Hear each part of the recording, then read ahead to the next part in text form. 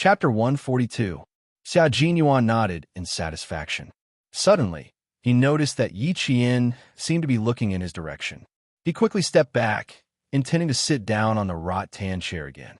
After taking 2 steps back, Xia Jinyuan turned around and stared at the man who was moving the rattan chair to the side, intending to make himself fall and embarrass himself. He raised his eyebrows and sneered. Han Jing, you're still playing this kind of game at your age. Don't you find it childish? Han Jing, 20 years old, held the military rank of captain. Like Xia Jinyuan, he was a proper third-generation member of the Red Army. They grew up together in the same courtyard, so they were familiar with each other to the point that they were young and had seminal emission. When he heard this, he raised his eyebrows as well, but with a wanton charm. Compared to your behavior just now, mine is not childish at all. He held an unopened can of beer in his hand as he casually stood there. Every part of him exuded a lazy and wanton air. However, I'm really interested in this group of students. Which one of them are you interested in? He didn't say boys or girls, but only students. Intentionally or unintentionally, he was making things difficult for his childhood friend. He even said that it was improper to touch. Since when did young Master Xia care about these things? How interesting. Xia Jinyuan glanced at his childhood friend, who was like a walking pheromone. He curled his lips and didn't answer his question. Instead, he smiled faintly and said, "Do you know why I only brought you here? Do you still need to say it? Compared to the rest of them, I, Han Jing, am handsome and elegant. Bringing me out is very impressive. Yes, it is indeed very impressive." Xia Jinyuan looked at his childhood friend meaningfully, his deep eyes containing a dark smile. "However, it's not you who is impressive, it's me who is." Han Jing elegantly adjusted his military collar and laughed even more happily after hearing this. "Of course, who am I? Han Jing. And who could become my friend is impressive. Of course, being friends with young Master Xia is also very impressive." This was definitely the truth. Among all the influential families in the capital, who could compare to Family Xia? Old Master Xia was one of the founding generals of the country. He didn't catch the hidden meaning behind Xia Jinyuan's words. His handsome face was still full of smugness as he continued happily. "Let's go, I'll give you more face. By the way, I'll introduce you to the little beauty who made you drive your car all the way to the suburbs of Beijing. You're jealous of a few young boys. There's no hurry. I'll take you there later." Xia Jinyuan calmly glanced at his childhood friend with a smile on his face. No matter how one looked at it, it seemed to be a meaningful smile. In the orchard, Yi Qian felt that his face was a little stiff from smiling. After taking a picture with the teachers from each school, Yi Qian decided to go for a walk by himself. Just now, he didn't know if it was his imagination, but why did it feel like someone was looking at him from the small building at the side of the orchard? After taking a few steps, he saw 2 boys pushing Gao Yang out from behind a fruit tree. When they saw him, they laughed loudly and said, "Yi Qian, come, let's take a picture together." Another student said, "Gao Yang, where did you hide just now? You didn't take a picture with our great beauty, Yi Qian. Come, stand, I'll take a picture of the 2 of you first." Hearing the laughter, the teachers joked, "The 2 of you must take a picture together. You're from the same school, and you're senior and junior. Come, that boy over there, give me your camera. I'll take a picture of them personally." Chapter 143. Since even the teacher had said so, the students became even more excited. They did not notice that Yi Ying, who was holding 2 bottles of mineral water, was standing not far away and looking at them with a sinister expression. Soon, she composed herself and walked over with a faint smile. "Did you guys forget about me?" She handed the water to Gao Yang. "Drink some water. I heard your voice was a little hoarse just now." Oh. The students who had let go of the water seemed to understand something. They allowed along, oh. Not bad. They even looked at Gao Yang ambiguously and blinked. When the teachers saw this, they shook their heads helplessly and changed the topic to the students' puppy love. At this moment, Yi Qian was really thankful that she had appeared in time. Amidst the laughter of the students, Yi Qian and the other 2 girls left, talking and laughing. After taking 2 steps, she turned back to look in the direction of the house. Her eyes moved slightly, and under the urging of the other girls, she turned and walked towards the stream. The little girl's eyes are so sharp. I was so scared that my heart skipped half a beat. Han Jing, who was holding a pair of binoculars, patted his chest. He crouched down under the railing with a look of surprise on his face. She doesn't look like a girl in her teens. Where did you find this child bride? The great young Master Xia, who had countless young ladies from prestigious families in the capital, had actually taken a fancy to a little girl. This news was really fucking explosive. Xia Jinyuan looked at his childhood friend, who had been swept away by the little girl's gaze, and joked, "Your reaction is not bad. I don't usually see you being so attentive in school. It seems that the military is better. Your skills are getting better and better." Han Jing had not graduated from military school and had been frequently sent to the grassroots of the military since this year. "Isn't it because I'm afraid of being discovered? In front of you, it doesn't matter whether I have an image or not. I just need to maintain my image in front of the other students." Han Jing stood up nimbly and placed the binoculars on the table. When he sat down, his expression became more serious. "You really plan to join that team?" Commander-in-Chief Xia agreed.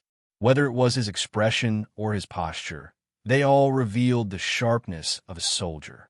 "When I came back the day before yesterday, I just mentioned it to my dad, and he almost whipped me. It seems that if I want to go in, my dad will be a problem. Where there's a will, there's a way. But it's normal that Uncle Han doesn't want you to go with me." Xia Jinyuan had a faint smile on his thin lips as he slowly sipped his beer.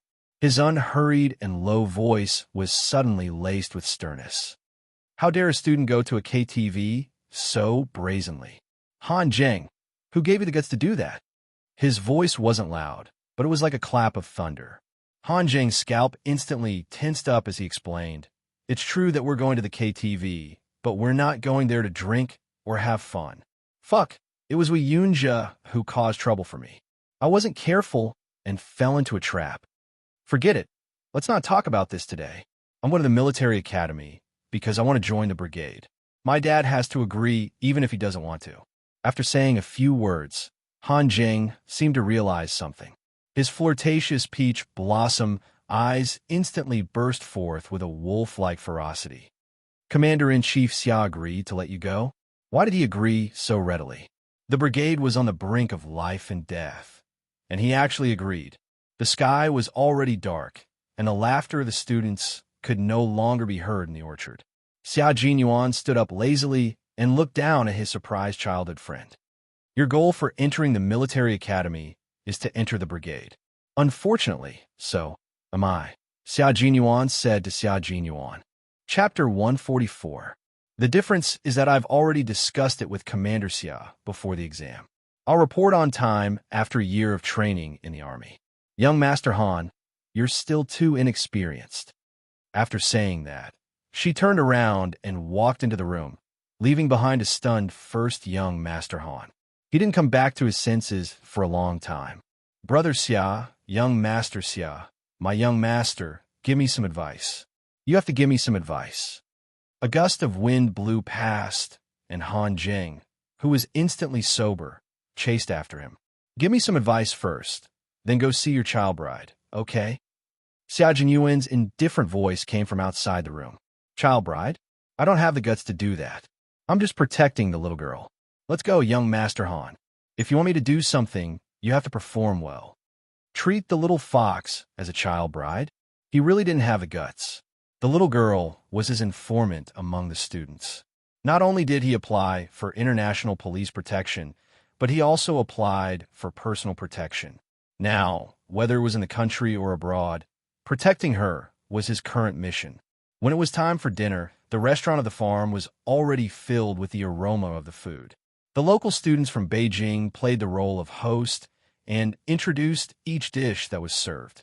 Xia Jinyuan, who was sitting in the private room, looked through the bamboo curtain at Yi Qian, who was clinking glasses with his classmates. He didn't touch much of the food that was served. "You're protecting her personally, right? Why do you look like you don't want her to know?" Han Jing didn't touch the food on the table either. Following his friend, his gaze landed on the girl who scared him with just one look. Through the bamboo curtain, he could see more clearly at a closer distance. He smacked his lips and said, "She's really pretty." Look, before he could finish his sentence, Han Jing saw a long-haired girl sitting behind the girl, smiling as the waiter served the hot soup. She stood up. She didn't know what happened, but as soon as she took a step forward, she suddenly fell towards the waiter who was holding the hot soup. Realizing that something was wrong, Han Jing's expression changed drastically.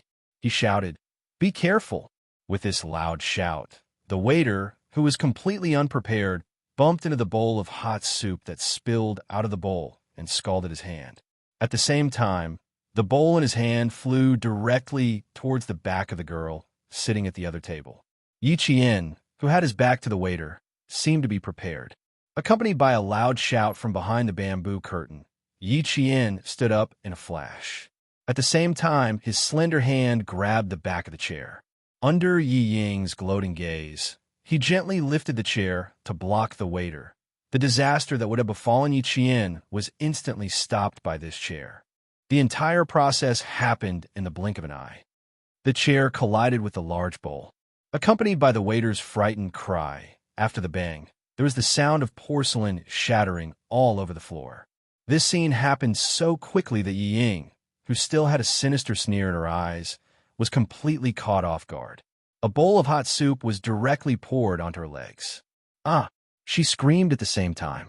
In her contracted pupils, she saw Yi Qian mocking her. It was as if he was saying that she already knew what she was doing. The soup didn't completely pour onto her legs. Because of Yi Qian's sneer, Yi Ying simply bent over and squatted on the ground, crying out in pain. From the cause of disaster to the victim, the huge change in status made Yi Ying, who was squatting down, grit her teeth until her facial features were hideous. Even like this, she actually managed to dodge it. Chapter 145. From the perpetrator of the disaster to the victim, the sudden change in status caused Yi Ying, who was squatting down, to grit her teeth. Her facial features were contorted in anger. She actually managed to avoid it. The students in the cafeteria all stood up. Not only did the students react to the sudden turn of events, but the teachers as well. The two people who rushed out from behind the bamboo curtain quietly retreated. Han Jing, who was sitting back in his chair, said in surprise, "You reacted so quickly. Have you practiced before?" "Yes, I'm pretty good at fighting." Xia Jinyuan, whose eyes were dark, poured himself a cup of tea. As he sipped the tea, he hid the cold glint in his eyes. If Yi Qian hadn't been on guard, that bowl of hot soup would have spilled all over her. Yi Ying was really vicious. Han Jing squinted his long, flirtatious eyes. After a while, he nodded and said, "Not bad indeed. Are you okay? Are you okay?" The girl sitting next to Yi Qian was so scared that her face turned pale. Her lips trembled as she asked Yi Qian, "Are you scalded? Let me take a look." She was so scared that she was about to cry. The other girl had a bad temper. She had already stood up and shouted angrily at Yi Ying, who was still squatting on the floor, "Are you kidding me? The waiter even reminded us that hot soup is here. Do you have a brain? Do you know that this bowl of soup almost spilled all over Yi Qian?" The girl was from Beijing and spoke bluntly. Her tone was just a little harsh, but it was enough to make Yi Ying, who had scalded herself, cry. Gao Yang walked over from another table. He pursed his lips and looked at the angry girl from Beijing. He squatted down and said to Yi Ying, who had just screamed, "Are you scalded? Where?" He was the only one who was concerned about Yi Ying, who was squatting on the floor. The rest of the students frowned and looked at the two of them. "It's fine if you scalded yourself, but don't implicate others." Seeing this, the girl from Beijing didn't say anything else. She turned and asked Yi Qian, "Why don't we go back to our rooms to rest first and wake up early tomorrow morning to play?" Yi Qian smiled at the girl and bent down to pick up the overturned chair. He walked step by step to Yi Ying, who was still squatting on the floor and pretending to be the victim. He slowly bent down. "Yi Ying, one who is unjust is doomed to destruction. You should really be glad that you spilled a bowl of hot soup." If, in Gao Yang's tense gaze, Yi Jian had already gently moved to her ear. Her breath was cold, but her words were like needles. "If it was a knife or something like that, I'm afraid that one of your legs would be crippled." "Yi Ying, oh Yi Ying, what's a bowl of hot soup?" I'll wait for you to use your ultimate move." Her voice was so low that only the two of them could hear it. Ying was frightened by the sharp voice. She suddenly panicked. She buried her head tightly, and her nails pierced her arm. She endured it and didn't look up. She only cried out in pain. Seeing this, Gao Ying didn't blame Yi Qian. Instead, he said in a low voice, "Go back to your room and soak yourself in water. Otherwise, you'll get blisters." After that, he carried Ying horizontally and walked towards the dormitory. "Waiter, go get some burn ointment." Teacher Zhu walked over from the teacher's table. He didn't immediately chase after them. Instead, he walked to Yi Qian's side and patted her shoulder. "Go back to your room and rest. I'll take care of this." They were having a nice meal, but this had to happen. Let's see how Yi Ying's burns are first. Chapter 146. "Okay, I'll come over if there's anything." Yi Qian bowed slightly. There was no panic or shock on his face. "I'm sorry to have made you worry." Teacher Zhu wasn't the only one to say this. The other teachers also comforted Yi Qian before going to visit Yi Ying in her room. Yi Qian thanked them one by one and looked in the direction of the moving bamboo curtain. If she wasn't mistaken, she recognized one of the two military green figures that rushed out of the bamboo curtain. "Xia Jinyuan, I bet she found out about us." Behind the bamboo curtain, Han Jing covered his face with his hands. "She's already looked in our direction a few times. Young Master Xia, your secret protection plan has failed." Xia Jinyuan began to eat slowly. When he heard this, he smiled faintly. His handsome features were like blooming flowers, elegant and gorgeous. "But she won't take the initiative to look for me, so it doesn't matter if she finds out." After hearing this, Han Jing pondered. Why did it feel like something wasn't right? He didn't know if he was thinking about something wrong. Did it mean that the little girl didn't want to see the great young Master Xia? So, young Master Xia was secretly protecting her? Calm down. Is there a need to be so surprised? Xia Jinyuan tapped his slender fingers on the table twice. He calmly let his childhood friend know that Yi Qian didn't like him. "That's why I said this little girl is interesting." Up until now, no one had ever disliked him. No one had ever piqued his interest like this little girl did. He wanted to see how far she could go. He also wanted to reach out and give her a hand when she needed help. Han Jing closed his gaping mouth and stuffed a piece of vegetable into his mouth. "Brother, don't blame me for saying this, but if you go on like this, don't go crazy. The little girl doesn't know anything now. Don't do anything bad." Oh my God, he was really worried. If he was interested in a little girl, no one would have to worry about him going crazy. How could a playboy like him linger over a flower? But young Master Xia was different. Everyone in the family was infatuated. From Master Xia to Commander-in-Chief Xia. In his mother's words, Family Xia was the best man in the world. Whoever married into a Family Xia was destined to enjoy life. If the little girl didn't appreciate it and young Master Xia forced himself on her, just thinking about it made him worried. Xia Jinyuan was already too lazy to pay attention to his childhood friend who was immersed in his own imagination. With the little girl's skills, if he really wanted to do something bad, the silver wire wrapped around his neck. Moreover, she was only 14, and he didn't have a strange fetish like pedophilia. When Xia Jinyuan and another man, who walked with a flirtatious charm, appeared at the ground floor of the farmhouse, Yi Jian, who was also sitting on the balcony, did not sleep. She curled her lips slightly. Walking along the cobblestone path from the orchard, Xia Jinyuan stopped in his tracks and looked up at the balcony. Under the yellow light, his elegant and handsome face suddenly gave Yi Qian the illusion that he had traveled back in time. Bathed in the light, the man had handsome eyebrows and slender eyes. His eyes were as deep and vast as the blue dome of heaven. His thin lips curved into a faint smile. He was as elegant as an orchid and had a natural elegance. He was like the noblest person in the ancient imperial city, dressed in luxurious clothing.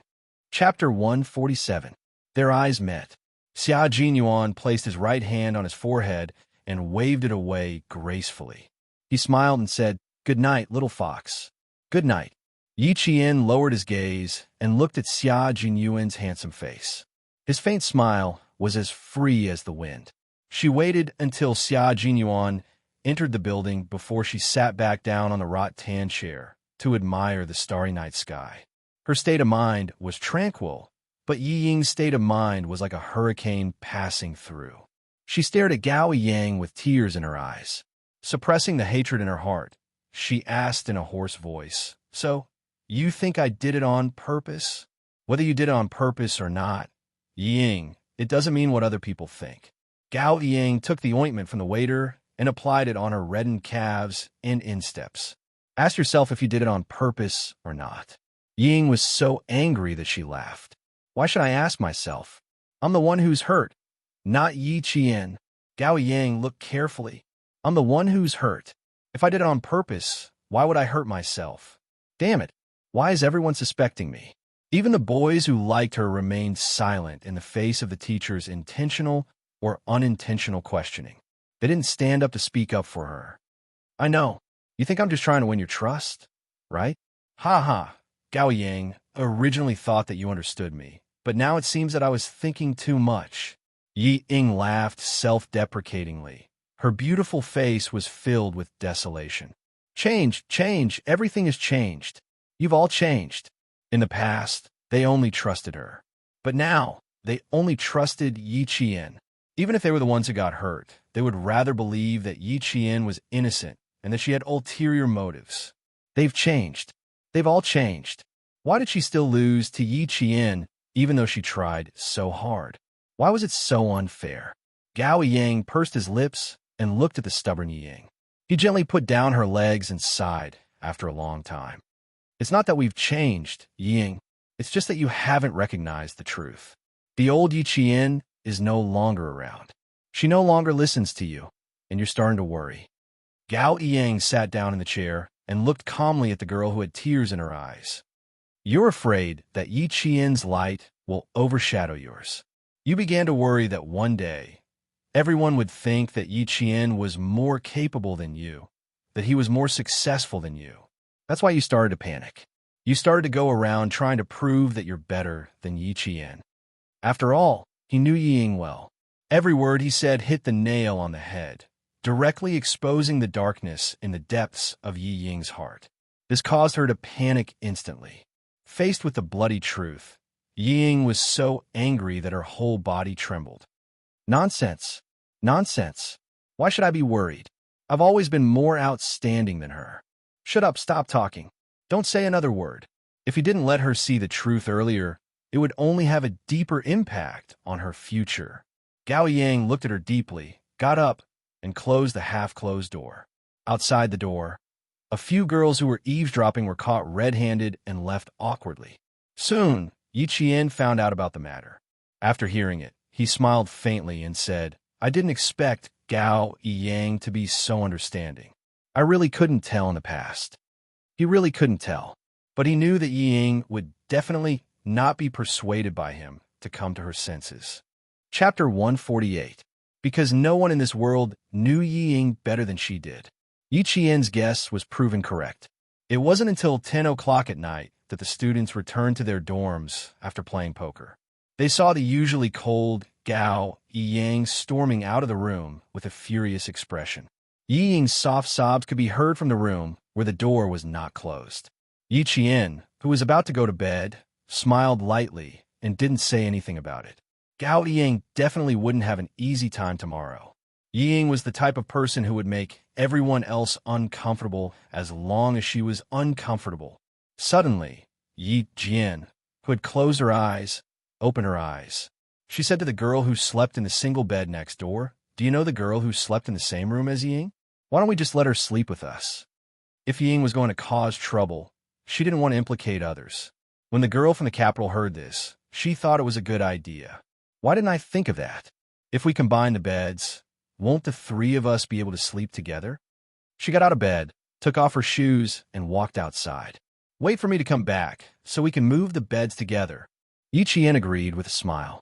When the two girls from the capital came over, she had already moved the beds. With one more friend, the three of them chatted until 1 o'clock in the morning before they fell asleep.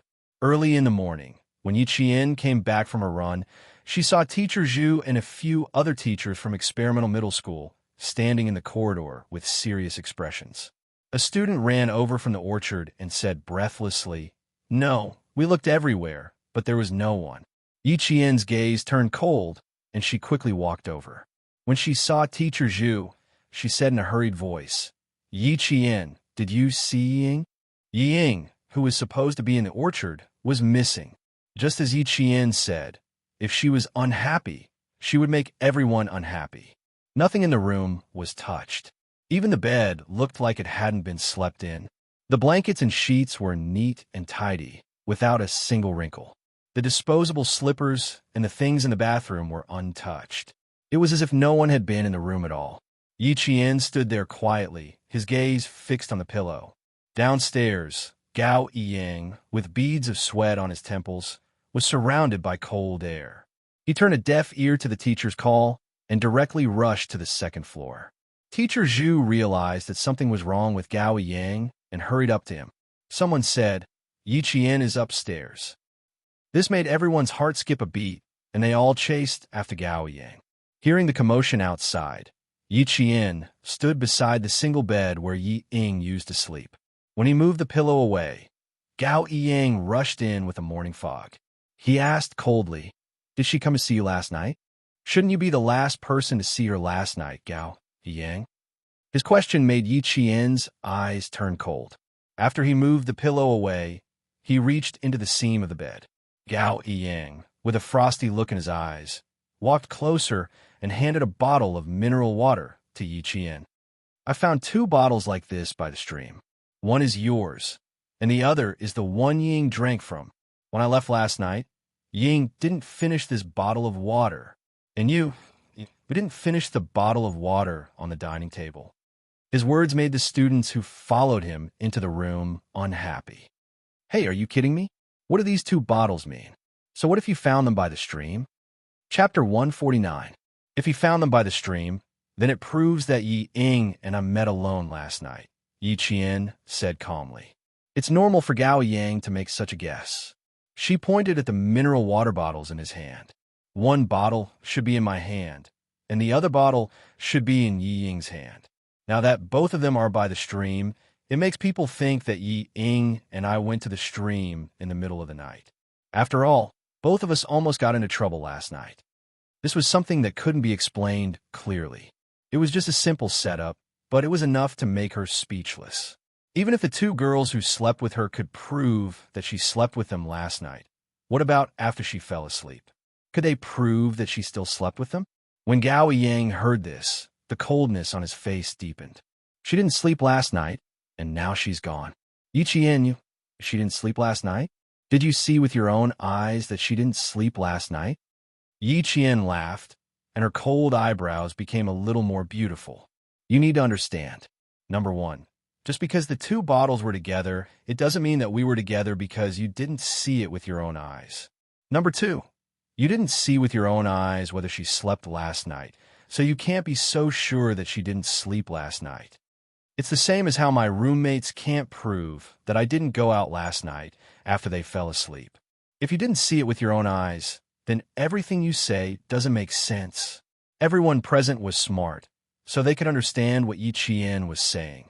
She made it very clear that the 2 bottles together didn't mean that she and Yi Ying had definitely met. However, Yi Qian couldn't prove that she wasn't with Yi Ying, so Gao Yang could assume that Yi Qian and Ying met by the stream last night. Similarly, Gao Yang couldn't prove that Ying didn't sleep last night in her room. The reason was the same. They didn't see it with their own eyes. Working with a bunch of highly intelligent students as teachers, it was quite stressful. What they were thinking was also what the students were thinking. Yi Qian walked over to Mr. Li and Mr. Zhu. He picked up a few strands of black hair from the side of the bed and said, "This is Yi Ying's hair. At least it proves that she slept on the bed. As for why she tidied up the room so neatly, we have to find out. She had clearly slept on the bed, yet she wanted everyone to misunderstand that she hadn't." After realizing the deeper meaning behind Yi Qian's words, the expressions of the teachers and students changed slightly. Gao Yang clenched his teeth so hard that his cheeks were visible. He looked deeply at Yi Qian and said, "Sorry, I was too impatient." Then he turned and walked downstairs. His slender figure still looked somewhat young. At least, compared to the two soldiers who brushed past him, Gao Yang's back was so thin that it looked slightly frail. "Male student, why are you in such a hurry to leave? Come, let's have a chat." Seeing that they were about to brush past each other, Han Jing instantly reached out and put his hand on Gao Yang's shoulder with an undeniable aura to make him stay. Dressed in a military uniform, Han Jing put away his bone-chilling charm and looked full of military might. He smiled and said, "We'll leave together later. We still need you to bring us to the stream." Gao Yang wanted to resist, but when he calmed down and saw Xia Jinyuan standing at the side, he was slightly stunned. Wasn't this the young major that Yi Qian knew? Chapter 150. Xia Jinyuan glanced at the boy and said to Han Jing, "You guys go to the stream first. Yi Qian and I will follow." After making an okay gesture, Han Jing directly took Gao Yang away from the stairwell without giving him a chance to struggle out of his grasp. Yi Qian had no intention of looking for Yi Ying. In her opinion, this was just an act by Yi Ying. However, the teachers did not think so. They decided to call the police if they could not find her within 3 hours. "I'll go to the stream and take a look. You guys go look elsewhere." She did not want to look, but she had to. Once the police were called, all the students would be taken to the police station for questioning. She would be the focus of the questioning. Once she was listed as the focus of the questioning, she would most likely not be able to go to Australia. Why did Ying go missing? It was obvious that she was here for her. Yi Qian turned around with a cold expression and walked out of the orchard. Instead of looking everywhere, she might as well ask the shop owner about the surrounding terrain. How could a person who felt even the slightest bit of discomfort go far? She wanted to see how she would explain it to the teachers after she found her. She had just separated from her classmates when she stopped again. She saw someone leaning against a peach tree and looking at her with a smile on his handsome face. She's just out for a walk, yet she can cause so much trouble. "Little girl, you really have to stay away from her in the future." Seeing that she had stopped walking, Xia Jinyuan beckoned her over. "I'm really worried. She hasn't disappeared for 24 hours. Things keep happening one after another." Yi Qian raised her eyebrows and asked with a smile, "Why? Do you think she disappeared on purpose? Don't you already know if she did it on purpose?" Xia Jinyuan chuckled. His smile was as warm as the morning sun shining through the mist. "Let's go.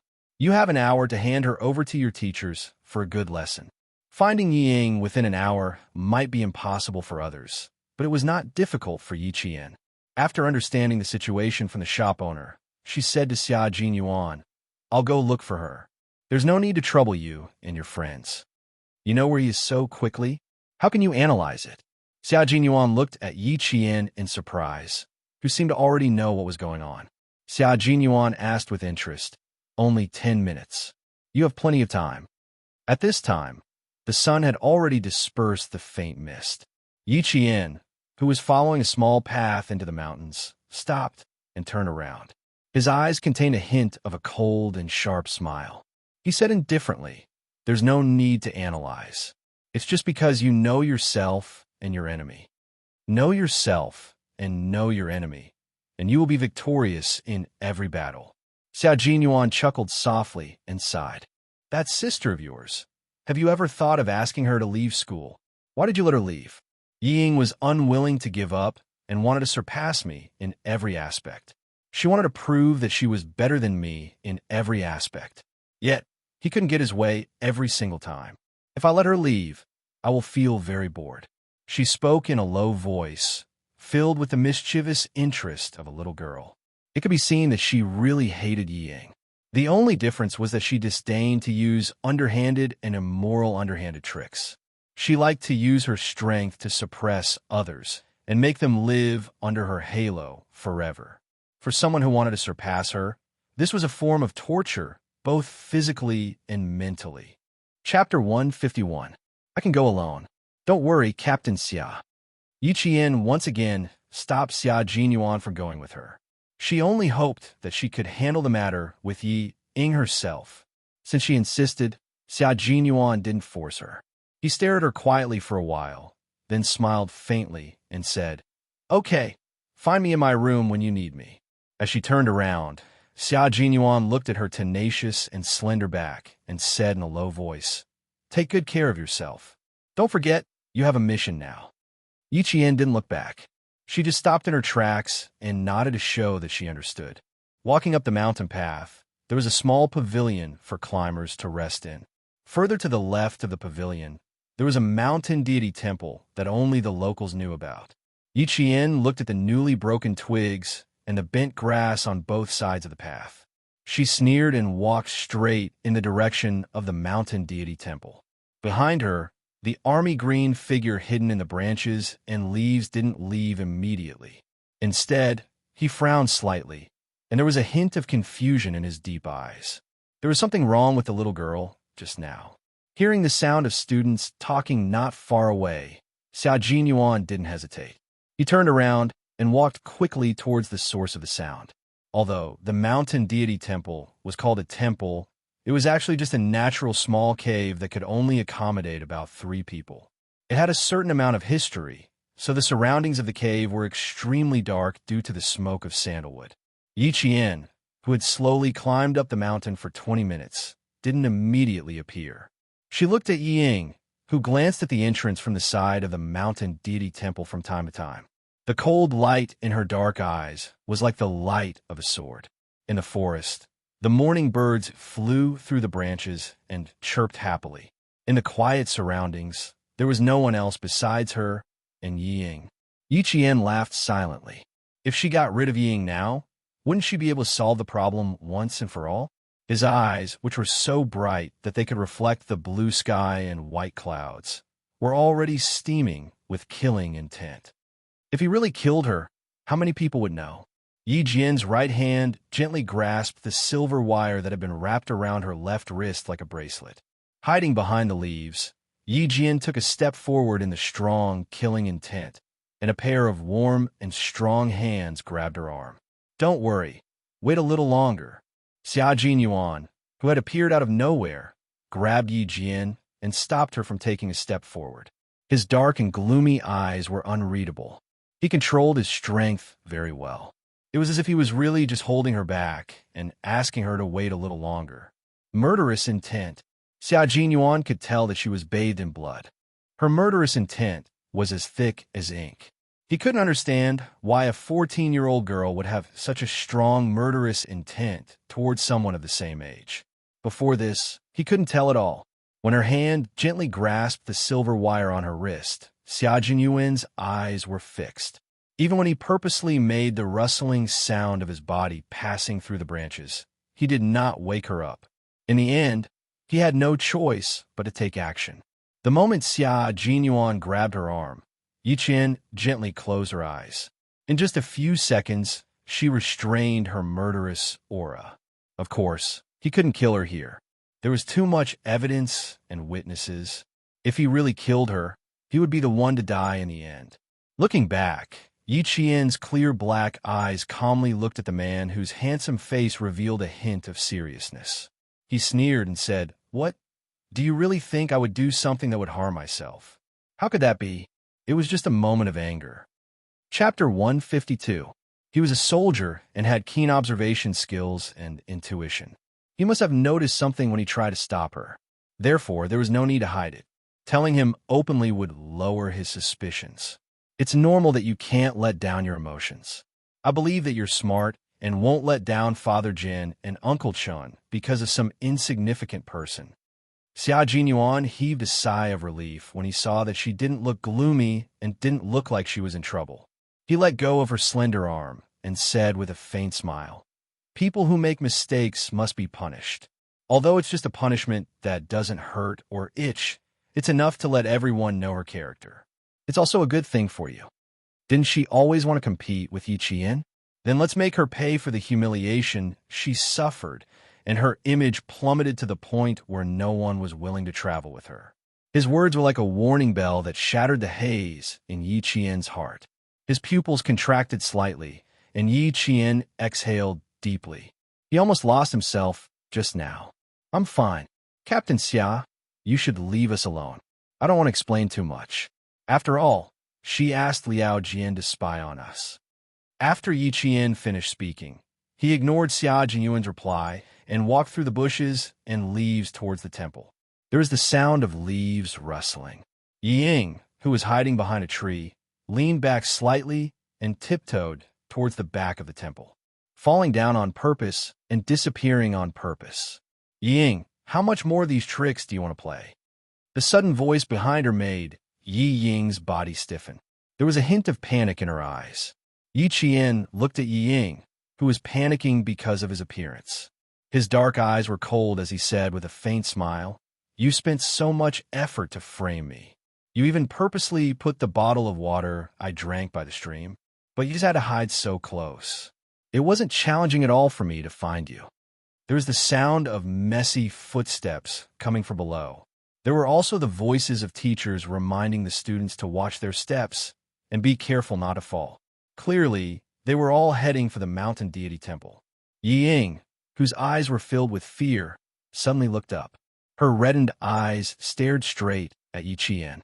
The hatred in her eyes was like huge waves, rolling over and over again. "I did it on purpose? Heh, you really know how to lie through your teeth." Instead of retreating, she stepped forward and walked directly to Yi Qian's side. She raised her chin arrogantly and said, "Why would I do that? I was the one who got scalded from a fall. Missing? Huh, which eye of yours saw me go missing? Aren't we just standing here?" From the corner of her eye, Ying saw the figures of her teacher and student looming behind the green leaves. Her heart raced and her eyes flickered. Her voice was filled with fear, and she said in a trembling voice, "Yi Qian, what are your intentions for following me here so sneakily? Last night, you caused me to get scalded. Isn't that enough? What else do you want? Ying, why don't you explain why you wanted to create an illusion that you met Yi Jian last night?" Teacher Zhu, who had stepped through the bushes, looked at Yi Ying with an exceptionally serious expression. "As for why Yi Qian came here, as a teacher, I can explain it to you. 1, 2. Dozens of students stood behind Teacher Zhu. Not a single one of them was not frowning as they looked at the girl who was full of lies. From their eyes, it was obvious that they were doubting Yi Ying's character. Chapter 153. Teacher Zhu's questioning and the students' unfriendliness made Yi Ying's face pale. In school, because of her relationship with Yi Zhifan, Yi Ying's teachers took good care of her. In addition, her grades were good, so the teachers were very tolerant of her. Even if they wanted to criticize Yi Ying, they would explain in advance so that Yi Ying would know that even if they criticized her, they were still on her side. After a long time, Yi Ying began to have a vague sense of what kind of position a teacher should be in. She was used to teachers speaking up for her. When she suddenly heard Teacher Zhu not criticizing others, but questioning her, she, who had never experienced something like this, immediately thought of protecting her dignity. She pretended to be calm and stubbornly raised her chin. With a trembling voice, she argued, "Teacher Zhu, what do I have to explain? My only mistake was that I didn't inform anyone before I left the class. That's my explanation. Whether you believe it or not is your own business." With that, tears welled up in her eyes. She looked at Teacher Zhu pitifully, hoping that the teacher would stand on her side, just like in town middle school. Her reaction made the students look at her with disgust. How could she do this? Not only did she not admit her mistake, she even felt that she was wronged. Some of the students looked at Yi Qian with sympathy. With a classmate like this, life must be difficult. How could she do this? She's too shameless. She's like a dead pig who isn't afraid of boiling water. I really pity Yi Qian. With a classmate like this, I don't know what kind of sin she has committed to have her as her classmate. With teachers present, the students, who had always been virtuous, only discussed among themselves softly, even if they were dissatisfied. However, even if they lowered their voices, Yi Qian could still hear them.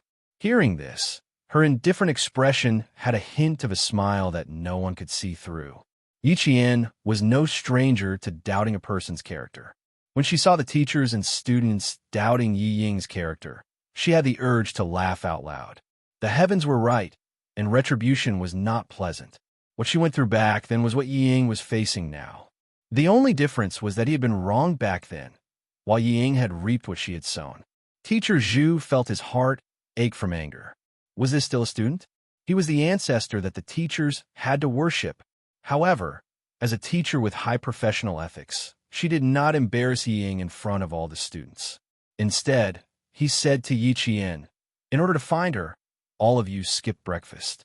It was only 7 o'clock, and it was almost time to go back and have breakfast. I'll leave this to teacher."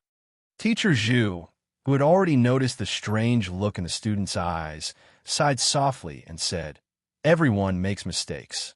All of you should disperse." A teacher's job was to impart knowledge and dispel doubts. Even Teacher Zhu, who had doubts about Yi Ying's character, knew to stand up for a student who had made a mistake. As a teacher, not only did he impart knowledge, he also taught his students how to behave. This was the difference between Teacher Zhu and Teacher Ke. In this life, it was Yi Ying's great fortune to have met Mr. Zhu. In her previous life, it was Yi Qian's misfortune to have met Teacher Ke. The two girls who stayed with Yi Qian last night stared at Yi Ying unkindly. They walked out from among the students and said to Yi Qian, "Ignore them. Despicable people." Chapter 154. Stop talking. Let the teacher handle this. Let's go have breakfast. Even though the other student had her own opinions, under Mr. Zhu's influence, she did not say anything that was unfair. Instead, she held Yi Qian's arm and comforted her. "Don't take it to heart. This kind of person is just jealous of you." The girl's voice was neither loud nor soft, just loud enough for everyone to hear. Hearing this, Yi Ying's expression changed. She opened her mouth to confront her. "Why would I be jealous of her? What does she have to be jealous of? You? Sorry, I don't want to talk to a person with a flawed character like you. Whatever I say has nothing to do with you." A girl from the north retorted coldly. "Let me give you a kind reminder. Don't take it personally. It will affect your mood." Laughter came from the mouths of the students. While they were full of ridicule, they were also disdainful of Yi Ying's behavior. At that time, they were suspicious. Now they were sure. Yi Ying's character was problematic. Gao Ying, who had come over but had not said anything, clenched his fists tightly. Yi Ying, he never knew that there was a side to her that was so unbearable. Could it be that everything he saw in the past was fake? His gaze moved from Yi Ying to the other girl, whom he had always thought was unbearable. He saw that she was still calm in the face of Yi Ying's accusation. She was calm and unhurried, as natural as a flower blooming and withering. She did not try to defend herself. She let Yi Ying direct this cheap farce alone. She had already won against Yi Ying several times over just by remaining silent. She walked to Yi Ying's side and said calmly, "Yi Ying, I hope you remember that you don't just represent yourself outside. You also represent Fujian High School. Please restrain yourself and stop tarnishing the school's reputation." Yi Qian would only earn more respect from others. Gao Yang walked out. His footsteps were heavy as he walked to Yi Qian's side. He lowered his head and said clearly, "I apologize for my shallow thinking. I'm really sorry, Yi Qian. I thought I was right, but reality slapped me hard in the face. I realized that what I saw might not be right. I'm very sorry, Yi Qian." He didn't say anything to ask Yi Qian to forgive him. He bowed deeply before her, then straightened up abruptly. He didn't take another look at Yi Ying, whose eyes were filled with hope because of his appearance, and turned to leave. Even when Yi Ying screamed, "Gao Ying, come back!" he did not turn back to look. It was like this in the past, and it was still the same now. Yi Ying, who was in a state of extreme panic, looked at the boy's thin figure as he left. She, who was still pretending to be calm, suddenly burst into tears. It was unclear whether she was crying because of Gao Yang's departure or because of the teacher's interrogation. No matter what her reason was, Yi Qian did not care. He knew that from today onwards, Yi Ying's life would not be as smooth as her previous life. Standing in the dark, Xia Jinyuan watched everything through the gaps between the leaves. His thin lips curved slightly. Little Fox was really dazzling just now.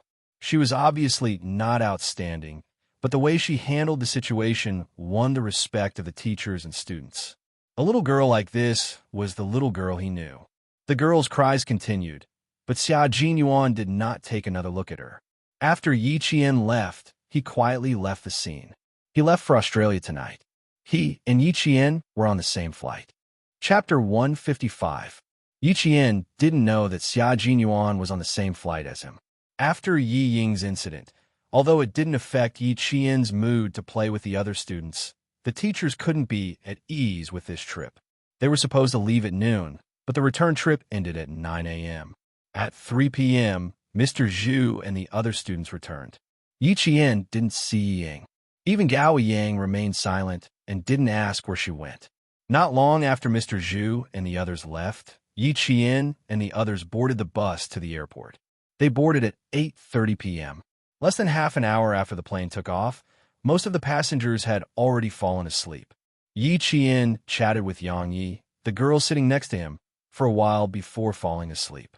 Yi Qian, who had slept for an unknown amount of time, was awakened by Yang Ye's mumbling. He looked at the time and saw that it was only 1 a.m. There were still 6 hours before landing. After putting the shawl on Yang Yi, Yi Qian gently got up and walked towards the bathroom. Someone politely knocked on the door twice. Yi Qian, who was washing his hands, took out a tissue to dry his hands and opened the door. Like a cheetah in the forest, a person squeezed into the narrow washroom. Yi Qian's reaction was just as fast. When he noticed the other person's strange behavior, he had already raised his right leg and kicked towards the other person's knee. Such a big greeting gift? I don't dare to accept it. The familiar voice slowly laughed with a hint of mockery. At the same time, the familiar faint mint smell instantly filled Yi Qian's nose. It was cold and low-key, just like its owner. The right leg that was supposed to kick the other person's knee moved to the side and brushed past the other person's calf. Yi Qian moved to the side so that Xia Jinyuan, who had already squeezed in, could come closer and close the bathroom door. When he really stepped in, Yi Qian regretted it. The washroom on the plane was so small that it could only accommodate one person. When he came in, the space was so small that Yi Qian wondered if he should stand on top of the toilet bowl. It was as if she had blocked out the unpleasant smell of disinfectant. Every breath she took was filled with his scent. Yi Qian, who had a sensitive sense of smell, couldn't help but hold his breath. Being alone with him, especially in such a small space, always made her feel unnatural. Xia Jinyuan didn't mind. The small space didn't affect his mood at all, especially when he saw her expression as if she wanted to stand on top of the toilet bowl. He couldn't help but chuckle. You fell asleep less than half an hour after boarding the plane. Little girl, if you didn't wake up, I would have to wake you up. In the dim light, although there was a smile on his handsome face, there was no trace of smile in his dark eyes as he looked at Yi Qian. Give me 2 minutes to finish reading this document. Although it was called a document, it was actually a photo. There were 2 blonde foreign men, a dark-skinned man from Qinzhou City, and a Chinese man. Below the photo was a detailed introduction of the 4 people. Yi Qian fixed his gaze on the photo of the Vietnamese man again. He narrowed his eyes and said, "Mercenary, a soldier who participated in the Nanjiang Defense War. After retiring, he became a school teacher. After falling for women, he became a mercenary." Xia Jinyuan took the photo from her and put it back in his pocket. His code name is Red Scorpion. He has frontline combat experience. For soldiers sent by the Vietnamese government died at his hands. Chapter 156. Rumor has it that he has a pair of eyes that can see through a person's essence. Therefore, as long as it's someone sent by the government, no one can escape his sight. The 2 female border guards sent by the Chinese side almost fell into his hands. This was information that Yi Qian had to know. It was a fact that could not be concealed. He had to let her know in advance what kind of dangerous person she was up against. Yi Qian did not expect to take on such a tricky mission for the first time working with the military. But the corners of her mouth curled up slightly. There seemed to be a fire in her dark eyes. I think I understand why you need a student like me to work with you. That's right. That's why we need you. Xia Jinyuan laughed. He knew that this bold girl would not back down. Don't be afraid. You're a student and a contestant in this competition. No matter how alert he is, he can't be so thorough. He will arrive in Sydney at about 8 o'clock tomorrow. He will arrive at the hotel at about 11:30 Sydney time. The man in the photo appeared in the group of Vietnamese students. The Chinese student was the one who received him. As for what Yi Qian needed to do, all he did was report to Xia Jinyuan and the others in a timely manner, including who the Vietnamese student was in contact with. This was a drug trafficking network that used students. The drug gang established a strict drug trafficking network in Laos, the border area of Vietnam, and the relevant provinces and cities in Vietnam. From purchasing to transporting to bribing, they successfully transported their drugs. The Chinese side had joined in because they had already caught 2 informants on the drug trafficking network. From the clues, they found out that the Chinese student in charge of receiving him was one of the important leaders of the gang who cooperated with the international drug trafficking network. Xia Jinyuan's target was naturally the Chinese student and the Vietnamese student. There was another knock on the door outside the restroom. Someone yawned and said, "Excuse me." Yi Qian's body stiffened. He stared at Xia Jinyuan with his clear eyes and pointed at himself. "What do we do now?" A man and a woman were in the restroom. What if they were blocked by someone? "The toilet is broken? I'm very sorry. We'll take care of it immediately." "I'm very, very sorry, sir." As the flight attendant on duty apologized, Yi Qian walked out of the restroom expressionlessly and returned to his seat. Because the toilet bowl was broken, a gentleman stepped forward to help the little girl, but to no avail. After that, he called for the flight attendant. What a perfect explanation. This time, Yi Qian did not go to the bathroom. After nearly 12 hours of flight, they arrived in Sydney at 8:40 a.m. the next day. At this time, it was 10:40 a.m. in Sydney, which was 2 hours earlier than in China. About an hour later, the 12 students arrived at the hotel under the guidance of the Australian reception teacher. As soon as they arrived at the hotel, they saw an English slogan at the bright entrance: "It is important to participate, not to win." It meant that the important thing was to participate, not to win. This was the spirit of the mathematical Olympiad. Wang Mo stood in front of the banner with a serious expression on his face. He said to Yi Qian, who was standing beside him, "In spirit, it might not be the case." Sending 12 members to participate in the competition and selecting them from all the schools in the country was enough to show how much importance the country placed on this competition. Don't put so much pressure on yourself. Since you're here, just participate well.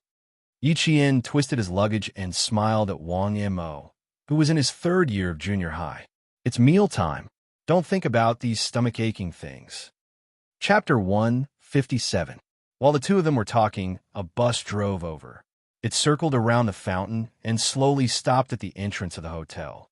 Just like the bus the Chinese students were on, when the rear doors slowly opened, the Chinese students who were walking towards the hotel heard the commotion and turned around to look.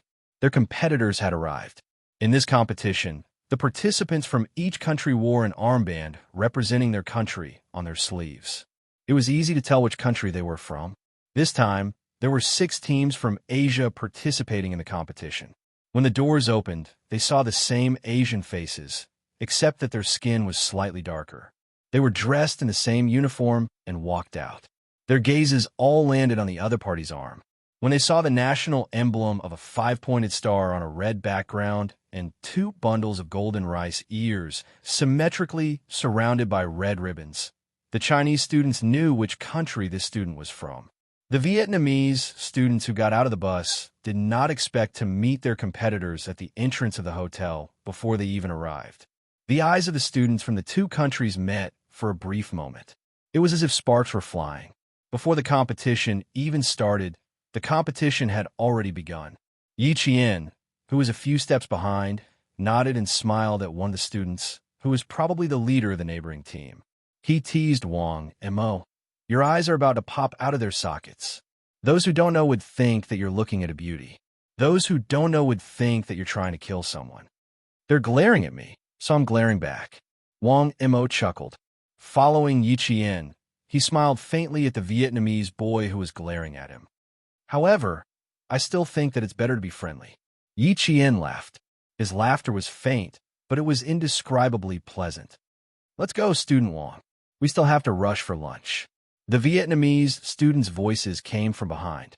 Wang Mo did not pay attention to what they were saying because he did not understand.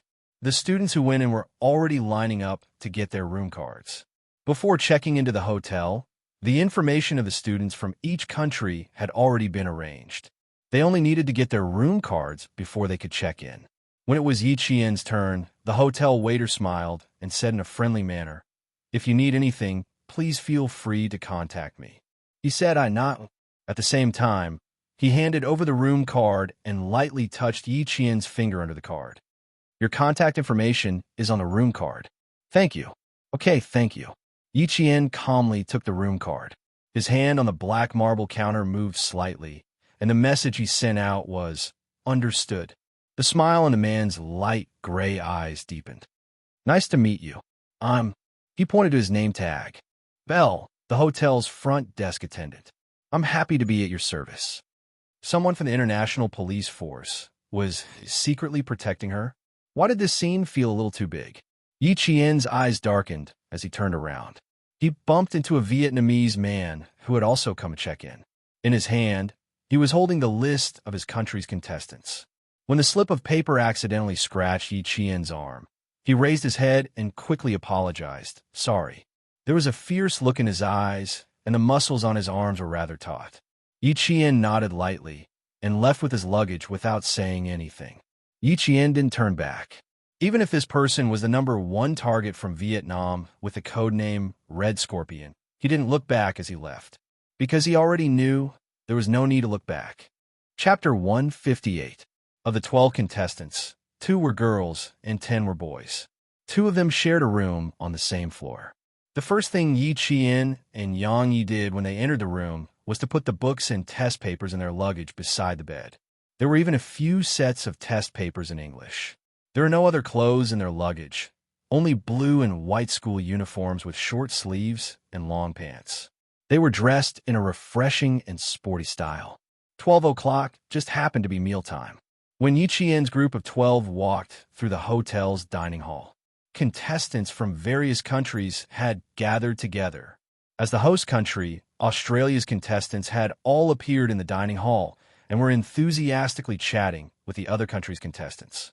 Yi Qian's gaze swept across the entire dining hall. There were quite a few groups of black-haired Asian students, but there were no Vietnamese students. If he wanted to keep an eye on Red Scorpion, he first needed to know their whereabouts. When Yang Yi saw so many students gathered in the dining hall, he quietly said to Yi Qian, "It's such a big scene. This pressure, TSK, TSK, TSK. I'm going to eat until my stomach hurts." "Don't you?" Yi Qian hadn't finished speaking when a commotion came from behind him. Then, he heard the Chinese contestant Gu Fan say in a low voice, "You need to apologize." The contestants were all fluent in English. Gu Fan's spoken English was not only perfect, but he also had a pure American accent. Yi Qian only needed to hear his voice to know that it was him who had spoken. When he turned around, he saw a Vietnamese boy glaring fiercely at Gu Fan. There were a few books scattered on the floor. They were the materials Gu Fan had brought over from China. "Why should I apologize?" The Vietnamese boy not only had a fierce gaze, even his tone was fierce. He sneered, "This is a public place. You're obstructing us by standing here." Not only did the boy's fierceness come out of nowhere, there was even a hint of hatred in his words. When he looked at the other Vietnamese students, they were all the same. It was as if the Chinese students standing in front of them were their enemies. "You guys are a bunch of rude invaders who only know how to invade. You want me to apologize? Don't even think about it." It was originally a simple matter, but when the boy said it, it actually escalated to a war between countries. This caused the Chinese students' expressions to change greatly. Their gazes towards the Vietnamese students suddenly became cold and sharp. Invaders? How could he have the audacity to say that the Chinese side was an invader? Yi Jian's expression was calm, but there was a cold glint in his black eyes that shot towards the Vietnamese student like an arrow. She walked over. She stood in front of Gu Fan and said softly to him, "Teacher, we don't want to argue with them over this kind of matter. If these Vietnamese students wanted to discuss the war between the two countries for the past 30 years, she wouldn't mind having a good chat with them." Gu Fan lowered his head and glanced at the book that was knocked to the ground by the other party. He thought that he should not argue with students from other countries in Australia. When he bent down to pick up the book, Yi Jian directly grabbed his wrist and said with a smile, "Apologizing and picking up books is what they should do. It has nothing to do with national wars. S's countries. She spoke in English. Her voice was clear, and there was a calm smile in it. She spoke naturally and generously, but there was a stern look in her eyes. Hey, don't let them bully you. Yang Yi saw that the situation wasn't right. It was obvious that the other party was deliberately stirring up trouble. He said with a gloomy face, "I don't believe they dare to do anything here." Chapter 159. Calling the teacher over was obviously the best way to deal with this situation, but the Vietnamese students had taken the Chinese students' etiquette as cowardice. When one of the boys saw that Yang Yi was about to leave, he immediately raised his hand to stop him and said in a harsh tone, "You can leave, but you have to apologize to us." If this time it was really an apology from a Chinese student, then this matter was not an ordinary matter. If this matter spread internationally, it would be equivalent to a few Vietnamese students trampling on the dignity of a country. The other party raised his hand first, and the atmosphere instantly became even more tense. Yang Ye's face was filled with shame and anger, and he gritted his teeth and said, "Please tell us the reason why you want us to apologize." Reason? What reason do we need to give to invaders? If you want to apologize, then apologize. The Vietnamese student who blocked Yang Ye's path sneered repeatedly, as if he was the judge and could represent the entire country. As such, Yi Qian smiled faintly and raised his hand. If you can represent your country right now, then you can stand on the battlefield and use your strength to express your patriotism, instead of standing here and using a laughable excuse to express your patriotism, because all I see is your cowardice and cowardice. She pressed her wrist against the other party's as she spoke with a faint smile, but the strength of her wrist didn't yield in the slightest, and she directly pushed the other party's hand to the side. Not only are you not apologizing after bumping into us, you're even twisting words and forcing logic. Please first clarify where you are and why you're here. Her voice was piercingly cold and carried a majestic aura. Regardless of whether it was her words or her aura, she firmly suppressed the other party. The Vietnamese student didn't take a girl seriously at all. Only when he secretly compared their strength did he realize that he had underestimated the Chinese girl. Yi Qian's hands were tied with iron balls during sniping training, so the strength of her arms was far beyond that of an ordinary girl. She immediately suppressed the Vietnamese student with a single move. "You really are invaders. You always act so domineering." The Vietnamese student's face darkened as he angrily pulled his right hand back. Being suppressed by a girl's wrist to the point that he couldn't even raise his arm was an extremely humiliating matter. When Yi Qian heard this, the corners of her mouth curled up slightly towards the students beside her. She finally spoke loudly. The raised voice attracted the attention of the students outside the restaurant. Even those who saw it thought it was an exchange between students from two countries looked over. The rest of the words were not heard by the students, but the word invaders was heard clearly. Some students stood up and walked towards the entrance of the cafeteria. Someone asked, "What are you talking about? Invaders? Why are you talking about this topic?" The Chinese student faintly smiled and explained, "He purposely bumped into my classmate. It's fine if he didn't pick up his book, but he didn't even have the most basic manners. As for his sudden mention of invaders, I'm sorry, but we didn't understand." The tacit understanding that was cultivated could be used in any situation. Just like now, when Yi Qian smiled slightly, the Chinese students immediately knew how to respond. Why mention war in the arena of knowledge? This is not a battlefield, but a friendly exchange of knowledge. God, I can't understand this. Can someone explain it to me? Shouldn't you apologize immediately after bumping into someone? I can't understand the need to mix war and war. Chapter 160. No matter how good a person was at twisting words and forcing logic, they could only retreat in defeat in the face of everyone's condemnation. What's more, students from all over the world were talking about it. Soon, a trace of panic appeared on the faces of the Vietnamese students. Why didn't you go in? The Vietnamese man with the code named Red Scorpion walked over and saw the panic on his students' faces. On the other hand, the Chinese student had a cold expression. He frowned and asked his students again, "What happened to you guys just now?" He was holding a stack of documents in his hand. Behind him were two other Vietnamese teachers who were also holding the same documents. Under his cold gaze, the few Vietnamese students who had hatred on their faces earlier lowered their heads and whispered what had happened. Gao Yang, who had been silent all this while, suddenly opened his mouth and coldly interrupted the student's words. "Please tell your teacher the whole story again. Tell your teacher the truth about what exactly happened." The first part was in English, but the second part was in Vietnamese. When he opened his mouth, the Chinese student wasn't frightened. Instead, the Vietnamese student was so frightened that his expression immediately tensed up. Yichien glanced at Red Scorpion and slightly pursed his lips.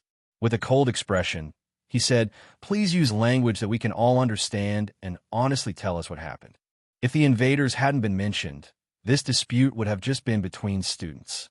When Red Scorpion heard his own student mention the invaders, he immediately understood why the Chinese students refused to back down.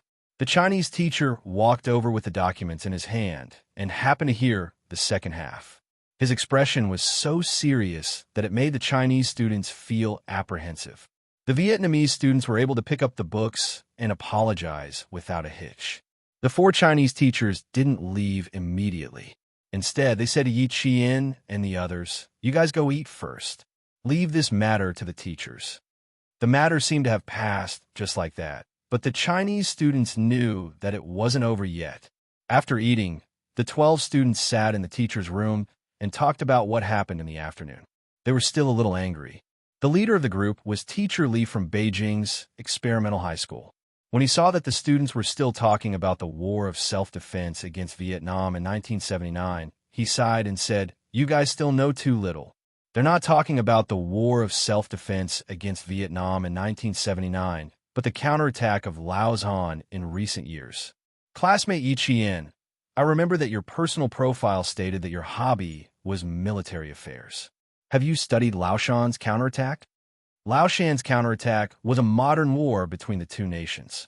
Even now, there are still conflicts between the two nations. This was originally a matter between countries. Even if there was something else, this was not something that students could discuss with each other. Moreover, this was Australia. Yi Chien pondered for a moment, then slowly said, "Laos Han is located to the west of our country's Yun Province's Malipo County. It has always been a battleground for military strategists. After the Vietnamese side completed the self-defense war in 1979, they ignored the repeated warnings of the China government and secretly sent troops to invade Laos Han. Relying on the complex terrain, they built a large number of tunnels, trenches, bunkers, hiding holes, many barbed wire fences, traps, and trenches. Invasion of national territory is something that no country can tolerate. On the morning of April 28th, 1984, the 40th Division and the 49th Division of the 14th Division launched an attack on the front lines of Lao San and Jian Mountain. After 18 days of bloody battle, our border defense forces have finally reclaimed Old Mountain and Jian Mountain. Chapter 161. Yi Jian's voice was clear and cold. When she spoke, her voice was low and restrained, but there was a hint of coldness in it. She was talking about the war, and the teachers and students listened quietly. They were brought into the tragic war by her voice. After the Vietnamese army lost the Laoshan position, they counterattacked repeatedly, vainly trying to retake the Laoshan position. Thus, there were 4 major counterattacks. Among them, the Battle of Song Mao Ridge on July 12th was the largest division-level attack by the Vietnamese army. It was also the most tragic battle in the Laoshan tug-of-war. The soldiers of the 2nd Company guarding the Laoshan position near Nala La were all killed. After that, several of our soldiers who went up to check on the situation were also killed by the Vietnamese army. After daybreak, a platoon of 45 soldiers charged up, but they were almost completely wiped out. It was only when the rocket launchers were fired that our infantry retook the position. When she spoke up to this point, Several students gasped. They had not paid attention to this area at all. They had always believed that war did not belong to the Chinese side of peace. Yi Qian's expression was cold as she pursed her lips. Her gaze swept past the students who were still in a daze. She continued softly, "The war did not end." After that, the Vietnamese army sent out 500 to 600 soldiers, but they were immediately locked down by our artillery. They also paid a heavy price for their actions. This was a battle that was not far from the students, but many students and adults did not know about it. As Yi Qian spoke slowly, the bullets whistled past the students. It was as if they could see the soldiers who were unafraid of death on the battlefield for the sake of protecting their country. They could see the young soldiers who fought until the last moment of their lives, even though they were heavily injured.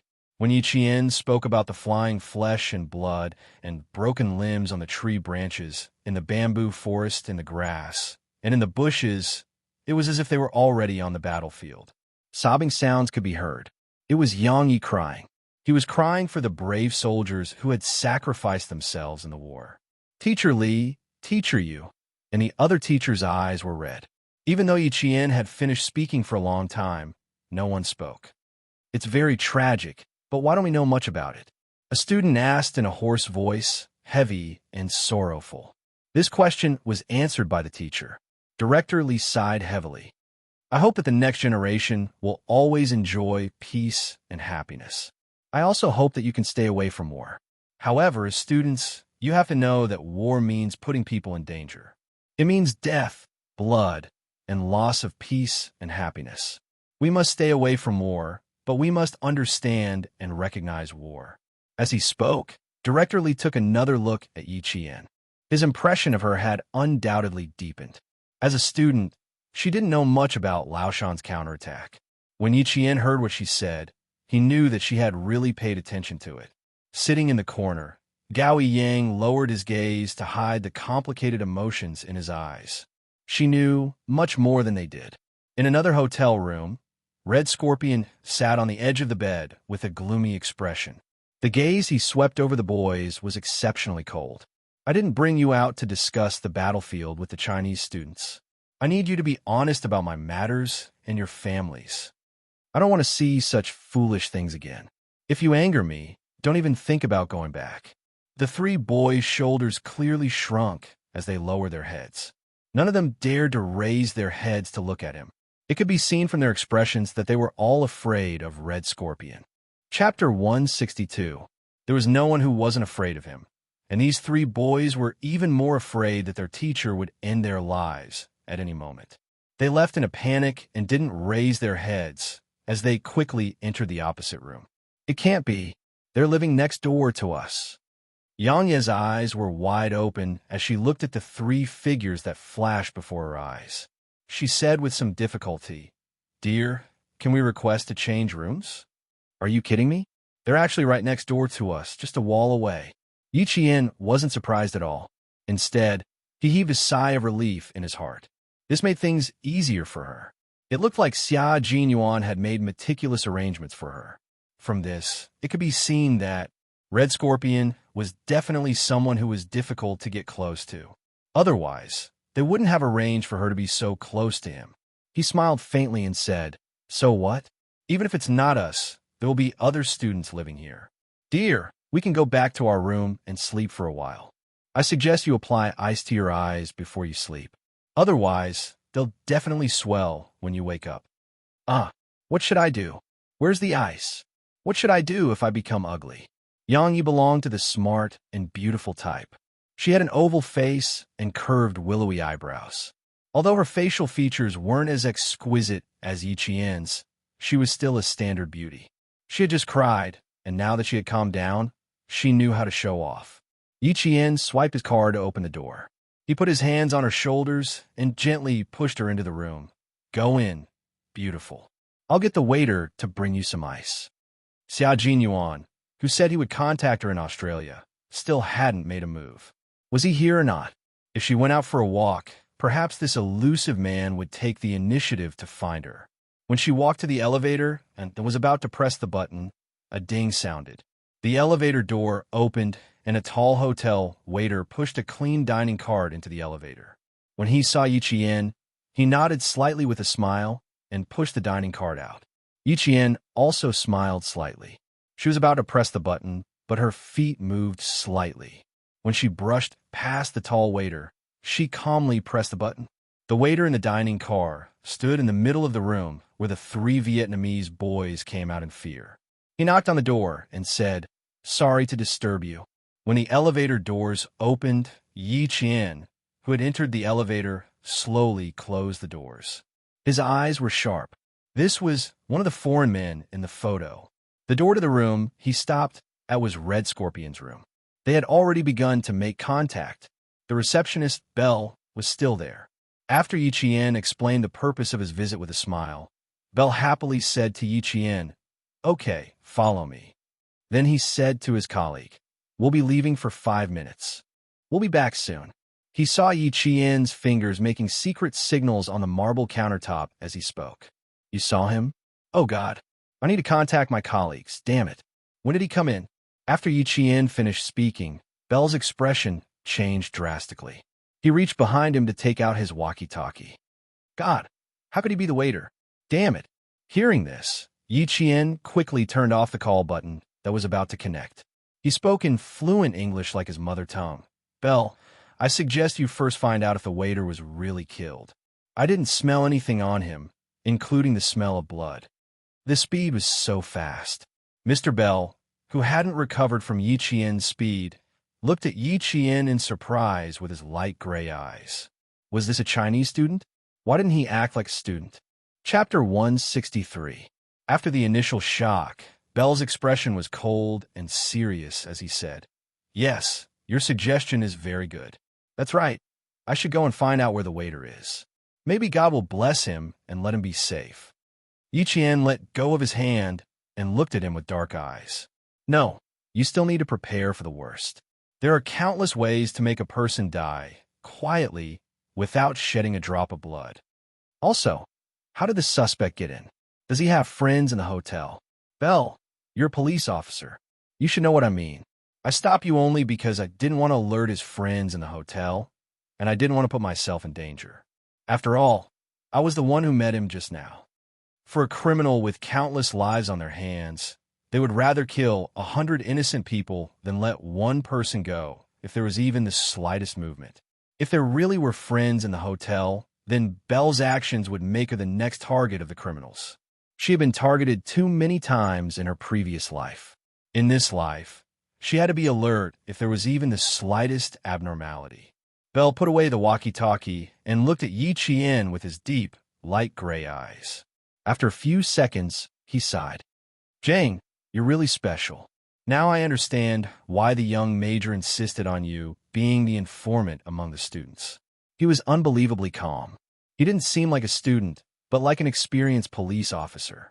He was even calmer than Belle, who had been a police officer for 5 years. If a student was like this, then wouldn't the soldiers sent by the Chinese side be even more powerful? Belle had a feeling that the people sent by the Chinese side were definitely not what some people were mocking.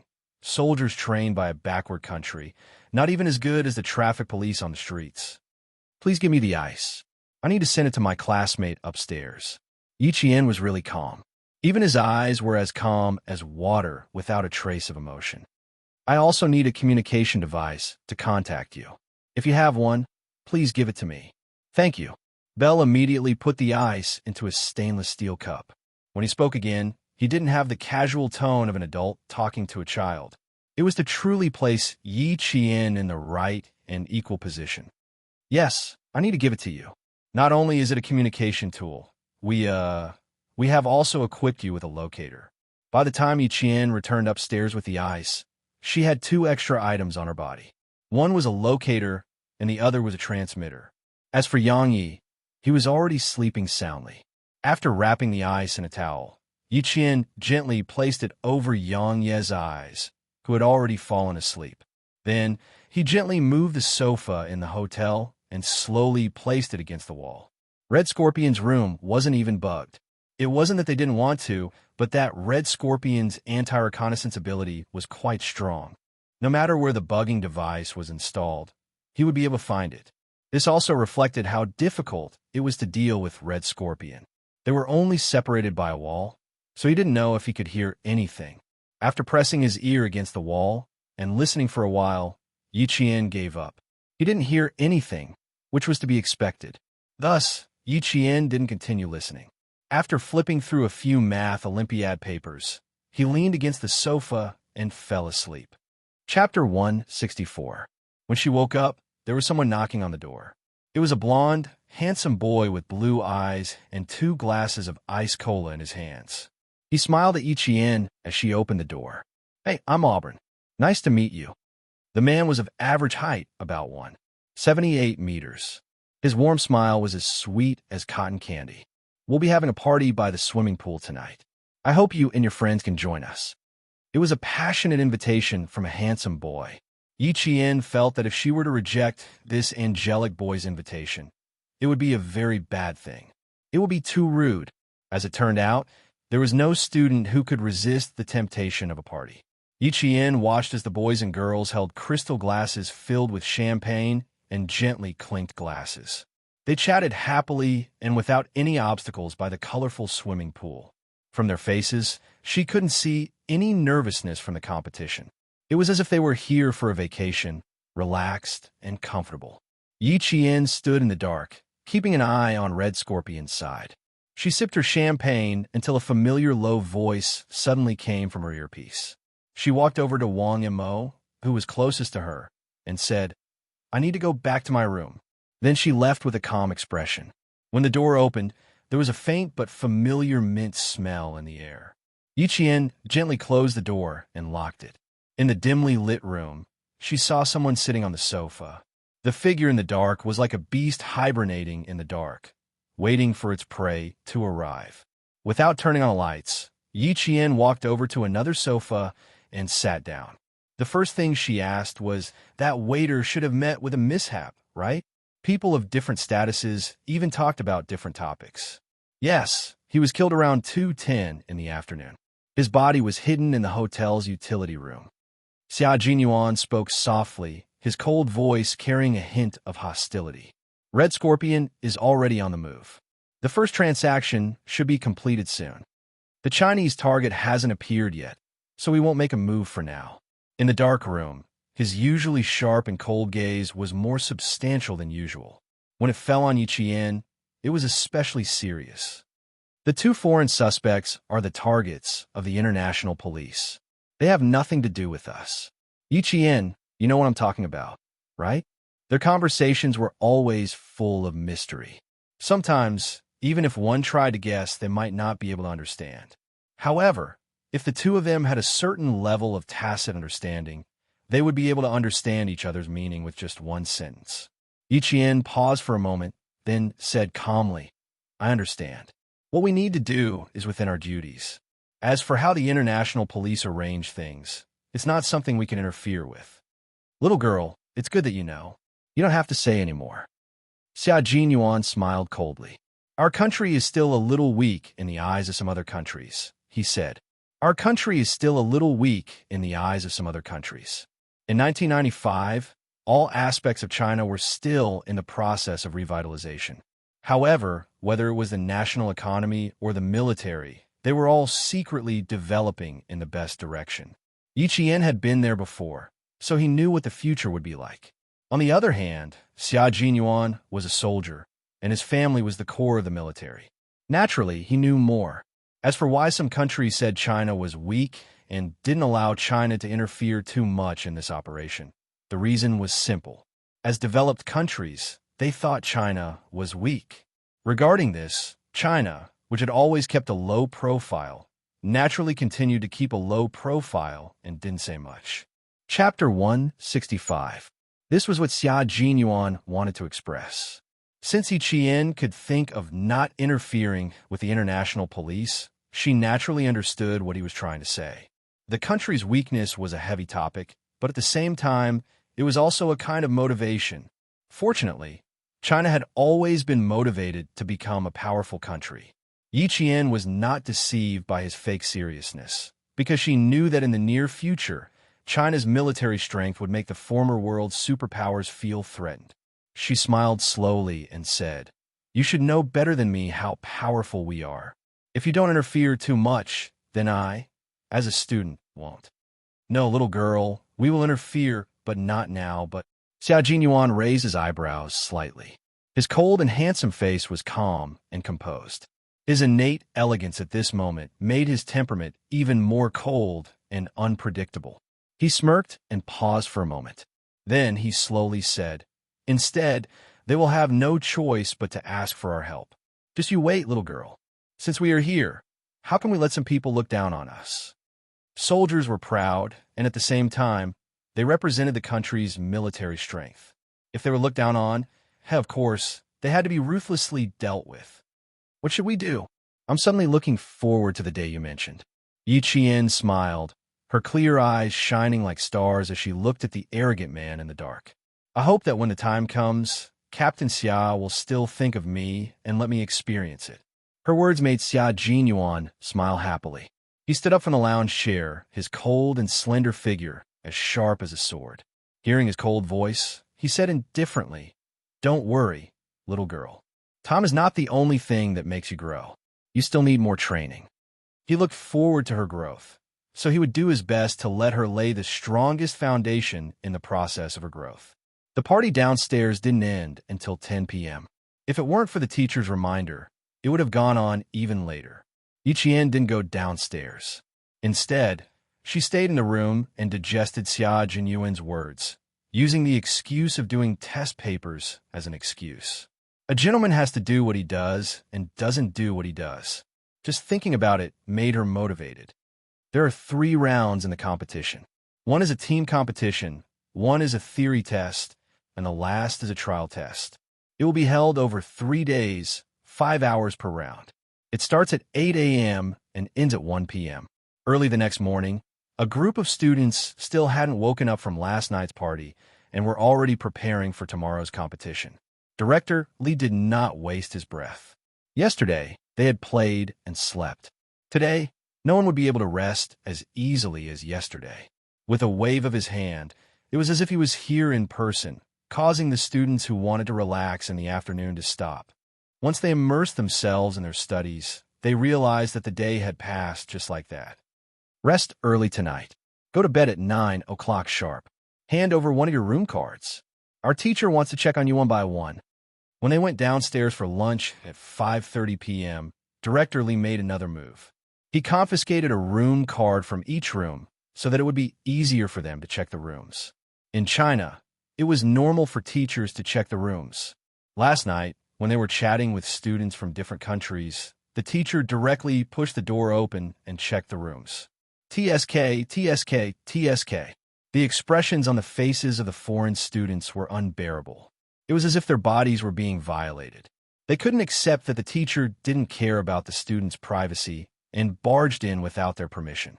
They obediently handed over their cards and followed the 4 teachers to the cafeteria for dinner. Chapter 166. When the 12 of them walked out of their rooms, they saw that the Vietnamese students on the same floor had also walked out of their rooms. It looked like they were heading to the cafeteria to eat just like the Chinese students. They walked in front while the Chinese students walked behind them. When the Vietnamese students entered the elevator, the Chinese students just happened to be standing in front of the elevator doors. The gazes of the students from the 2 countries directly confronted each other. In any case, there was no way for them to continue being friendly. Although they maintained civility with their words, they were glaring at each other with their eyes. Unfortunately, the confrontation didn't last for long. After a few seconds, the elevator doors slowly closed. Yi Qian's gaze indifferently slid past Red Scorpion's face, as if it was a normal exchange of glances, before he calmly withdrew his gaze. Red Scorpion's gaze was like the fangs of a venomous snake, suddenly sweeping over with its mouth wide open. It carried a gloomy ruthlessness as it swept past the faces of the Chinese students in the increasingly narrow space of the elevator, causing the students standing near the front to involuntarily shrink their eyes. Yi Qian, Yang Yi, tonight you 2 will change rooms with me and teacher you. When the elevator doors closed, Director Lee spoke, "Come up and change rooms after you finish eating." The Vietnamese teacher's gaze always gave him a cold feeling. It didn't seem like a teacher's gaze, but more like a murderer. His gaze was too fierce, and he didn't have the temperament of a teacher. After teaching for so many years, and being the school's director of education, Director Lee had a good eye for people. Yi Chien didn't immediately reply. The rooms were specially arranged, so how could they change rooms? However, it was indeed necessary. Not for him, but for Yang Yi. At night, Yi Chien was the only one in the room. He was used to sleeping alone, and he couldn't change beds because he didn't want to affect tomorrow's competition. As the main force of the entire competition, Director Lee could only agree to her requests. Sleeping at 9 wasn't difficult for Yi Chien, but as long as he closed his eyes, he would see the ferocity in Red Scorpion's eyes when the elevator doors closed. Something might happen tonight. With this premonition, Yi Chien fell asleep without any distracting thoughts. At around 1 o'clock in the morning, Yi Chien, who was sound asleep, suddenly opened his eyes. In the darkness, a cold light flashed across the depths of his eyes. He gently closed his eyes again. The originally tightly shut door quietly opened. The light from the corridor shone into the room, then disappeared as the door quietly closed. Someone tiptoed into the room, even holding their breath. He didn't walk to the bedside. Instead, he gently pushed open the bathroom door and stayed inside for about 2 minutes. Then, he closed the door and left, as if it was just a nightmare. Yi Chien did not get up immediately. Instead, he bravely lay in bed for at least an hour before he reached out to turn on the bedside lamp. Everything in the bathroom was normal. There was nothing unusual. Yi Chien closed the toilet lid and placed a towel on top of it. Then, she stood on top of the toilet lid. Very carefully, he moved the ceiling by 1 square, then another square. Using both hands to support the dragon skeleton, he leaped lightly onto the ground, using the strength of his arms to support his entire body. In the dim light, Yi Chien saw a black travel bag quietly placed in a place that was within reach of her hand. After looking at it for a while, the corners of Yi Chien's mouth curled up slightly. If she wanted to attract Red Scorpion's attention and make him walk around under her nose, the opportunity was right in front of her eyes. "Captain Xia, if I said that someone came into my room and left a black bag in the bathroom, would you believe me?" Chapter 167. Placing the bag on the bed, Yi Chien smiled as he contacted Xia Jinyuan. As he unzipped the bag, a bag of white crystals appeared before his eyes. It weighs about 40 kilograms. "If I'm not wrong, this is heroin." Xia Jinyuan leaped out of bed like a carp.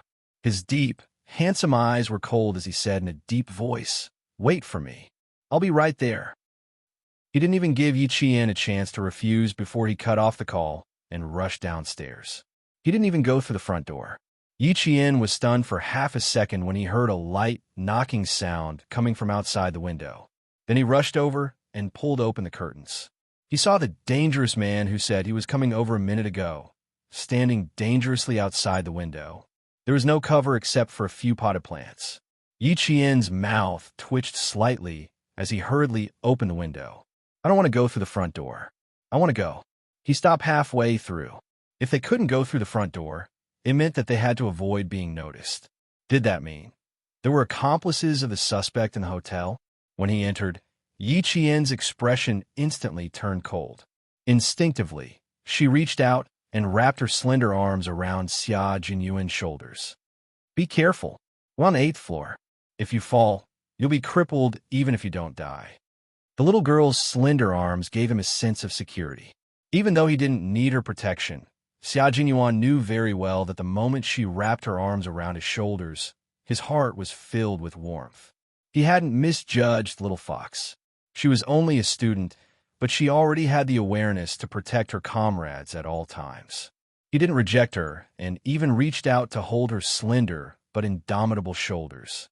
Then he jumped down from the window. The two of them were like comrades who had known each other for many years.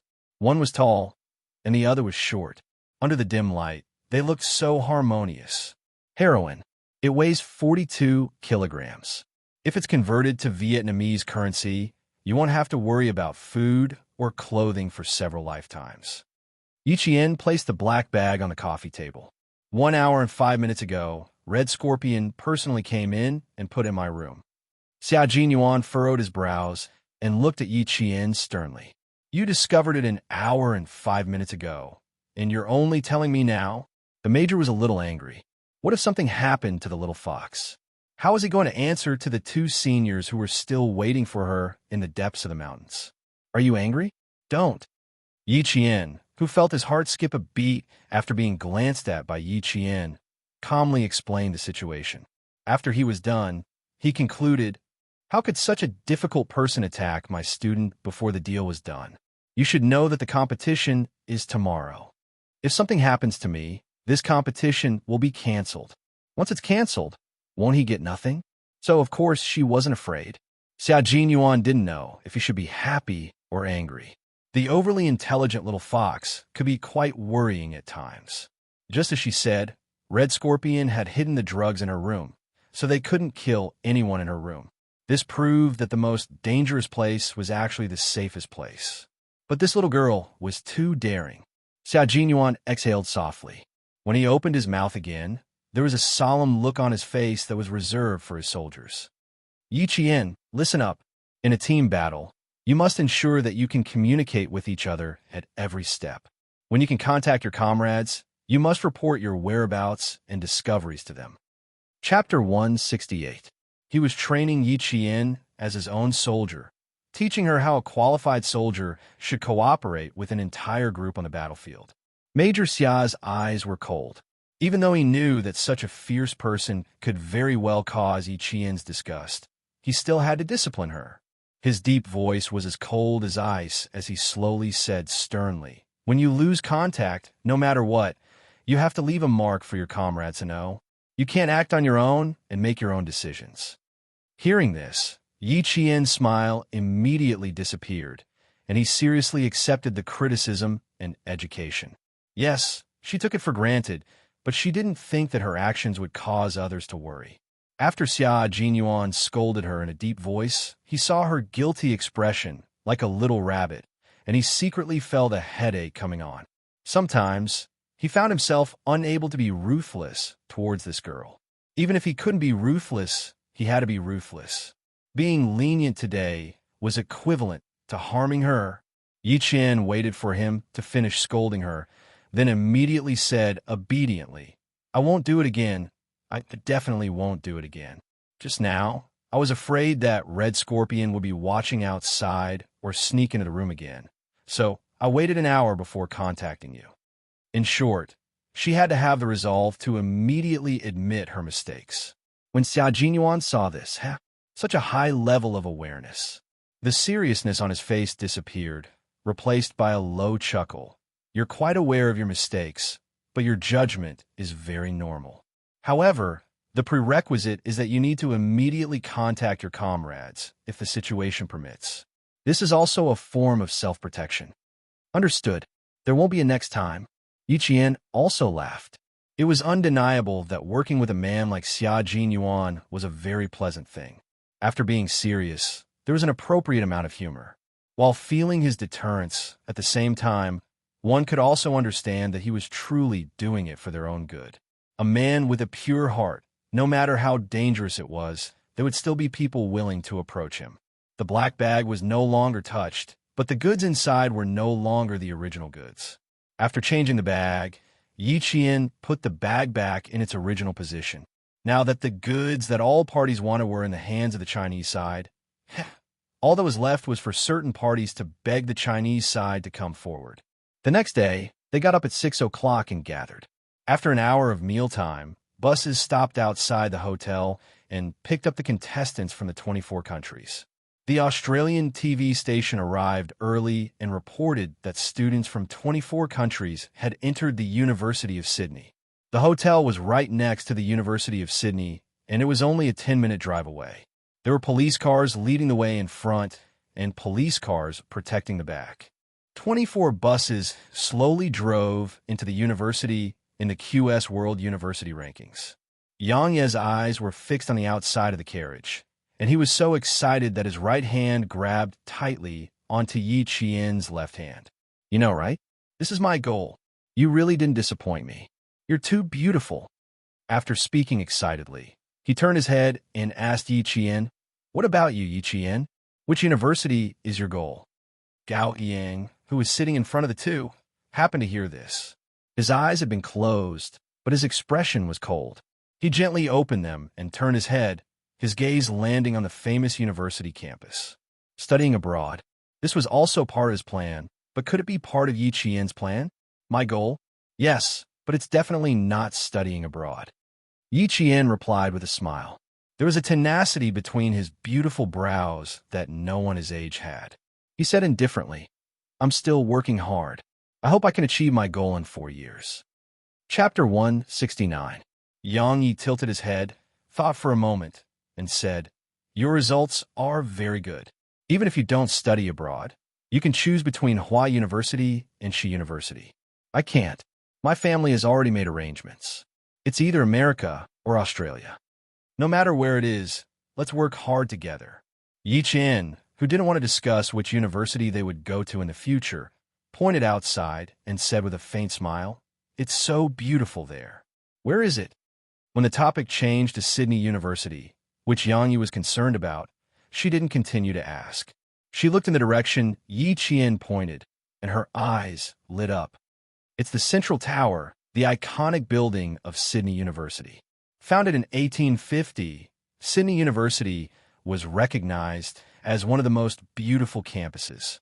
This was a university that firmly controlled Australia's political and economic lifeline. Countless politicians and rich people came from this university.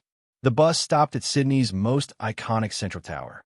The magnificent building, which was like a European palace, was solemn and elegant. The towering spire and the beautiful sculptures told all the students about the long history of this famous university. From 8 a.m. to 1 p.m., students were free to visit after the exam. But now, one after another, they got off the bus and went to the main teaching building. There weren't many students who stopped to look at the scenery.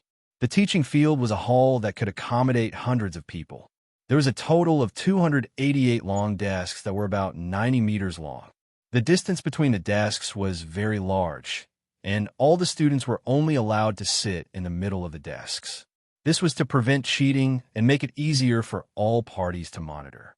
After everyone was seated, Yi Qian felt that there were countless people watching all the students from all directions.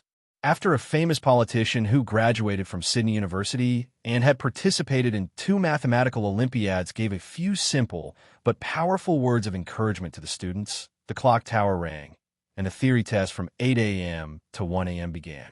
After the test papers were handed out, there was no sound at all. All the students were completely immersed in the complicated mathematical Olympiads. There were a total of 5 questions in this exam. The questions included algebra, geometry, and number theory. The difficulty of the 6 questions increased in order, and the questions were divided into many small questions. The students had a lot of work to do and spent a lot of time answering the questions. All the teachers were outside the exam hall, and they could see the situation of each student through the huge screen. The international police focused their cameras on each student. They needed to find out which students were controlled by international drug gangs. Xiao Jinyuan was also in the office. The difference was that his eyes were directly locked on the 3 Vietnamese boys that Yi Qian provided. When the exam went into the 3rd hour, a Vietnamese boy stood up and sealed the test papers into a folder and walked through the group of students. "Here, Zoom." Xiao Jinyuan pointed out that when the Vietnamese man passed by a table, his hand seemed to move inadvertently. If one didn't pay close attention, it would be difficult to notice his subtle movement. The 2 international police took a look and looked at Jinyuan thoughtfully. They took out their walkie-talkies and contacted their colleagues who were disguised as school security personnel to pay close attention to the whereabouts of the Vietnamese students. Outside the bishop's office, Red Scorpion looked at the students who walked out. He vigilantly scanned the surroundings, then walked over and asked in a low voice, "Handed it in?" Even if someone could understand him, they would think that he was asking if the students had handed in their test papers. Chapter 170. The boy did not look too good, and his lips were a little pale. He nodded and stammered. Yes, teacher. Do you not need me to do anything else after this? The test paper. I didn't finish it.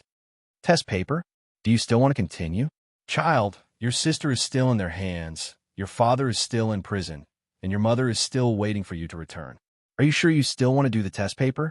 Red Scorpion smiled coldly and patted the student on the shoulder. Smart children know what to do. Go, take a look at this university. He stuck his head out and aimed at the teacher and student who were talking in the corner of the wall. Their soft voices came one after another. Xia Jinyuan wrote on a piece of paper, "Sister kidnapped, father in prison, mother waiting." He picked it up and looked at it quietly, then translated it into English and handed it to the international police. Important clue. Okay. The European police officer took the paper and threw it down. He looked at it with an arrogant expression and chuckled. I don't think we need these so-called important clues. Okay, buddy, you can go to the side and rest. Leave this to us. His chuckle was full of mockery, as if he was holding words written by a child and not a clue. Xia Jinyuan heard this and chuckled with indifferent elegance and confidence. Okay, I hope your work will go smoothly. He turned around and said to his comrade, who was dressed in casual clothes and had a strong temperament, "With them here, we can go back and rest." Naturally, they had to rest well and conserve their energy. The European police officer, who was still laughing, said to his colleague, "God, I've never seen soldiers like them. They don't know how to do anything and are just like children. What a headache." Okay, buddy, for God's sake, don't say so much. They're pitiful enough. We don't have to discourage them. The tall and sturdy man took over the conversation and glanced at the departing figures with his brown eyes. God, they're so skinny. Xia Jinyuan, who had already walked to the door, casually looked back when he opened it. The coldness in his dark eyes seemed to be stained with blood. The bloodthirsty hostility made the man's heart sink. When the man looked at Xia Jinyuan again, he only saw the elegant and noble smile on Xia Jinyuan's handsome face. Everything felt like an illusion. 10 minutes after the Vietnamese student left, another student also left the arena. The students on the Chinese side were still immersed in solving the questions. Some of them were frowning, and some of them were smiling confidently when they solved the questions. Every time in a mathematical Olympiad, the Chinese side's ranking would always be at the top. Just like the previous contestants, the students' answers to the questions were very detailed and logical. Faced with the Australian TV station's interview, Director Lee replied with a calm smile, "Regardless of whether the results are good or bad, I have confidence in them. Every student loves mathematics, and every exam is an exploration. Therefore, good or bad results are no longer important. The most important thing is that they love mathematics. If they only take the exam for the sake of ranking, they will lose the true meaning of exploring mathematics. Friendship first, competition second. It's all just talk." The Chinese students were all doing their best. Who would want to fall behind? No one wanted to. However, it was undeniable that they all loved mathematics. When he was thinking hard, he finally understood why Pythagoras was so happy when he said that everything is number. Chapter 171. 5 hours passed in the blink of an eye. When Yi Qian finished, there was still plenty of time. Even though her mind was not on the competition, she still maintained her principle of being serious. She finished all 5 questions and checked them carefully. Only after confirming that there were no problems did she stop writing. She stopped writing and did not leave. Among the Chinese students, she was like a stabilizing force. She waited for the time to stop at 1 o'clock sharp before standing up. She was the first Chinese student to come out. Director Lee and the other teachers who had been waiting early gave her a warm hug. "Good girl, you are our pride." This was the teacher's encouragement to the student. "I will. I definitely will." Yi Qian smiled. She was back. How could she let all the good things slip through her fingers? In her limited life, she could create countless miracles. This was the kind of life she needed. Director Lee, who was laughing heartily, looked approvingly at the girl who had come from the depths of the mountains and brought many surprises to the teachers and students. "I believe in you, Yi Qian. You will become the pride of the whole country." Was the ranking not important? It was actually important. It was not because they were materialistic, but because this was the time to prove that they were not inferior to others. When the ranking was no longer important, it meant that they were already standing at the peak that no one could reach. Students hugged their teachers, and students hugged each other. In a foreign country, the only thing that could make one feel a sense of belonging was a fellow countryman of the same nationality. When the Vietnamese students came out, their expressions were not very good. When the boy who had a conflict with the Chinese students passed by Yi Qian, he stopped and looked at her with an unfriendly gaze. He said stiffly in heavily accented English, "Don't be happy too early." This time, he really did not dare to use the word invader. The current Yi Qian was no longer the Yi Qian who had to swallow her anger. When it was time to stick out her chest, her words and expression would not yield an inch. Hearing this, her gaze became sharp. She looked at the boy coldly without backing down. She smiled and said, "What's the difference between being happy early and happy late? We are always this happy. There are still 2 more days. Just wait and see." When the boy saw the students coming out one after another and his teacher waiting in front, he said some harsh words before leaving. Yi Qian did not remain silent just because he had left. He continued walking. She continued to speak slowly, "Just wait and see. Don't fall while walking." The Chinese students, who had been listening the entire time, chuckled and gave Yi Qian a thumbs up. Modesty and courtesy are virtues, but remember, if someone bullies you and you happen to have enough strength to fight back, then you absolutely don't have to show mercy.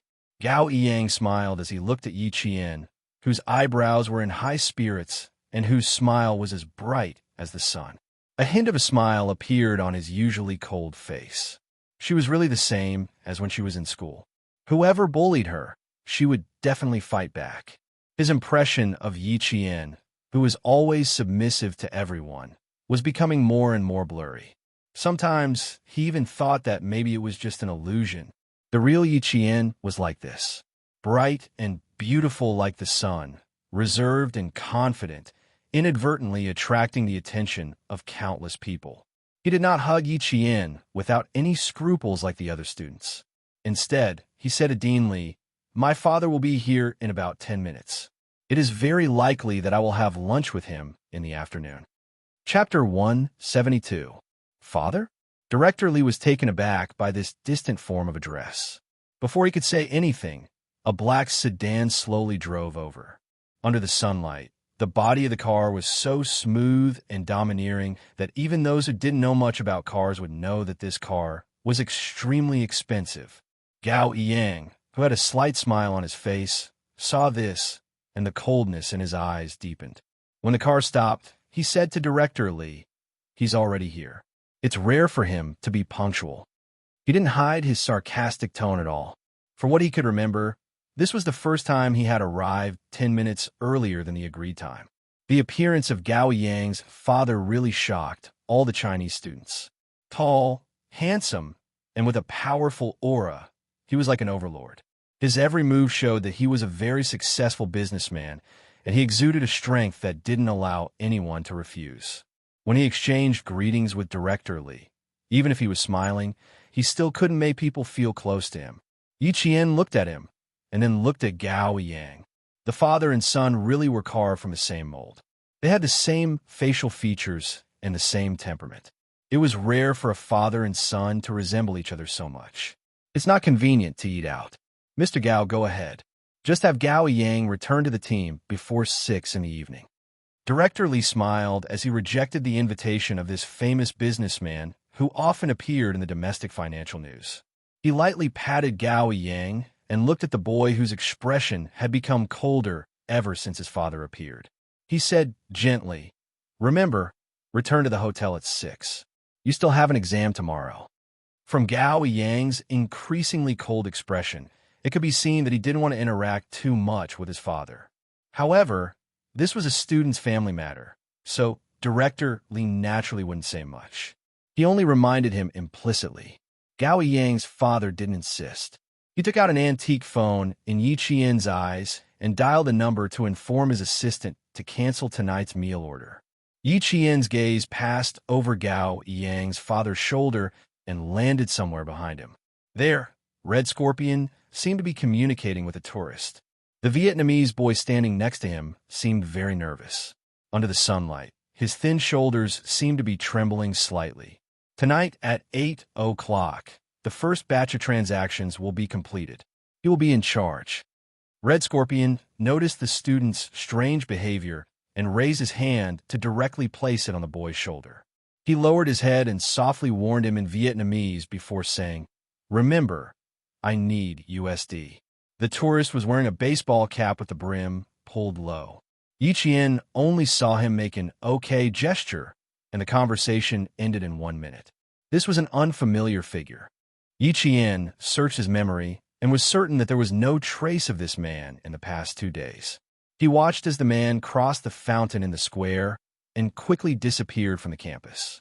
The black car slowly drove past them, cutting off Yi Qian's line of sight.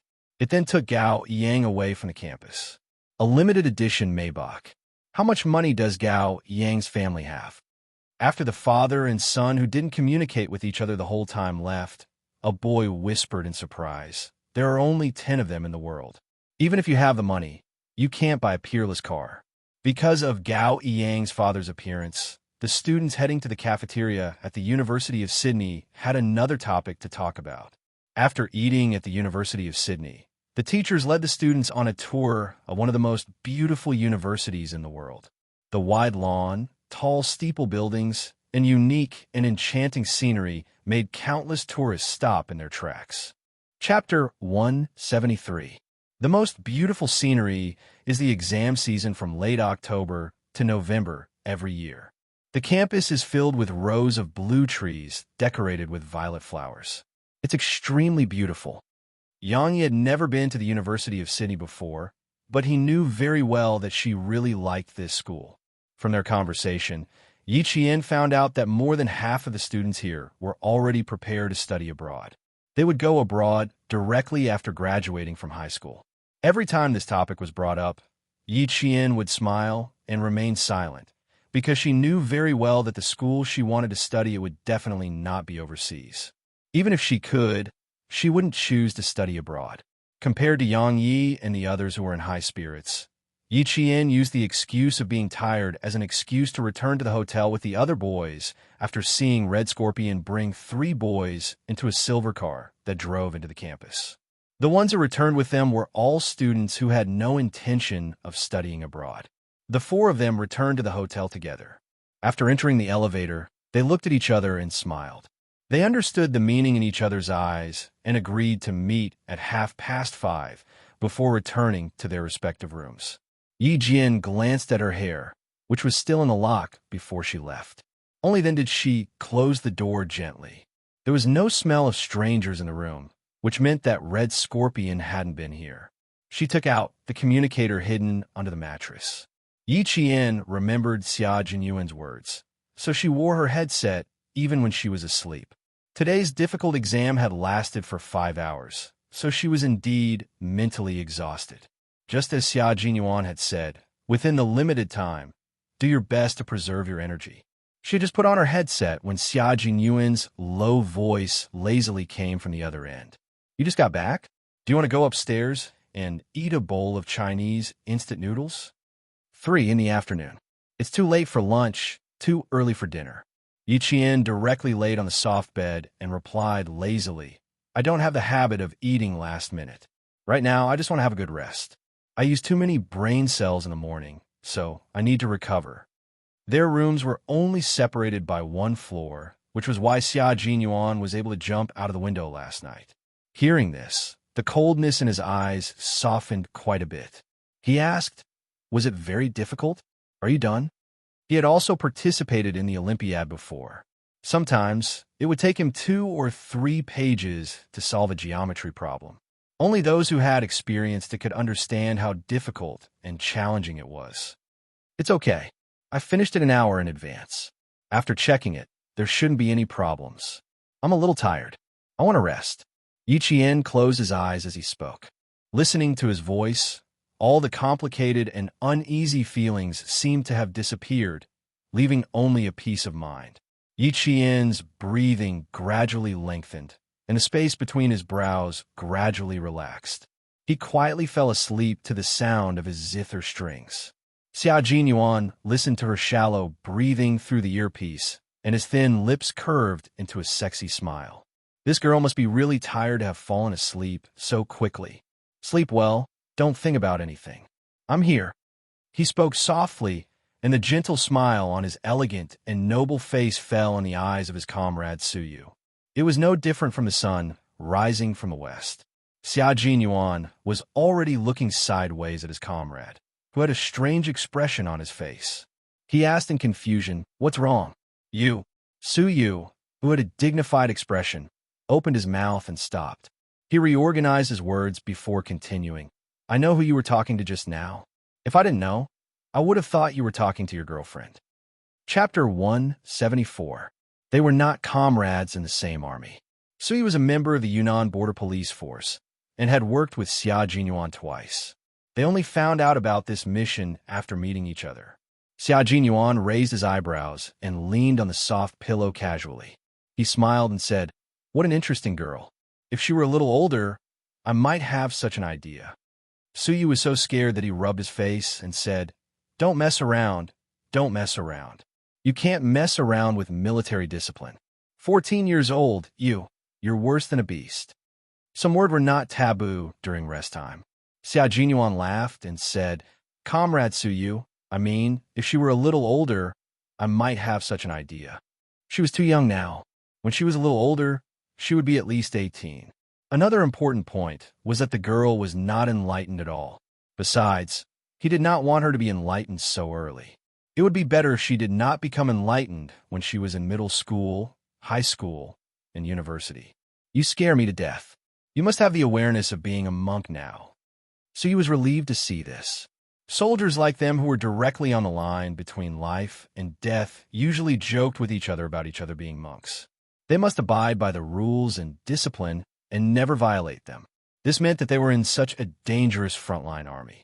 Who knew when they would not be able to come back? Dating was to avoid harming the girl.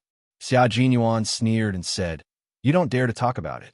As for me, I won't talk about it now. We'll see when the time comes." If she felt that he was good at that time, it was not impossible for her to give it a try. It's good that you understand. Before the age of 35, be pure and simple. Suyu was 7 years older than him. Soldiers like them who fought on the front line would either be transferred or discharged before the age of 35. They did not dare to harass the girl before they felt at ease. This was not a very easy topic. Xia Jinyuan sorted out the clues, and the two quickly entered into a discussion about the operation. After dinner in the evening, Director Li returned to the hotel several times with a frown and a trace of worry. Gao Ying, who said he would be back before 6, did not return to the hotel on time. This made Director Li a little worried. He wanted to contact Gao Ying's father, but in the end he did not even have his contact information. Yi Qian and Yang Yi, who had already eaten, were about to go back to their rooms when Director Li stopped them. "Yi Qian, come here for a moment. Yang Yi, you go upstairs first." Behind them were all Chinese students. The worried Director Li added, "Go back to your rooms. If there's anything, contact Teacher Yu on the landline. If there's nothing else, stay in your rooms and do whatever you want." The closer it got to this point, the more he couldn't afford to let anything happen. He had to keep every student under his nose. Of Gao Ying, he left 2 contact numbers for himself. One was unanswered, and the other was turned off. It's almost 7 o'clock, and he's not back yet. What if something happened? Every time there was an exam, the teacher was most afraid of an accident. If something happened, the consequences would be unimaginable. Unfortunately, Yi Qian did not know the phone number of his family in China, but he did know the phone number of his family. "Try this number. It should be the phone of his father's assistant." Yi Qian recalled the number that Gao Ying's father dialed when he called to cancel the order. He smiled and said, "I can try. It should be correct." Chapter 175. Although the phone was an antique, the numeric keypad hadn't changed. Based on the movement of Father Gao's fingers when he made the call, it should be the number she mentioned. Upon hearing that there was also the contact information of Father Gao's assistant, the anxious Director Li didn't think too much about it. "Go to the front desk. Come. Follow me to the front desk. Thank goodness you know. Otherwise, I'd be worried. At the front desk, the person on duty was still Bell. When he saw Yi Qian, he winked and smiled as he dialed the number for Director Li. The person who answered the phone was indeed Father Gao's assistant. It only took a few minutes for him to get in touch with Father Gao. "Your classmate. Do you want to say something?" The car stopped at the side of the road. Father Gao looked at his only son coldly. When he saw that his son didn't even look at him, his angry face couldn't help but soften. "They're very worried about you. Say something to her." Gao Yang clenched his teeth and turned his head. He reached out to take the phone and said, "Hello." Then he heard Yi Qian's clear voice. "Where is she? Do you know that it's already half an hour past the time we agreed to return to the hotel?" On the other side, Director Li quickly wrote a line of words. Yi Qian read out loud.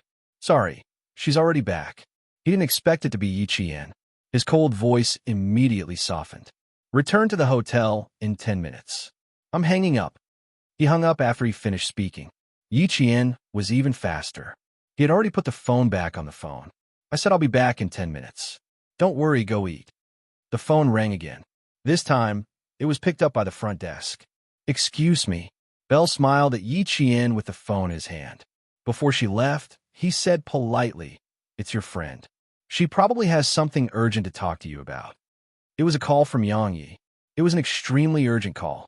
Yi Qian had to make a trip to the supermarket immediately. Director Li didn't know where the supermarket was. After Bell brought Yi Qian to the supermarket, Yi Qian politely declined Bell's company as she needed to buy female products. She indicated that she already knew where to go and went to the supermarket alone to buy underwear and sanitary pads for Yang Yi. It was already past 7 o'clock in the evening, and the streets of Sydney were the same as in China. The lights had just been lit up, decorating the entire city, and the endless traffic added color to the city like a symphony. The towering trees on both sides of the street made the bright street lights only shine dimly on the sidewalk, faintly outlining the sparse silhouettes of pedestrians. Yi Qian held onto the bag that didn't take up much of his weight. When he was about a kilometer away from the hotel, he saw Gao Yang's figure in front of him. His footsteps were somewhat sluggish, and he walked with a heavy heart. Yi Qian paused and pursed his lips. In the end, he still chased after her. I'm sorry. When they were only a few meters away, Gao Yang, who wasn't even paying attention to walking, suddenly bumped into a boy who was running with something in his arms. With a hua sound, the things in the boy's arms fell to the ground and were flung to the side of their feet. Both of them were startled and reacted extremely quickly, bending their backs. Yi Qian had already dodged to the side. The boy who was bumped into wasn't anyone else, but a Vietnamese boy. "Tell your classmate to leave, Yi Qian." Xia Jinyuan's cold voice suddenly came from the headset. Yi Qian, who originally planned to wait for the Vietnamese boy to leave, had a cold expression on his face as he strode out from the darkness.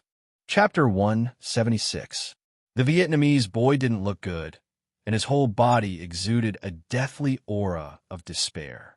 Yi Qian took a few steps closer, and his heart suddenly sank. A gust of night wind blew, and even the hairs on his back stood on end. "Danger, danger, danger!" A voice came from the bottom of his heart, and it kept stopping Yi Qian from walking over. There was danger, and it was a life-threatening danger. "Why are you still here? The teachers are waiting for you to go back." If there was really danger, it wasn't her style to turn around and leave at this time. When he took a few steps closer, he saw that the Vietnamese boy's eyes, which were filled with despair because of her and Gao Yang's appearance, suddenly burst with a bright light like fireworks. The Vietnamese boy was holding one side of the black bag, and Gao Yang was holding the other.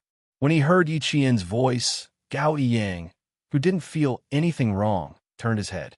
"Yi Qian, why are you here?" Because Yi Qian's appearance was too sudden, Gao Yang didn't notice that the Vietnamese boy was acting strangely. However, Yi Qian clearly saw that the Vietnamese boy's hand that was holding the big bag suddenly moved. As Gao Yang turned around, the originally bulging bag was unzipped and a few things fell out. The Vietnamese boy opened the black bag by himself. Yi Qian's pupils contracted like needles. He saw the Vietnamese boy's deathly despair like a pool of water that was about to expand. Even though he was a few meters away, He could feel it. Gao Yang had already come back to his senses and realized that he had opened someone's bag. He hurriedly said to Yi Qian, "Wait a minute," and bent down to pick up the things that fell out. Before his fingertips could touch her, two figures rushed out from the dark side of the walkway and covered Gao Yang's mouth. The series of events happened in an instant, and Yi Qian didn't think much of it.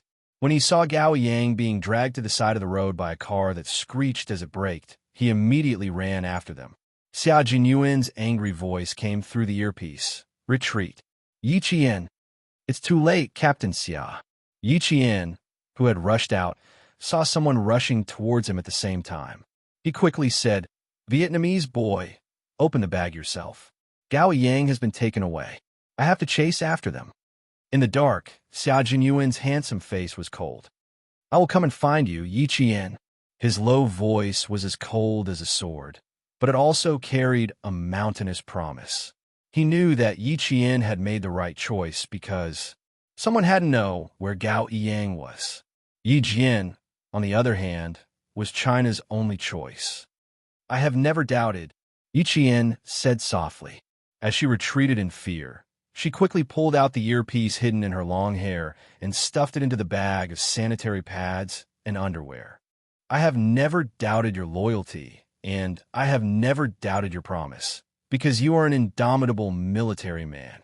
You are the spear of the nation and the shield of the people. What are you doing? Save." She pretended to be frightened as she looked at the people approaching her. When her mouth was covered, she could only make muffled sounds from her throat. Then, she was taken into the car on this dark road where there weren't many people. Her voice came faintly from the earpiece, followed by a series of rustling sounds. Then, the earpiece returned to silence. Xia Jinyuan calmly said to Su Yu, "The plan remains the same. Hand the kidnapped student over to Yi Qian." Su Yu's palms were sweaty. "I trust you, so I also trust Yi Qian." Chapter 177. At a time like this, Su Yu knew very well that he had to treat Yi Qian as a comrade who would fight side by side with him. As long as he believed, there would be hope. Unlike when the international police found out that two students participating in the mathematical Olympiad had been kidnapped, there was only one word written on their faces: "We're done for." In their eyes, the kidnapping of two Chinese students was equivalent to the loss of two lives. There was no way to hide something like this from Director Li. So, now, Director Li and the other teachers were sitting in the room, their faces ashen. "So now, all we can do is wait?" he asked the international police. "Yes, sir, we can only wait." The international police, who was also the hotel attendant bell, looked at Director Li with a solemn expression. His face and tone were full of helplessness. "We can't take action immediately because Jane and another boy have fallen into the hands of a very troublesome criminal group." Director Li felt his vision darken. He needed to contact the embassy immediately. Two students had been kidnapped and fallen into the hands of a very troublesome criminal group. Even the international police looked like they couldn't do anything. How could he trust them? He could only trust his own people. Director Li naturally had the embassy's phone number. The embassy had taken care of the 12 contestants representing their countries in a mathematical Olympiad. The Chinese military had already called the embassy 5 minutes after Yi Qian was taken into the car. Director Li called 10 minutes later and learned that the Chinese military had already taken action. Director Li, who was standing on the phone, heard the news and sat down weakly on the bed. That's great. At the critical moment, his own country was still the most reliable. In the car, Gao Yang calmed down after struggling for a while. When he saw Yi Qian, who was also taken into the car, he knew that it was useless for him to struggle now. The people who took the two students into the car were 4 men. They were tall and strong, with thick whiskers that made them look like the same person. They did not pay any attention to the students who were taken into the car. Once they got into the car, they chatted unscrupulously. They spoke Australian English with a strong local accent, which made it convenient for Gao Yang and Yi Jian to communicate secretly.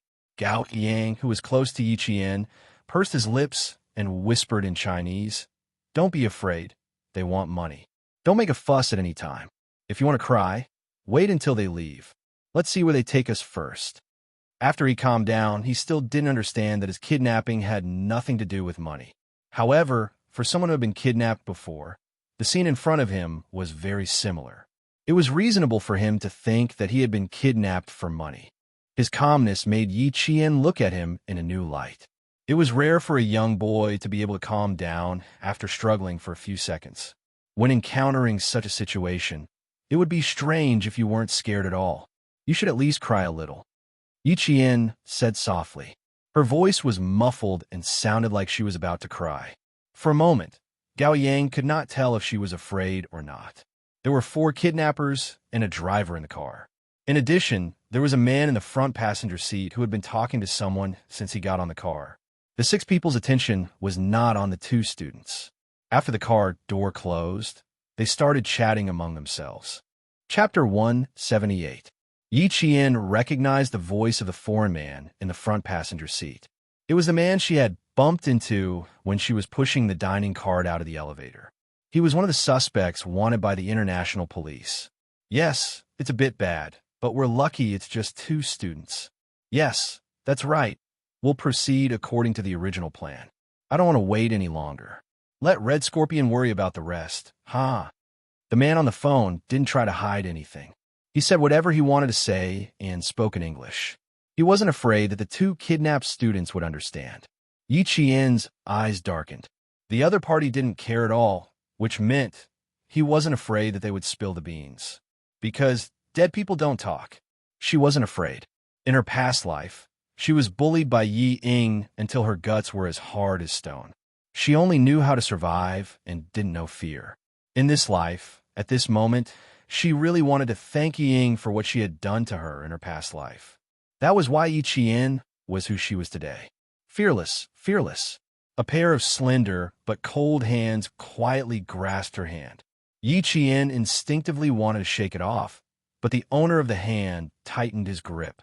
It was so tight that she could feel the sweat in his palm on the back of her hand. They didn't want money. Gao Yang's voice was trembling. Even though he was speaking in a muffled voice, Yi Qian could clearly feel the tremor in his voice. No matter how calm a 15-year-old boy was, he would still be afraid. Because he also understood why the man on the phone was so unscrupulous. Yi Qian sighed in her heart. In the end, she didn't pull her hand away. She had a problem with him. When she first arrived at school, he blamed her for angering Yi Ying to the point of being hospitalized. After that, although there were some misunderstandings, he still apologized to her after understanding that it was Yi Ying's little trick. From these points, Gao Yang could be considered a boy who understood what was right and wrong. Congratulations, you guessed right. So we can only wait for the right time. Yi Qian sighed softly, but she still slowly withdrew her hand. She was not used to holding it like this. Let's see where they take us first. At least for now, we're not in any danger. The plan did not change, which meant that the deal would still go on. Before the deal was completed, smart people would not do anything that would complicate matters, such as immediately killing the 2 contestants who came to Australia to participate in a mathematical Olympiad. The mathematical Olympiad was something that the entire state of Australia was paying attention to. No matter how arrogant the criminals were, it was impossible for them to commit crimes so arrogantly. Money was their priority. On the other hand, the 2 lives that were already in their hands could be dealt with at any time. Gao Yang had already pursed his lips into a straight line. He vaguely guessed that this kidnapping had something to do with the Vietnamese boy just now. If that was the case, then in the end, he had implicated Yi Qian. He glanced at Yi Qian slightly. Her long hair covered her dimples and all the expressions on her face. He couldn't see her expression clearly, and he couldn't guess what she was thinking. The only thing he knew was that she was not afraid and did not need to rely on him. From a moment, she pulled her hand out without hesitation. He knew that she did not need his comfort at all. This Yi Qian was so unfamiliar but so outstanding. The night was still dark. Nothing had changed because of some people or some things. As Director Li waited anxiously, Gao Yang was pushed out of the car. Chapter 179. When it was Yi Jian's turn to get out of the car, the bag she had been holding in her hand was grabbed by a pair of hairy hands. Yi Jian, who did not let go, directly took out a pack of sanitary pads from the bag. Crying and shy, she stuttered in English and said in fear, "Do you, a man, need this? Do you need it?" When the other three kidnappers saw it clearly, they burst into laughter. The man who grabbed the bag also laughed. Then he pulled out a gun from behind his waist and pressed it against Yi Qian's forehead. He said with a faint smile, "Kid, don't make me angry." With the gun pointed at her head, Yi Qian, who was calmer than ever, did not scream. Instead, she widened her eyes and tried her best to look as if she was about to faint from fear. In fact, Yi Qian's gaze was focused on the gun. She did not see the model of the gun in the man's hand. It was a Beretta M8000 American Lion F mobile phone. It had 15 rounds of ammunition. It was 180 millimeters in length and had the function to disable the hammer. She thought that she would need a gun for tonight's escape. When the hairy foreign man saw how scared she was, he laughed wantonly and made a soft bang sound. When they saw how scared the girl was, they laughed even louder and wantonly. From their cold laughter, it was clear that they did not care about adding 2 more lives to their hands. "Okay, Gianni." The man who jumped out of the car from the front passenger seat glanced at Yi Qian with his brown eyes. His gaze fell on the feminine products. When he asked the kidnappers to let go, he gave Yi Qian a meaningful smile. "I think you won't need these things very soon." His voice was like a maggot's laughter. It made the kidnappers break out in cold sweat. "Okay, buddy. Since they're cooperating, stop teasing them. I prefer to settle things quickly. That's the best way." The kidnappers laughed, but they did not notice that Yi Qian, who was being teased, had a ruthless look in her eyes. Standing in the dark alley without even a street light, Gao Yang's face was so pale that a thin layer of sweat appeared on her forehead. Creak, creak, creak. A rusty, iron door slowly opened. The silent night seemed to have been torn apart, and deafening heavy metal music rushed into the room. The two of them were pushed into a colorful world. The dance floor was filled with people who were crazily rocking to the music. The dazzling lights kept flashing, and the waves of music seemed to overturn the entire KTV. No one noticed the group of people appearing in the bar. The suspect walking in front even greeted the waiters in the bar. He passed through the dance floor without any hindrance and walked into the bar. After turning a corner, he stood in front of the shiny elevator door. Yi Qian was like a quail. His shoulders, "All right, let's invite our children to sit in the next room for a while. We'll play with them after midnight." When the elevator reached the 8th floor, the man in the lead laughed. He even patted Gao Yang's shoulder and left arrogantly. This was his place.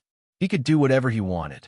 When the door was locked with a click, Yi Qian, who was holding the bag, sighed in relief. Chapter 180. She had taken the initiative to take out the sanitary pads. Wasn't this a gamble? She was betting on a man's reputation, and she was also betting on how vigilant they would be towards her. As it turned out, she had made the right bet. With his back against the cold wall, Yi Qian let out a long sigh of relief.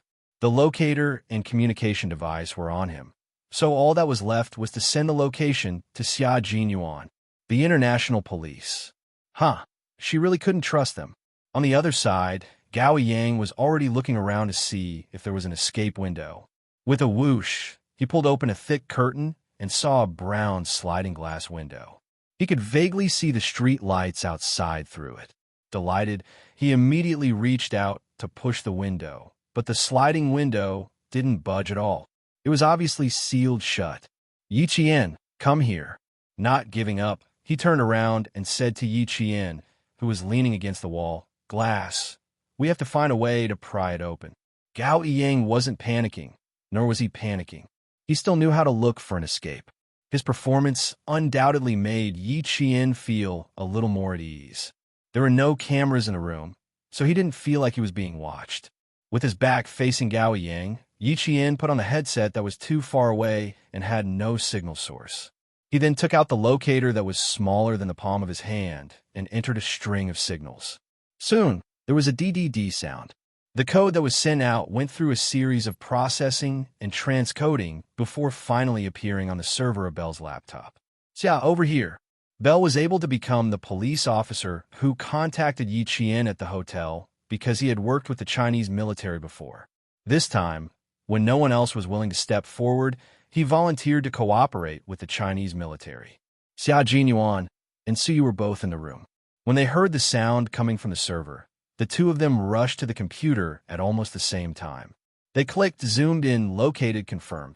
It only took them 2 minutes to confirm Yi Qian's location. It's the King's Cross district, a place where drugs, brothels, and gangs run rampant. Damn it, it's all their own people there. It'll be difficult to save Jane. After Bell saw the location clearly, he clenched his fists and slammed them on the table. He said in annoyance, "You still need to capture Red Scorpion. Xia, leave Jane's matter to us."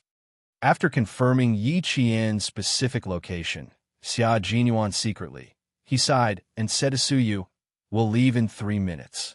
He then said to Bell, "Thank you, friend. However, we can handle this matter. Let's deal with Red Scorpion first." Bell was not a frontline police officer, so it was impossible for him to go with Xia Jinyuan. Hearing this, he said worriedly, "You need to be careful. The Sydney police have mobilized a lot of police forces here, but they still haven't succeeded." After thinking for a while, he took out a pistol from under the pillow on his bed. "Take it, buddy. It'll definitely come in handy." Xia Jinyuan and Suyu had guns, but Yi Qian did not. Xia Jinyuan took the gun that was thrown to him and popped open the magazine to take a look. It was fully loaded with 15 bullets. After nimbly installing the gun, Xia Jinyuan raised his long eyebrows. There was a hint of elegance in his handsome, yet cynical smile. "It would be even better if there was a fully loaded magazine. It would make me feel more secure to have a replacement." Bell shrugged non-committally. He smiled and took out a magazine from under the bedside table and threw it to Xia Jinyuan. "Good luck, buddy." Chapter 181. At this time, groups of men and women of all kinds were flirting and frolicking on King's Cross Street. There were young men in short shirts and shorts, bare-chested women in sexy clothes, and office workers in suits and shiny leather shoes. They were also flirting with sexy women. Glasses of beer were not meant to be drunk, but to be drunk. Therefore, from time to time, one could see drunk Westerners singing and making a ruckus on the streets. Some of them even hugged a tree while twisting their waists and swaying their buttocks. It looked very ugly, but no one would laugh at them. This was a famous red light district. No matter what kind of behavior people did, they would be tolerated because it was not strange. The room was soundproof. No matter how noisy it was outside, the room was still quiet. After Yi Qian sent out the signal, she quietly waited for Xia Jinyuan's next instructions. He knew where she was and would definitely rush over. She trusted him so much. "Take a break. We'll talk later."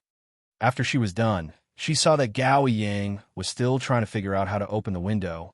Yi Qian sat on the floor and said calmly, "Take a break first. What are you in such a hurry for?" After Gao Yang failed to open the window for the 4th time, he sat down. He did not sit close to her, but sat across from her. He frowned and stared at Yi Qian. "You don't seem to be afraid at all. Aren't you the same? You're not afraid." Yi Jian smiled faintly. She had always maintained absolute calmness and composure. You don't have to be afraid of things that have already happened and things that can be resolved. It's useless to be afraid of the unknown before it happens. He had thousands of questions to ask her, but they were all blocked by her one sentence. After a long silence, Gao Yang laughed self-deprecatingly. "You're right. I'm the one who doesn't understand." He seemed to have thought of something. A hint of sarcasm appeared on his cold face, and then he fell into silence. Yi Qian, who had her hand in the paper bag, did not respond. Her slender fingers moved slowly in the paper bag, and her fingertips gently slid across the gun. With a gun in hand, she felt very safe. If the window was locked, one shot could solve it, but not now. She needed to wait for Xia Jinyuan to contact her. She already had no idea where Red Scorpion and the Vietnamese boy were. However, one thing she was certain of was that since the foreign criminal suspect who made the deal with Red Scorpion was here and had even said that he would take care of them after midnight, Red Scorpion and the Vietnamese boy probably made the deal in this area. The Chinese military had been keeping an eye on the Red Scorpions moving about outside, so the whereabouts of the drugs were definitely being monitored as well. Thus, what she needed to do was to wait quietly and then leave with Gao Yang. Outside, the Western man who had lost his pistol ran through the hotel and ran outside to look for the girl. After finding nothing, he cursed and returned to the bar. He had no idea when he lost his pistol, and he had no one to suspect. He could only blame himself for being too careless. Over here, private possession was legal. If someone really picked up a gun, it was not impossible for them to secretly possess it. Upstairs, the foreign criminal suspect had already made contact with Red Scorpion. Originally, he was supposed to make the deal at Red Scorpion's designated location, but he directly changed it to a bar. The reason was simple. His student was too disobedient. The Vietnamese student had already been beaten by Red Scorpion until he was curled up in the car. He did not even dare to cry out in pain. The other Vietnamese boy in the car hugged a black bag and trembled as he sat to the side. He was so scared that his entire body was shaking. Chapter 182. The driver was Red Scorpion himself. Changing the location of the transaction caused his originally gloomy eyes to reveal a frightening savagery. Without sparing the two students another glance, he stepped on the accelerator and headed straight for King's Cross Street. A pickup truck was even faster than him. With a rumble, it overtook him. Then with a beautiful drift, it cut in front of him. It seemed like it was intentional, but also unintentional. It blocked Red Scorpion's fast-moving car. G. King, it's your turn. On the pickup truck, Xia Jinyuan had a faint smile in the corner of his eyes. It was as if he was leisurely playing a car race, and he informed John too, who was moving with him, to overtake him. With a rumble, another pickup truck overtook Red Scorpion's car, then drifted directly in front of Xia Jinyuan. The expressionless Red Scorpion glanced at the pickup truck that kept overtaking and drifting in front of him. He stepped on the accelerator and turned into the outermost lane, turning into another road that led to King Cross Street. When Xia Jinyuan saw that he had successfully forced the other party onto a road that was not a shortcut, the faint smile between his brows gradually disappeared. His cold, dark eyes looked ahead with a sharpness as sharp as a sword, and he headed towards Yi Qian's location. The various men and women in the KTV were still dancing wildly and drinking in large mouthfuls. No one cared about the transaction in the dark, and even if they did, they wouldn't pay much attention to it. This was because this place itself was a drug-dealing place. At 9:40, Xia Jinyuan's low voice broke the silence in the earpiece. Yi Qian, who was resting with his eyes closed, suddenly opened his eyes. Hearing his restrained voice, he said with a faint smile, "Are you scared? Or do you find it very exciting? Captain Xia knows me well." His voice seemed to come from ancient times, bringing with it the power to make people feel at ease. In an instant, it made her tense heartstrings relax. "Everything is fine. They're locked in a room on the 4th floor of a bar. I think they'll be safe until 12 o'clock. After 12, I'm not too sure." Gao Yang, who was also resting with his eyes closed, opened his eyes when Yi Qian suddenly spoke. He thought Yi Qian was talking in his sleep. Before she could say another word, Gao Yang stood up abruptly and looked at Yi Qian in disbelief. "Captain Xia? Who? Who is she contacting? How is he going to contact the people outside?" Countless questions that he couldn't figure out kept popping up in his mind. Looking at the faint and leisurely smile at the corner of her eyes and the unhurried conversation, Gao Yang, who got up so abruptly that he felt a little dizzy, almost thought that he was hallucinating. They're all fine. They're students, after all. They were kidnapped halfway through their journey, so they're not that vigilant. You guys go first. I still have the ability to protect myself. It was only slightly more than an hour after she had located the location of the abduction, but he had already arrived. It could be seen that he did not waste even a minute. She knew that he would definitely come. She had never doubted it. When Xia Jinyuan heard her slightly immature but exceptionally calm voice, he knew that his little fox was safe and sound. His cold, handsome face revealed a faint and warm smile. "Okay, wait for my good news. We'll meet before 12. He was telling Yi Qian that he would not let her wait until the moment of danger. He would definitely meet up with her before the danger came. A man's promise didn't require a solemn vow. It was more reassuring when it came inadvertently. "If I could get out on my own, I wouldn't have troubled you to come. Yi Qian, whose smile had not faded, replied with curved eyes. Her bright crescent-shaped eyes were like those of a cunning fox, full of spirit. This is a rare opportunity for actual combat. I want to participate in it myself. Chapter 183. What a bold little fox. She wasn't afraid at all. Xia Jinyuan, who was hiding in the dark and waiting for the net to be reaped, gave a low laugh. His elegant eyebrows were relaxed. Okay, be careful. Since she wanted to fight her way out, he would give her a chance to do so. He would clear the obstacles outside and ensure her safety before she came out. Gao Yang had already moved closer to Yi Jian's left side and slowly sat down. His gaze fell on her ear as he stared at it closely.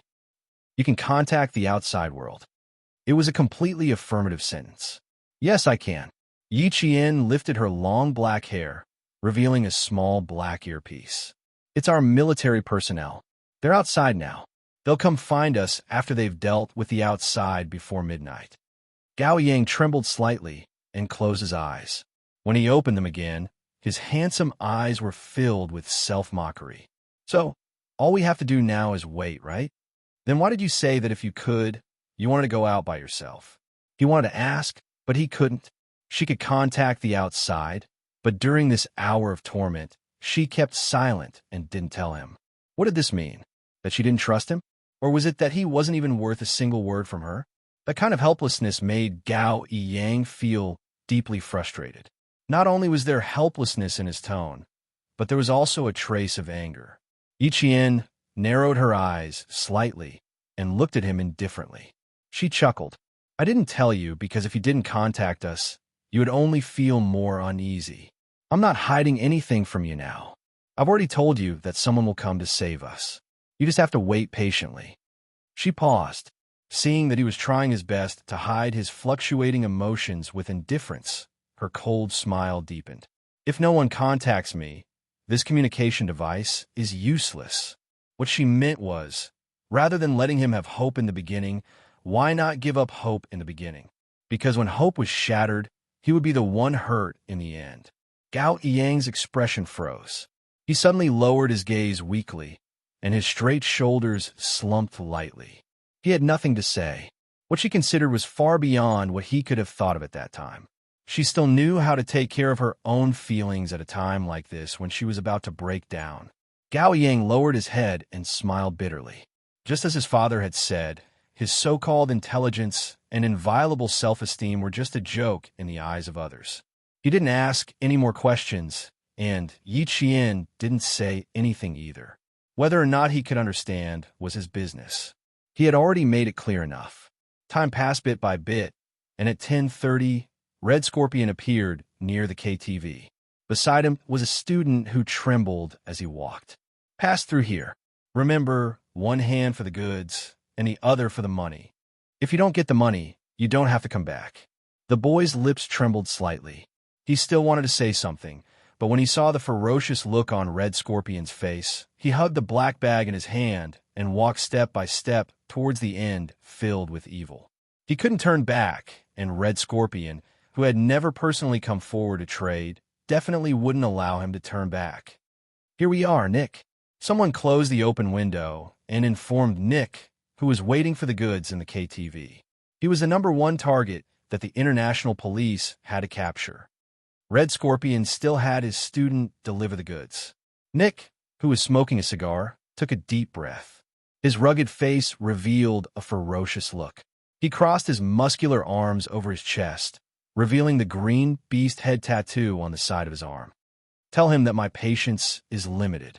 This meant that he wanted Red Scorpion to personally deliver the goods. Chapter 184. They were all venomous snakes, so they carefully exited their holes and revealed their fangs. The entire process was done in an extremely secretive manner, leaving no traces and no one would be able to catch them. But for Nick, after what the Vietnamese student did, he didn't want a third party to be involved in the transaction. Red Scorpion didn't want to leave any evidence, and he didn't want to lose the goods either. The heavy metal music continued. Some people came in and some left. Xia Jinyuan and Su Yu, who were proficient in Japanese, entered the colorful dance floor, which was filled with perfume and sweat. Red Scorpion's figure was right in front of them, and in front of him was his own student. Underage children entering the adult world didn't seem to attract much attention.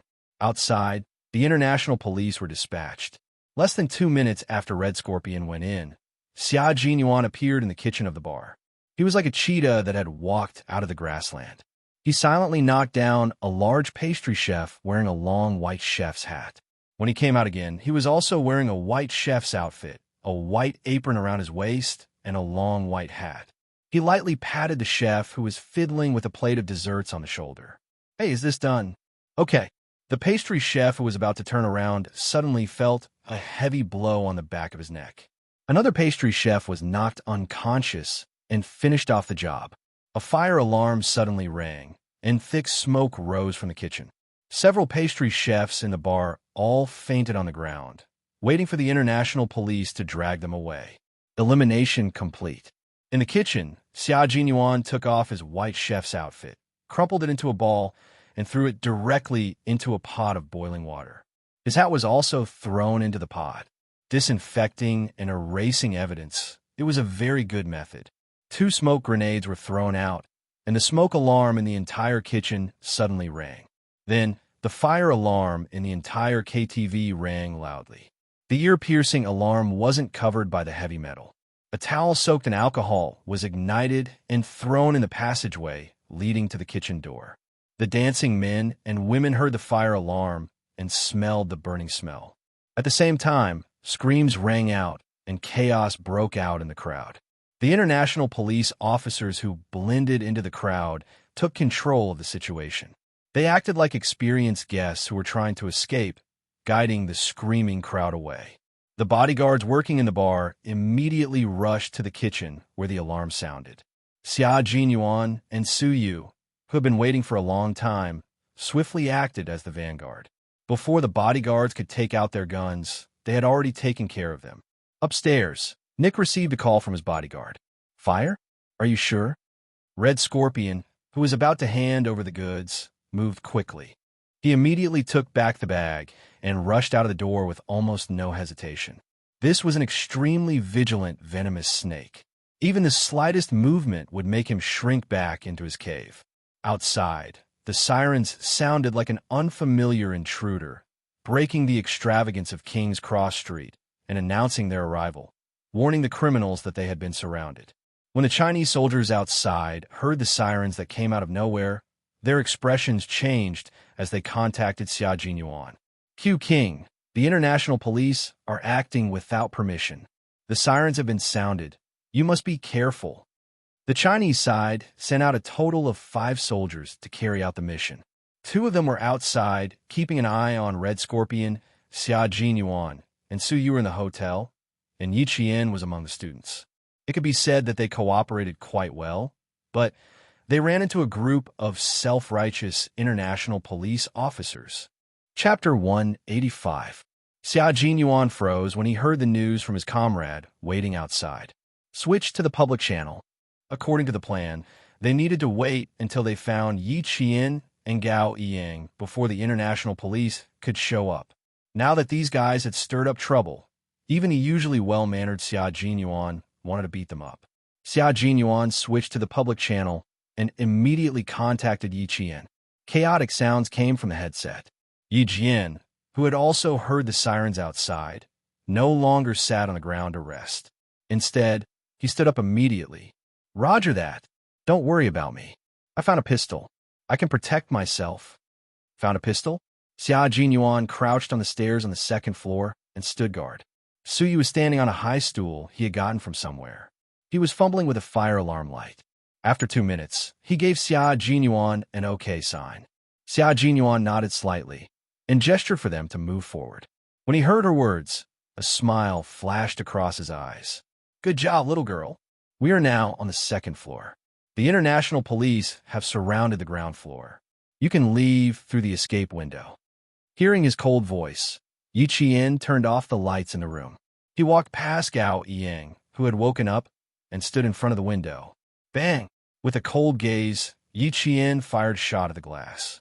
The tempered glass shattered under the force of the bullet.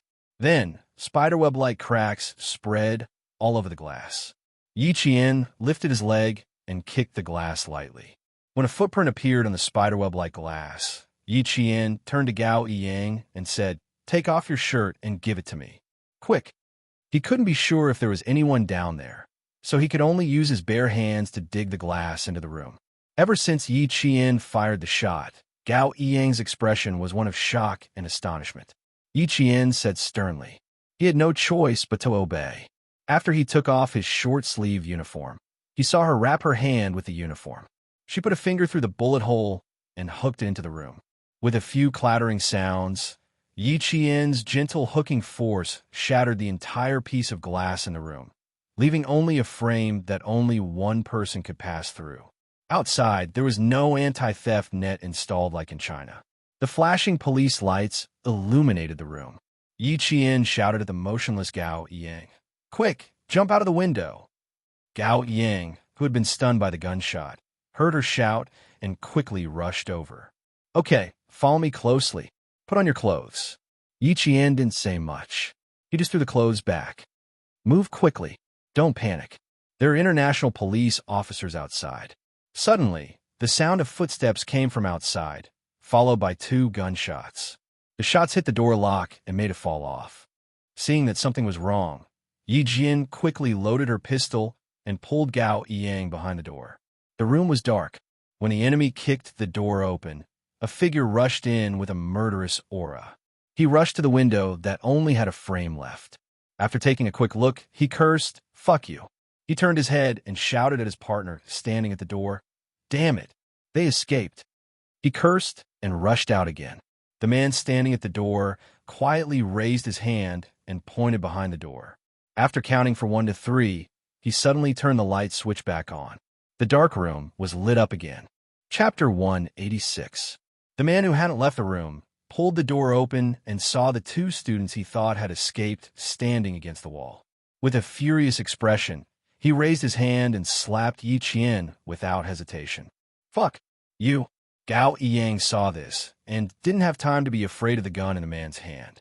He instinctively raised his hand to block the slap aimed at Yi Qian's face. Bang! A familiar gunshot suddenly rang out. The man who had raised his hand to hit Yi Qian suddenly froze and fell to the ground with a loud thud. Only 30 seconds had passed. When a man at the door heard this, his expression changed. He quickly dodged outside and fired randomly into the room. Gao Yiyang was so shocked that he felt like his soul had left his body. He heard the gunshot and saw someone fall to the ground. Large amounts of blood began to flow out of his chest. The Western man who had wanted to kill Yi Qian a moment ago had become a bloody man. His fingers were still trembling and his eyes hadn't even closed. Blood flowed out of his mouth and flowed down his neck, wetting the man's thick beard. Multiple bullets were fired into the room. Gao Yiyang's eyes were wide open as he forcefully pulled his gaze away from the bloody man and forced himself to look at the bullet hole on the floor. His hands were tightly clenched into fists. He used so much strength that he couldn't stop his body from trembling. Yi Qian didn't have time to pay attention to his expression. There were only 15 bullets in the gun.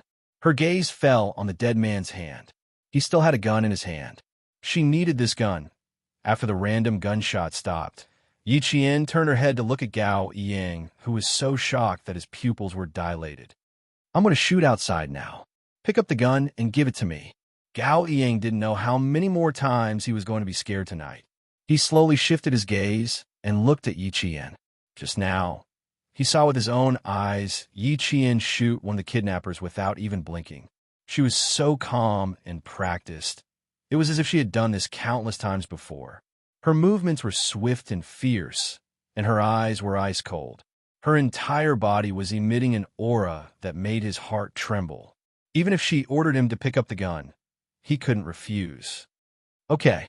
She nodded lightly and answered dryly. She trusted Yi Qian quite a bit.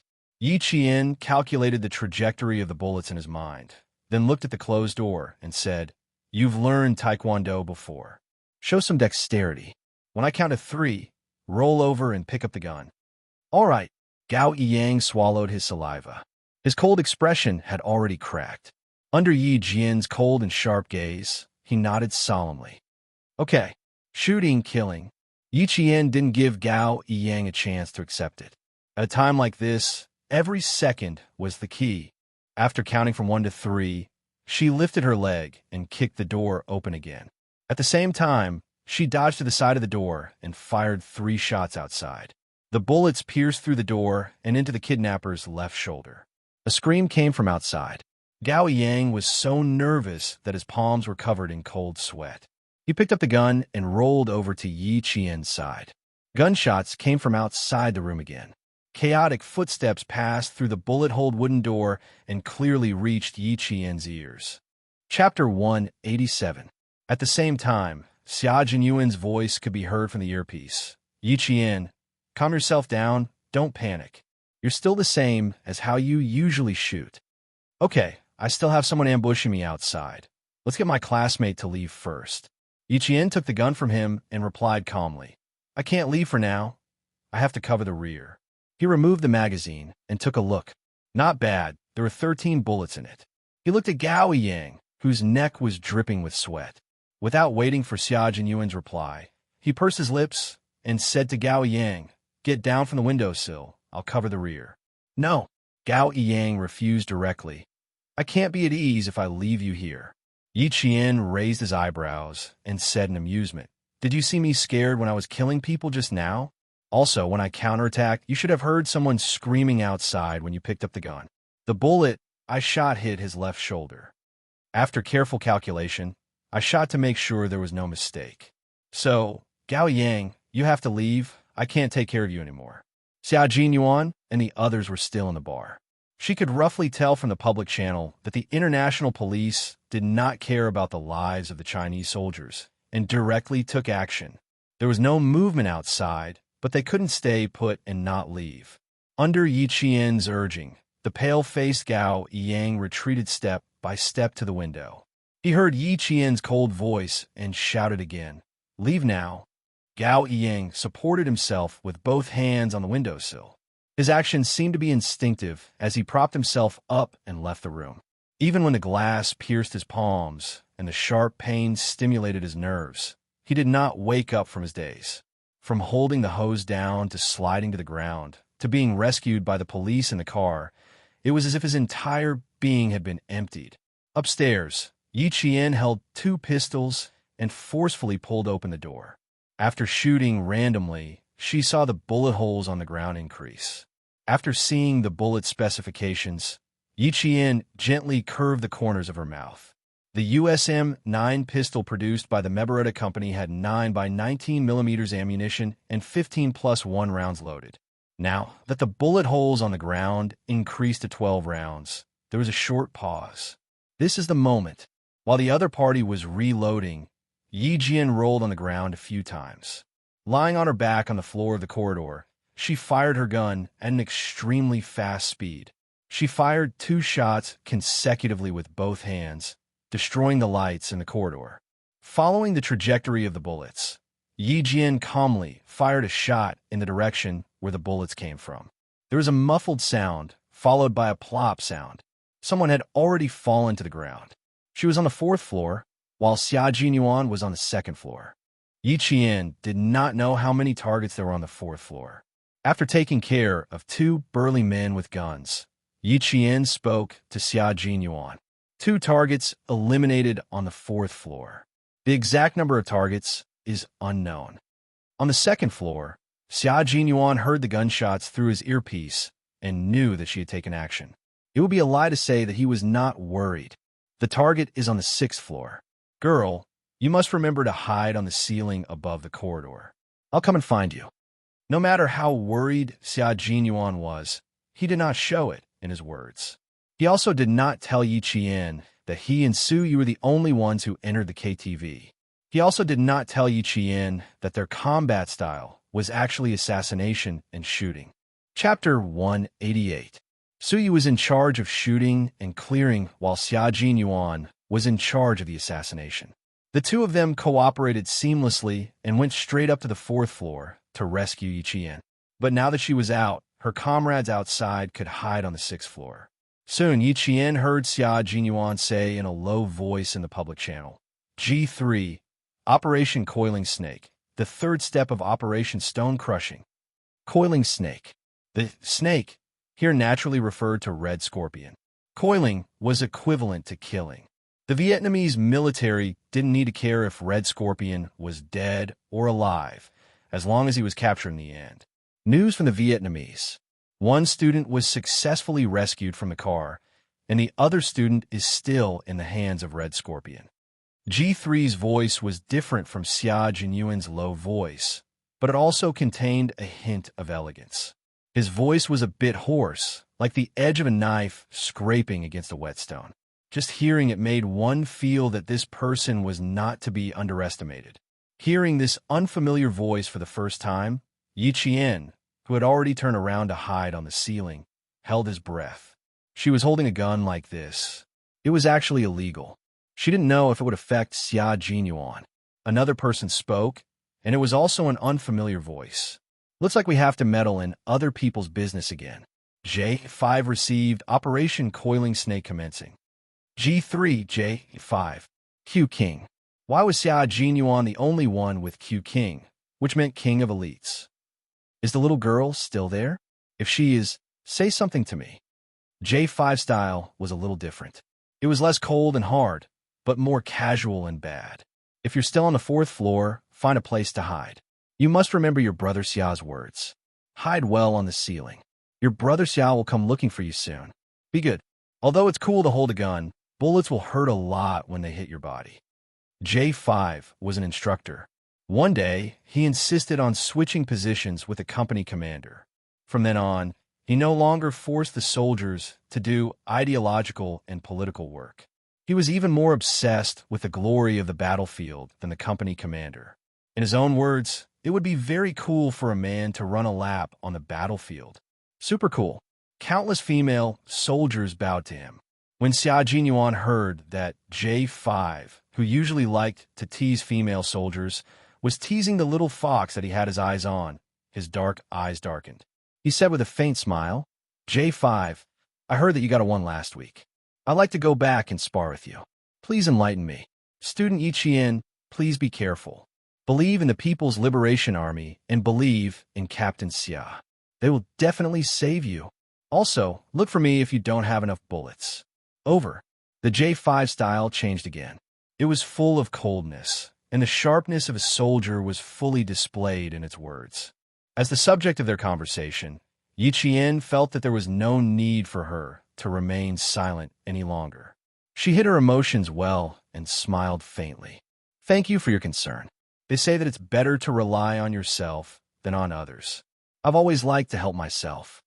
You have backbone. Not bad. G3 laughed. In the darkness, his and J5's hidden figures were like fierce beasts on the hunt. He threw out a climbing rope and hooked it onto a building. He gestured to J5.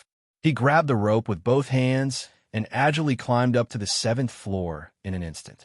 After confirming that the surroundings were safe, he replied to J5, who was covering the rear downstairs with a strange sound that sounded like a rock falling on plastic. J5 put the submachine gun behind his back and nimbly climbed up to the 7th floor. Done, brothers. Wait for our good news. J5 was a soldier who was relaxed at all times. He had a small personality that was different from ordinary soldiers. After he finished speaking, he didn't forget to say to Yi Qian, Student Yi, G3 rarely praises people. Q King was the first to be praised by him. You're the second. Not bad, good luck. Chapter 189. For some reason, Yi Qian suddenly thought of the laughing J5 as the young people who liked to act cute on social networks in his previous life. Thinking about it, he shivered and couldn't bear to look at it directly. Xia Jinyuan had already quietly flanked the back of a gun-wielding bodyguard. While his left hand covered the bodyguard's mouth, the military dagger in his right hand silently cut across the bodyguard's neck. The sharp blade cut through the warm skin, cutting through the bodyguard's trachea and jugular vein without a trace of obstruction. Blood flowed onto the dagger, and the warm blood sprayed onto his wrist. The thick and strong smell of blood didn't stop Xia Jinyuan's footsteps. He dragged the dead bodyguard to a room on the 2nd floor, closed the door, and headed to the 3rd floor. Killing people was a very terrifying thing, but for them, they were on the front lines. It was either you die or I die. As they fought for justice, even if their hands were stained with blood, there was no turning back. Mercy wasn't used on the enemy. Clear. Walking to the third floor, Xia Jinyuan, who had cleared out 2 hidden guards, lightly tapped the microphone. Su Yu, who had brought up the rear, climbed up the stairs and switched to him as the vanguard to continue clearing out the targets. After taking care of another drug gang member, Xia Jinyuan directly took off the bulletproof vest he was wearing and gave it to Little Fox. The elevator to the 6th floor had already stopped moving. Nick, who had gotten up, tugged at his t-shirt. Looking at Red Scorpion, who had rushed out of the door and was now closing in on him amidst the shrill sirens, he smiled fearlessly. Buddy, if you rush out now, I can guarantee that you won't leave here alive. His brown eyes coldly swept over the black bag in Red Scorpion's hand. Give me the goods, I'll give you the money, and we'll leave together. How about it? Why should I believe you? Red Scorpion's face didn't show much panic. He glanced at the students standing at the door, already frightened to tears by the sirens, and coldly snorted. You said that the transaction was 100% safe. What about now? We're already surrounded. Why should I believe you? Red Scorpion was about the same as the majority of Vietnamese. He had a medium build, and his forelimbs were thick and short. However, his explosive power was extremely strong. His 2 arms looked short and small, but the muscles hidden under his shirt were filled with power. He stared at the calm and composed Nick, and his purplish-black lips curled into a cruel smile. I'm willing to bet that not only are there international police officers outside, but there are also people inside the KTV. Maybe someone has already sneaked into this building and is ready to take your life at any time. Yes, buddy, you're right. Someone has already infiltrated this building. Nick shrugged his shoulders, maintaining the venomous smile on his face. But I'm not afraid at all. Come, let me show you what I'm capable of. As he spoke, he clapped his hands, and the wardrobe door on the right wall suddenly opened. A Western man with brown hair and brown eyes, wearing black sweatpants and a tank top, walked out with his back bent. Everything is ready. I'm waiting for your orders. Come, buddy. Nick took the lead and bent down, walking into the wardrobe. After that, Red Scorpion also walked in. Seeing the scenery in front of him, he laughed out loud. Working with you is indeed very reassuring. I always thought, no, I think everyone, including those stupid international police, have been deceived by you, brother. This was a computer room, and at the same time, an armory. Chapter 190. As Nick raised his hand, the 24 surveillance screens that had been black all this time lit up in unison. What appeared on the screens was nothing else but the situation of the entire building. They could clearly see the situation of the entire building, including the KTV and the kitchen. Hidden at the end of the corridor on the 4th floor, Yi Qian, who was on the ceiling, suddenly felt like he was being watched. His hair stood on end. He lowered his head and looked at the fire emergency light with a weak green light. He saw a small red light flashing. That was an infrared sensor and an infrared night camera. Yi Qian's heart suddenly sank. He suddenly understood why the killing of the 2 people and the shooting didn't attract the attention of other drug gangs. The people she killed were clearly the top target of the European investigation. They were pawns that could be abandoned at any time. They were even pawns that could be used at critical moments. Girl, there's a bit of trouble outside. Hide on the ceiling and don't move around. Xia Jinyuan said to her calmly, hide well. Before I say you can move, you must hide well. Okay, I know. Yi Qian said softly. He told the Chinese soldiers who were all watching the public channel what he had discovered. If I'm not wrong, the entire building is filled with infrared cameras, infrared sensors. Xia Jinyuan was sitting on Su Yu's shoulder. He was biting a delicate but extremely sharp knife in his mouth. His slender hands, which were wearing half-finger combat gloves, were modifying an infrared sensor. After hearing her voice, Su Yu smiled and replied, I'm dealing with it.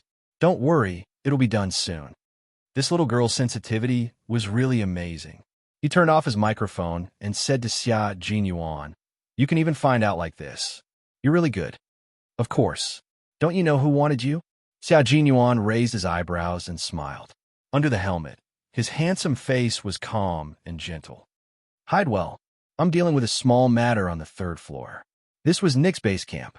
When the international police still insisted that Melbourne was his base camp, the Chinese side tried to persuade them to no avail. "Fine. Forget it if you don't believe me. Let's do our own thing." If he really listened to the international police, his steel-like body would have dozens of bullet holes. Case 7, can you say something? I'm a bit tired from being hung up. I can feel the blood not only flowing to my head, but also to cough, cough, cough. J5's voice came again, but before he could finish, G3's fist landed on his chest. What he wanted to say turned into a low cough.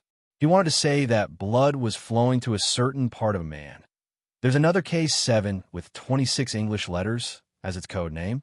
Yi Jian didn't think too much about what J5 wanted to say. Instead, she focused on case 7, who hadn't spoken a word. About a minute later, case 7's voice came lazily. Hearing it, Yi Jian felt a chill run down her spine. Not only was it cold, but it also gave off a feeling of death. You live and they die. That was case 7's original words. J5 rubbed his chest and jumped down. He rubbed his arms and said softly, "Every time I hear you talk, I feel like I'm a dead object on the dissection table, waiting for you to dissect me with a scalpel." Chapter 191. In front of them, several infrared sensors were still moving back and forth. J5 stuck close to the wall and completely ignored the sensors that could detect them. Since case 7 had given the order, they were free to pass. 2 black bodyguards were in front of them. After J5 and G3 made a hand gesture, they quickly approached the 2 black bodyguards. Their hands shot out at lightning speed, one on the left and one on the right, strangling the 2 bodyguards' necks. They exerted strength in their arms and lifted the bodyguards, who were at least 9 meters tall and had a strong physique, off the ground. Cracking sounds could be heard from their fragile necks. The black bodyguards struggled with their feet off the ground. Their hands were already clinging tightly to the 2 men's iron arms. In the end, their tongues were sticking out, and the whites of their eyes kept rolling up. In the end, their arms and legs were hanging limply. After finishing them off, they gently put them down, then dragged them up and hid them in a dark corner. It wasn't an easy task to get from the 7th floor to the 6th floor. They used assassinations to clear the way. In the end, they stood at the fire escape door leading to the 6th floor. J5 and G3, who were wearing combat uniforms, were already sweating profusely. Under the dim emergency lights, they saw 2 pairs of black eyes with the same expression. They were calm, fearless, and fierce. The 7th and 3rd floors were cleared almost at the same time. There was still a 5th floor that needed to be cleared by Xia Jinyuan and Su Yu. On the 4th floor, Yi Qian, who had been lying motionless, saw the fire escape door gently open. Then, a slender and imposing figure appeared in his line of sight. The familiar figure made Yi Qian's eyes shine in the dark like a meteor streaking across the night sky, bringing dazzling brilliance. "Captain Xia, I'm here." Without needing him to speak, she had already recognized the figure. A clear voice came from the ceiling above. Xia Jinyuan's gaze stopped at a certain spot in the dark. He smiled and said, "Do you want to come down, or do you want to stay here?" She was happy. Even though they were in the dark, Xia Jinyuan could feel it. There was a rustling sound from the ceiling. After a buckle was removed, Yi Qian jumped down from the ceiling and landed lightly in a half squat. "Let's go together. It's not safe to stay here." She wasn't afraid of killing people, so she wasn't afraid to continue walking. "Then follow me." Xia Jinyuan chuckled and handed over a black bulletproof vest that didn't fit well. "Put it on. It doesn't fit well, but it's still good for you." Yi Qian didn't refuse. She had seen this kind of bulletproof vest on the 2 kidnappers she had taken care of earlier. If it wasn't for the fact that it was stained with blood, she would have taken it off and put it on. Outside, the sirens were still blaring. Someone stood out and shouted through the loudspeaker, "You've been surrounded. You'd better surrender and come out." If he really wanted to surrender, he would have come out a long time ago. Yi Qian sneered. He stuck close to the cold figure in front of him and approached the 5th floor.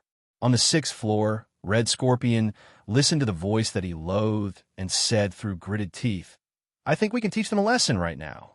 Damned voice, it's so unpleasant to the ear. He stared at the surveillance screen, where he could clearly see the streets near the building. "Did you hear that, my weapons expert? Our partner. I hope you can teach those rats outside a lesson." Nick enjoyed the feeling of making the international police feel helpless. Look at them, what a bunch of trash. He looked at the corner of the room. Only then did Red Scorpion realize that there was someone there. Judging from his back, he wasn't a Westerner. He probably had the physique of an Asian. His back didn't move. He only raised his hand and snapped his fingers as an answer to Nick. Chapter 192. All passers-by were prohibited from entering this area, and even the nearby residents were evacuated by the police. Only the small 7-story building was tightly surrounded, and there were even helicopters circling around on the top floor. The target was inside, and the international police were acting with the determination to capture all of them. Following Nick's loud laughter in the room, several loud boom sounds suddenly exploded from nearby. A police car was directly thrown into the air by the heat wave, and then smashed into another car with a bang. In less than a minute, countless explosions sounded in the surroundings. This is my territory. Even though I won't be coming back, I still have to say that I really like this exciting and depraved place. Nick smiled cruelly in the midst of the blazing flames. This is my territory. Even though I won't be coming back, I still have to say that I really like this exciting and depraved place. Red Scorpion sneered disapprovingly. If we take everyone as hostages, we'll leave even faster. No, I hate using hostages the most. Ha. I prefer to directly confront those self-righteous fellows. Nick was not like Red Scorpion, who liked to act alone. He invested a lot of manpower and resources to tease the international police, who were no different from rats in his eyes.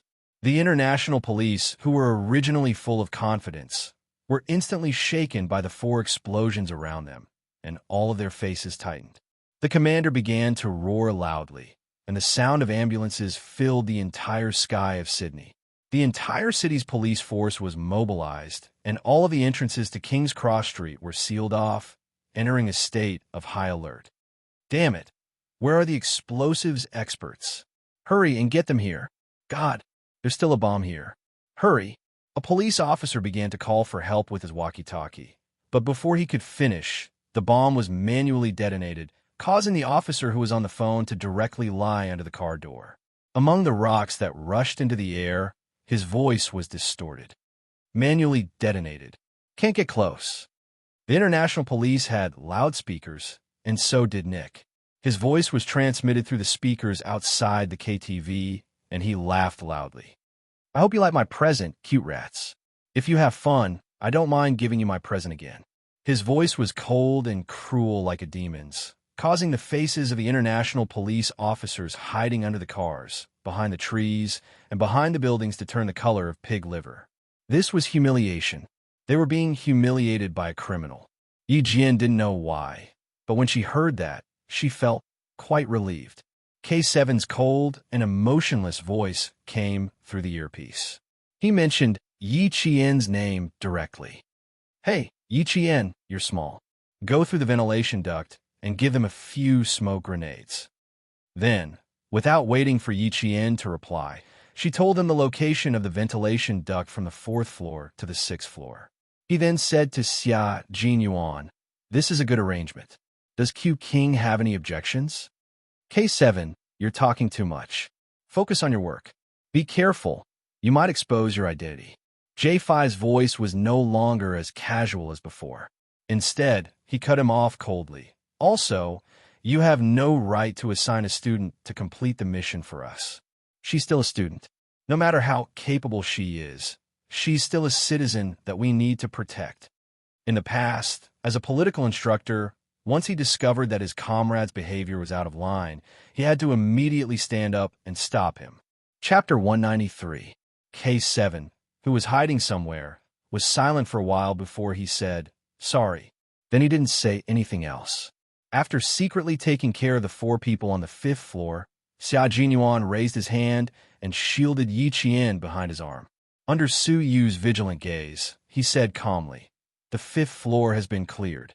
I agree with K7's plan, but I'll go over. This place is too small." Yi Qian was already standing at the vent.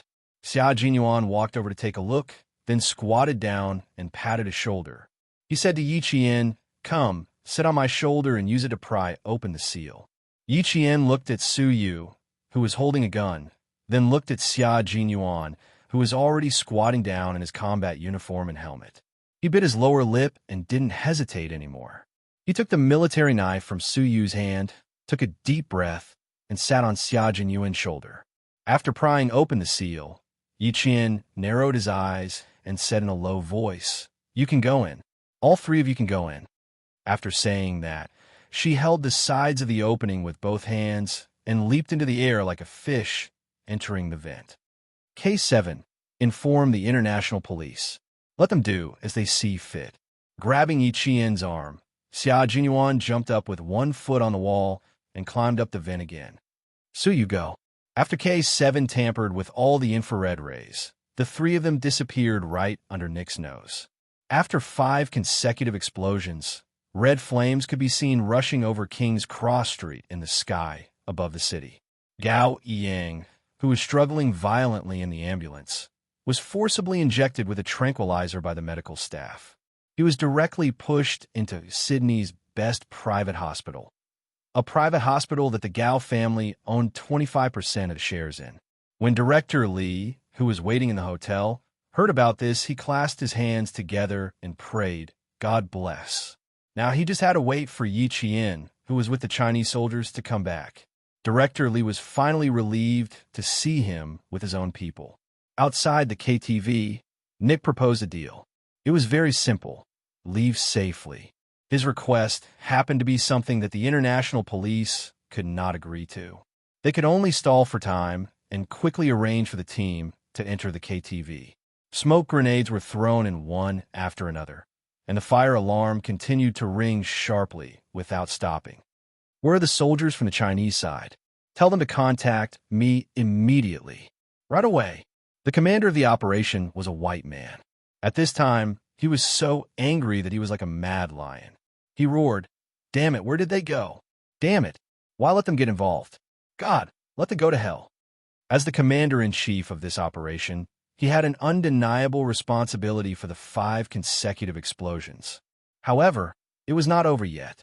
The other party still had explosive points and extremely lethal weapons. Last time, who was the one who said that the damn Nick was active in King's Cross Street? His roars were transmitted from the walkie-talkie to the commander at the scene. Even through the line, he could feel his saliva flying everywhere. The commander at the scene was a European police officer. When he heard this, he puffed out his cheeks and sighed heavily. He said with a serious expression, "Yes, sir." The Chinese soldiers suggested it, but unfortunately, no one believed them, including you, who chose not to believe them. All the international police officers who could hear the conversation were silent. They all remembered. Now we need to contact them because they were the first to enter. Oh, wait a moment. There's an emergency call. The commander at the scene took the walkie-talkie. Before he could speak, a cold and emotionless voice came from the other side. It was K7 who had contacted him. At this time, Xia Jinyuan, Yi Qian, and Su Yu had just entered the vent. Chapter 194. K7 was a soldier who didn't like to talk nonsense. No matter where he was, he always had a lifeless expression on his face. At this moment, the commanding officer only felt that K7 was extremely cute. "Okay, no problem. We will cooperate fully." "Okay, I will arrange for someone to send it over immediately." Okay, we understand. Now, let's start the operation immediately." The good news made the commanding officer's solemn expression disappear. After K7 ended the call, he handed the communicator to his officer.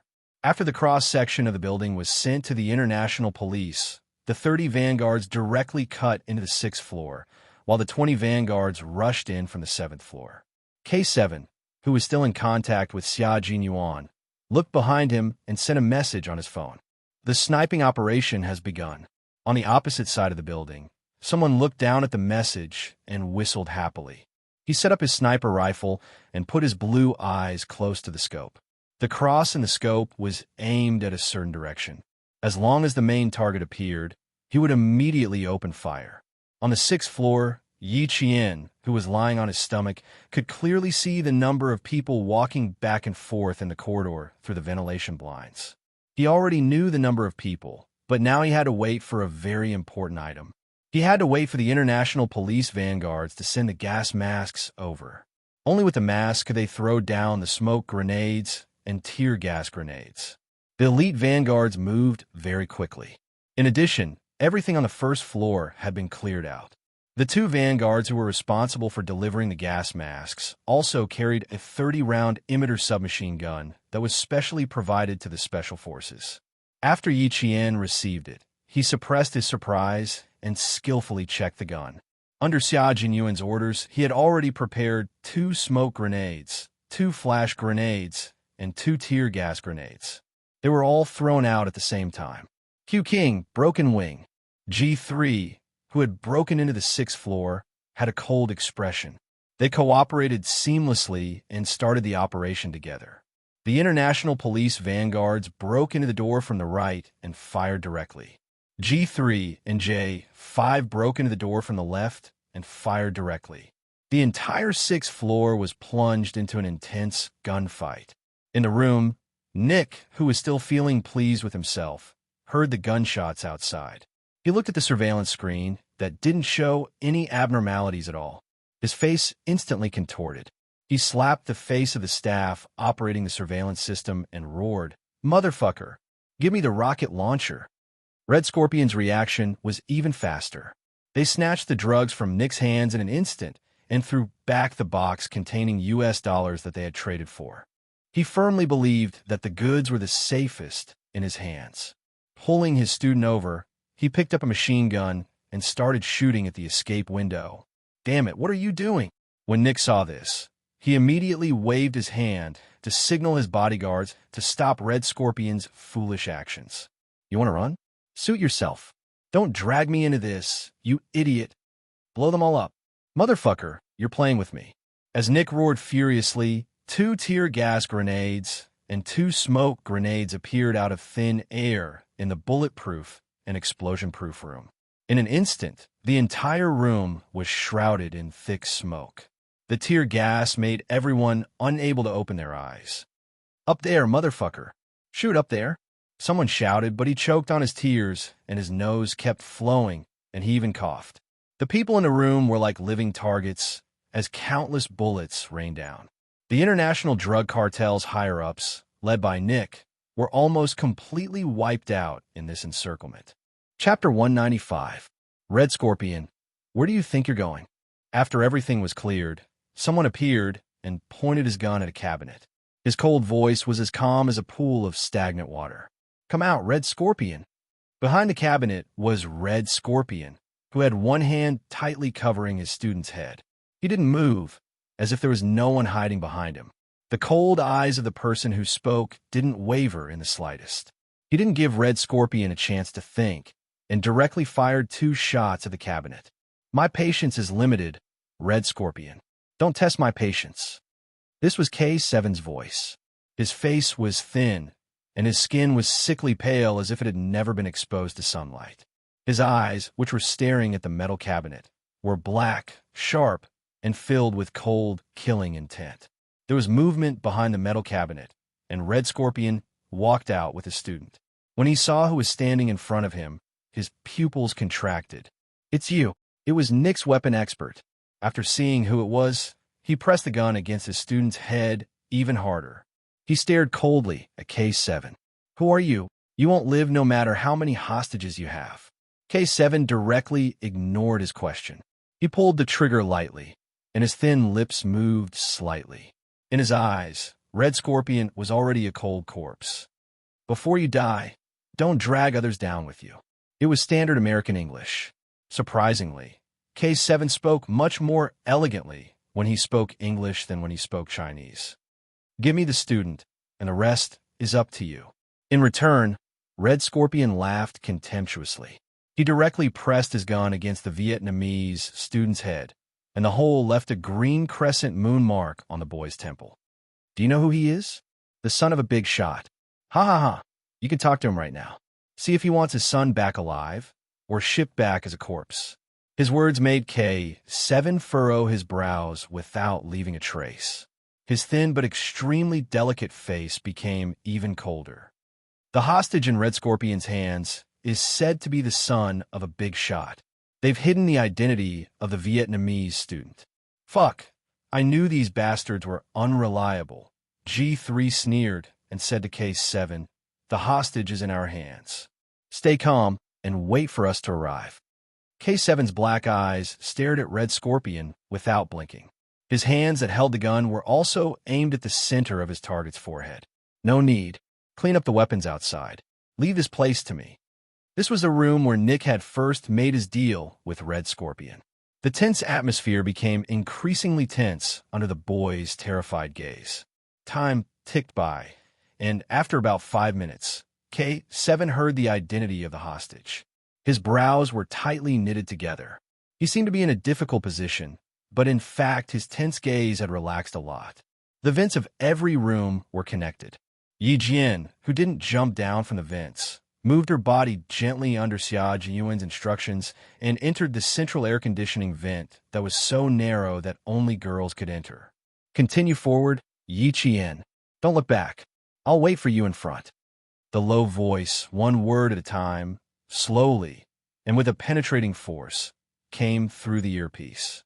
Yi Qian listened to Xia Jinyuan's voice, and her eyes were filled with determination.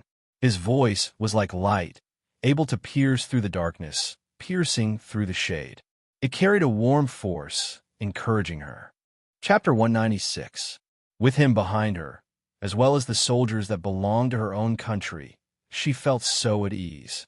Now, all she had to do was pass through the air duct in front of her, and she would be able to enter the room where Red Scorpion held the hostage.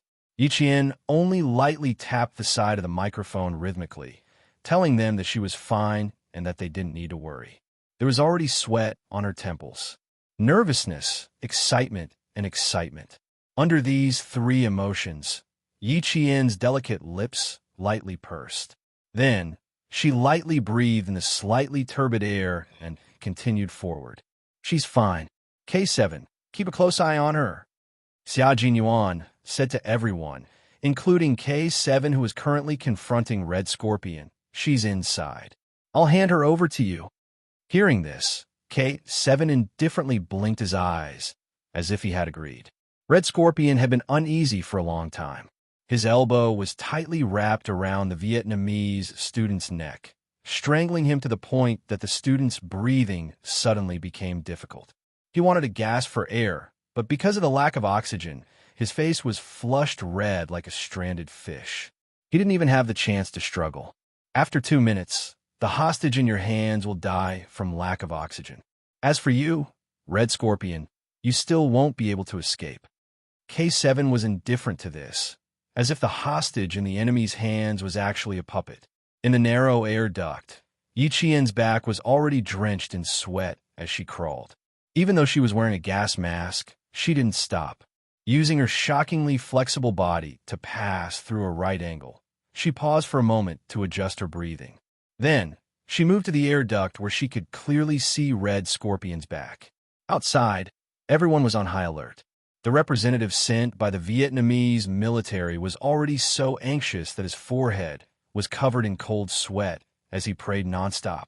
The Vietnamese special forces that had already entered the building rushed in front of the international police, using their own bodies to prevent the international police from ignoring the only son of one of their country's military ministers in order to eliminate the drug kingpin. This was a battle of wits.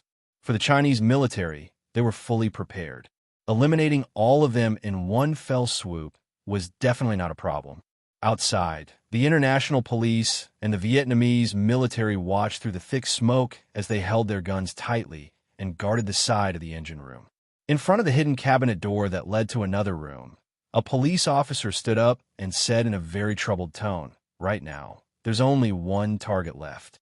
We don't want to steal your credit, but we want to complete the mission perfectly. Chinese military, the only son of our country's minister, If anything happens, can you take responsibility? The Vietnamese soldiers were extremely nervous. They were currently riding on a tiger's back, so they had to be extremely careful. The confrontation between the two sides, Xia Jinyuan's eyes, and their gazes became colder and colder. J5 laughed coldly. What's credit? Sorry, I don't understand. And you, all of you, if you want to rush in, sure. Come, take a look at the situation inside the house. J5 walked to the only surveillance screen that hadn't been destroyed. His 10 fingers tapped on the keyboard for a while, and the originally still surveillance screen flickered a few times before it instantly cut into the next room. Use to us, he said to the two to the red to look. Of course, you'll have to deal with the consequences yourself. J5's smile was like a spring breeze, but the meaning behind his words was as cold as ice, suffocating the people around him. Xia Jinyuan had already put away his gun and said indifferently, I think, with the strength of the international police and the Vietnamese military, and with so many people charging in together, it shouldn't be impossible to save a hostage. G3. Inform our people to retreat. Chapter 197. This was a good move, allowing them to clearly see the situation in the room across the surveillance screen. Xia Jinyuan calmly ordered the Chinese people to retreat in English. However, the first to panic were the Vietnamese soldiers. Wait, please wait. Afraid that the Chinese soldiers confronting Red Scorpion would retreat, the Vietnamese soldiers quickly apologized. Sorry, I apologize for our recklessness. When the international police also apologized and pleaded with Xia Jinyuan for help from the Chinese soldiers, Yi Qian, who was holding his breath, smiled. He had said before that he would make those who looked down on the Chinese side beg the Chinese soldiers to help them. Tonight, he really did it. That's right. Not only were his words worth 1,000 pieces of gold, every single one of them was true. How could a great country be looked down upon by others? The dignity of the country, the dignity of the people, how could they be looked down upon by other countries? Yi Qian put away the faint smile on his face, the cold black bullet hole aimed at Red Scorpion's back through the slender gap in the ventilation net. There was no wind, the temperature was normal, the visibility was high. The distance was close, one bullet hit the heart, and the other hit the back of the head. Now is the time. Shooting at close range didn't require any scopes to observe. It relied on aiming and strength. When Yi Qian, who maintained a high level of calmness, fired the first bullet, the second bullet was only 30 seconds away from the first bullet, and the second bullet hit the back of Red Scorpion's head. Blood, like a mist, exploded with a boom. Even though there was clearly some distance between them, Yi Qian felt as if the blood had filled her eyes, and the entire world was blood red. It was as if she didn't know anything, but also as if she couldn't see anything. Only the mist of blood and the exploded head and neck kept brushing past her eyes. Close-range shooting, 2 consecutive shots. No matter how tough his life was, he should be dead by now. The international police and Vietnamese soldiers who were watching the surveillance screen were stunned, and then they all subconsciously looked towards a ventilation vent in the room. Judging from the position where Red Scorpion was shot, there was another soldier on the Chinese side hiding in the central air conditioning vent. How could he crawl through such a narrow space? Outside, the sound of sirens could be heard. Inside, it seemed to be exceptionally quiet. Yi Qian blinked and looked at the handsome face that had suddenly appeared before his eyes.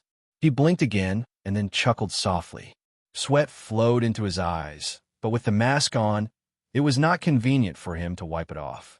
Looking at him, Yi Qian was breathing heavily, as if he could not catch his breath.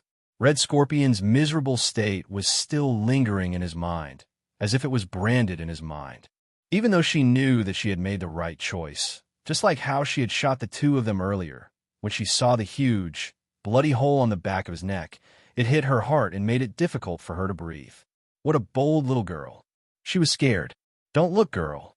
Xia Jinyuan, who was standing on the table and using violence to remove the ventilation blades, looked at her palm-sized face that was completely drained of blood. He stretched out his slender hands and said in a voice as calm as the morning bell, Come, give me your hands. I'll carry you down.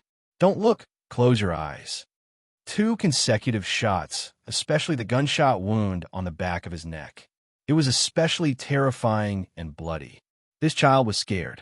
Xia Jinyuan, who was suppressing his heartache, grabbed Yi Qian's hands and coaxed her gently, as if he was coaxing a baby. Come, a little closer. I'll hold you. Be good, just a little closer. Chapter 198. He didn't say it out loud for fear of hurting her, so he spoke carefully, as if he was protecting the apple of his eye. Xia Jinyuan's voice not only had the power to penetrate the darkness, but it also had the effect of calming people's hearts. Yi Qian thought to himself as he blinked his eyes. He exhaled a mouthful of foul air that seemed to be stained with blood. When he saw Junia's worried eyes, he smiled slightly. I'm fine. It's just my first experience, so I'm still in the process of adjusting. She had shot 2 people in a row previously because she knew that if she was discovered, both she and Gao Yiyang would die.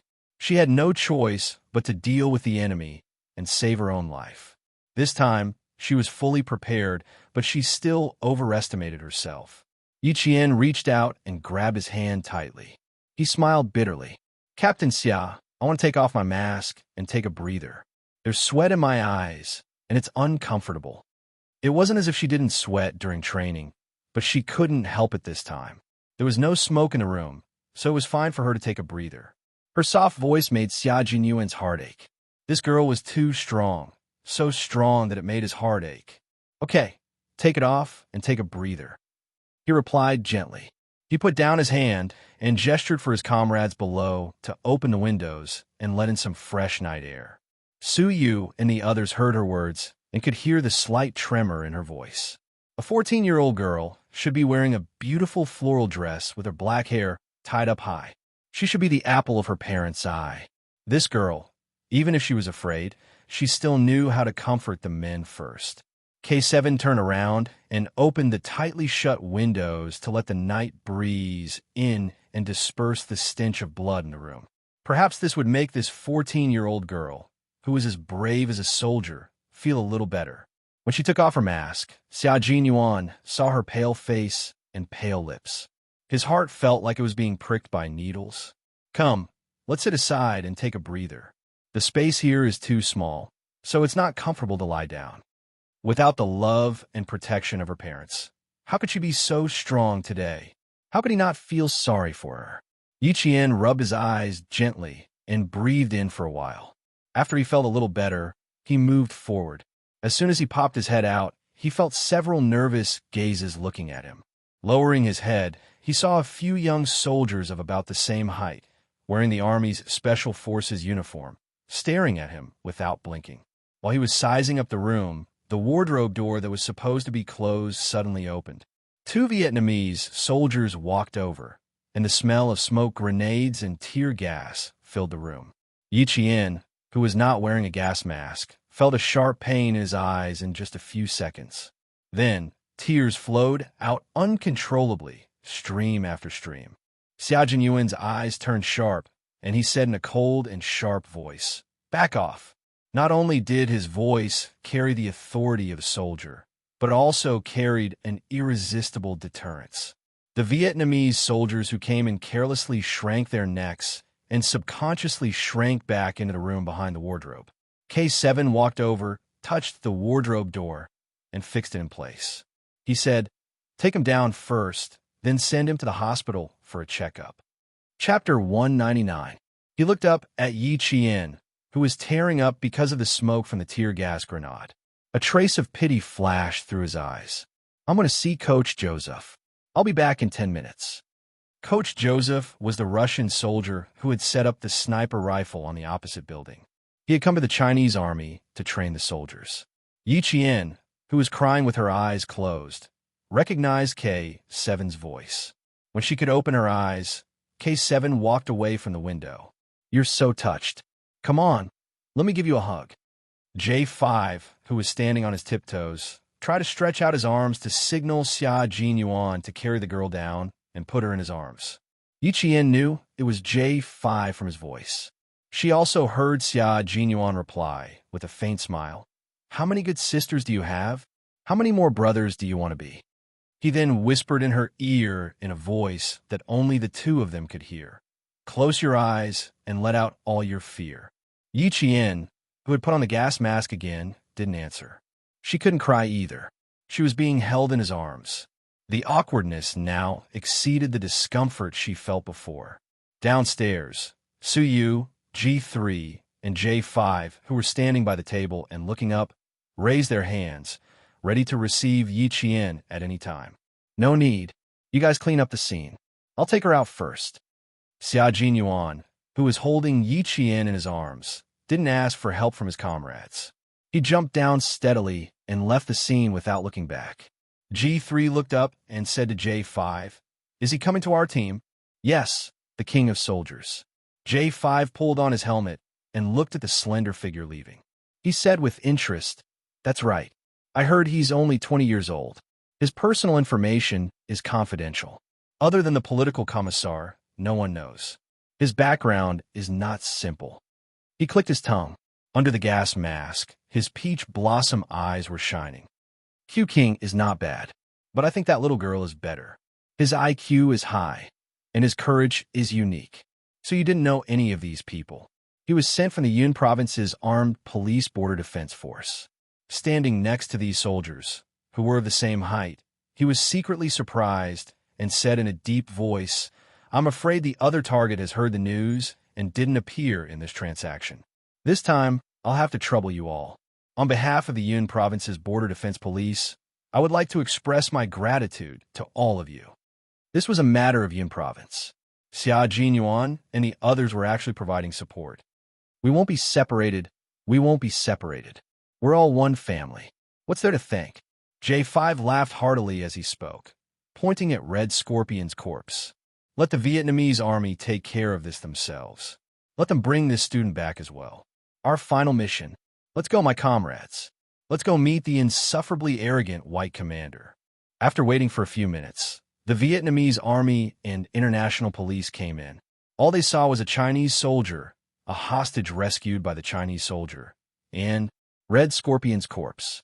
After watching the two Special Forces soldiers leave the window, Su Yu turned around and began to talk to the Vietnamese army.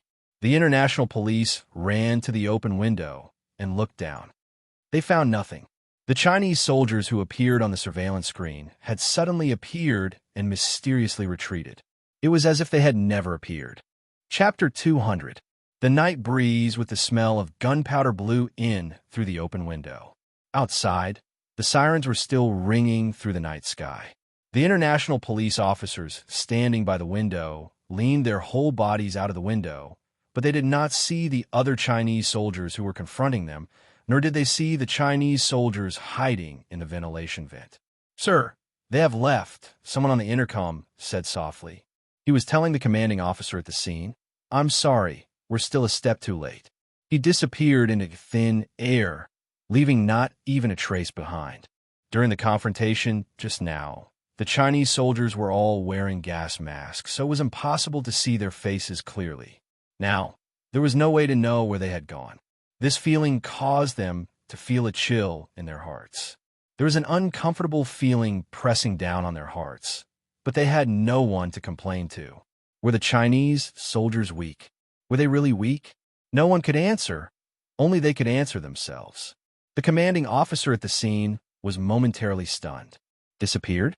Disappeared? God! When did the international police officers become unable to find a few living people? Xia Jinyuan, who was carrying Yi Qian, had already escaped several waves of police officers who had entered the building. He stopped by the side of the elevator that had started operating and saw a few Australian police officers who were investigating the scene walk out of the elevator. He hid in the dark and waited until they left before walking out. Little did he know that Yi Jian, who had been in his embrace all this time, had already become dizzy.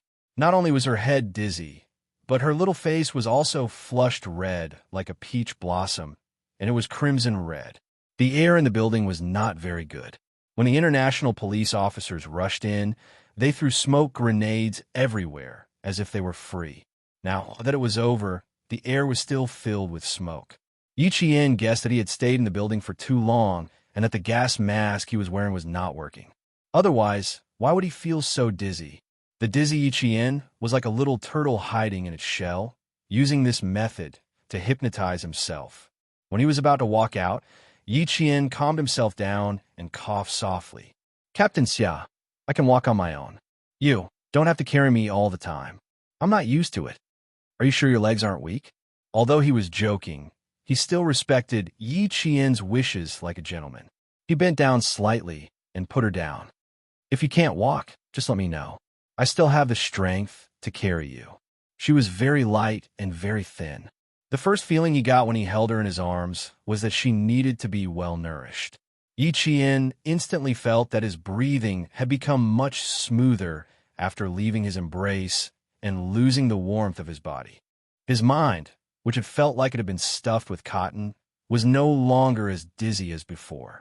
He gradually regained his clarity. As expected, a dangerous man really couldn't get too close. She was held in his arms like he was protecting a treasure. Her entire body was floating. When her feet landed on the ground, it was just as he said, her legs were a little weak. However, it was absolutely impossible for her to admit that her legs were weak. He smiled. If I really can't walk, I won't be polite with Captain Xia. She wouldn't be polite with him. That would be strange. This little girl was as cunning as a fox one moment, as a fish the next moment, and as pitiful as a little rabbit the next moment. It was really difficult to understand what she was thinking. Okay, you're welcome to be polite at any time. Hearing that her tone had regained its usual indifference, Xia Jinyuan, who was slightly relieved, regained his sense of humor. You must know that as a man, I'm born to serve beautiful girls. Little girl, I'm always welcome to be polite with you. Chapter 201. The humorous Xia Jinyuan is back. Yi Qian breathed a sigh of relief in his heart. His vigilance, which had gone off somewhere, instantly returned. The elegant and humorous Xia Jinyuan was the Xia Jinyuan he was most familiar with. Just as he secretly thought this, Major Xia, who had regained his humorous demeanor a second ago, became exceptionally serious in the next second. He took off his gas mask and stood under the faint light. His handsome face appeared exceptionally cold, and his eyes were like cold stars as he stared coldly at the exit in front of him. I'll cover for you later and divert their attention. J5 and the others have already left. It's not suitable for the members of our operation group to appear in public, and you, little girl, can't show your face either. Because all the international police outside think that you've already been rescued and sent to the hospital along with the other kidnapped Chinese student. After Gao Yang came out, the Chinese soldier told the international police in order to protect and hide Yi Qian. After all, Yi Qian was only a student who could inform the police of Red Scorpion's activities in the hotel. Moreover, no one would believe that Red Scorpion, which was a headache for the international police and the Vietnamese military, would actually die at the hands of a high school student like Yi Qian. It wasn't because they were afraid that others wouldn't believe them, but because they were worried about Yi Qian's personal safety. The entire building was filled with international police officers. Yi Qian, who was a few steps behind, saw Xia Jinyuan walk in and was stopped by the police officers standing behind the police cordon for routine questioning. He didn't say a word and directly stretched out his arm. A brightly colored miniature version of the national flag with 5 golden stars made the interrogating European police officer stand at attention, raise his hand, and salute. He didn't ask any more questions and let the interrogating officer in. He also had a walkie-talkie hanging in front of his chest. Xia Jinyuan pointed at the walkie-talkie and smiled politely. I need to borrow your walkie-talkie to say a few words to your commanding officer. Of course. The police officer didn't hesitate at all. He looked at the Chinese soldier with admiration in his eyes and handed the walkie-talkie over. After Xia Jinyuan thanked him, he took it and leaned to the side to block the police officer's view. At the same time, he was able to see Yi Qian's movements. He restrained his polite smile and no longer spoke in a warm tone. Instead, it was filled with an inviolable coldness. It was the hard and cold expression of a Chinese soldier.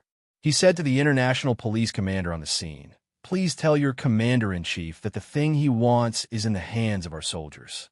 If he wants to get it, please apologize to our soldiers first." His voice was piercingly cold and resounding, striking the hearts of everyone present.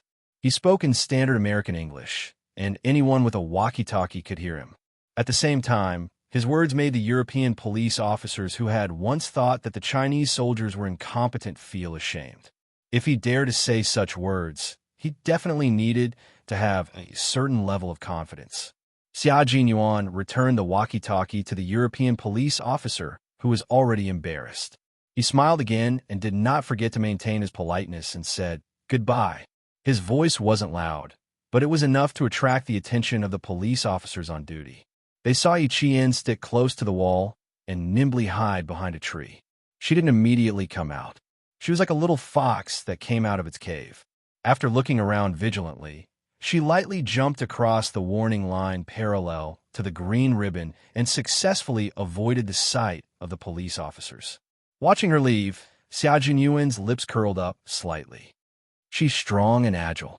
No wonder she's a reserve soldier trained by a first-class sergeant and the world's best sniper.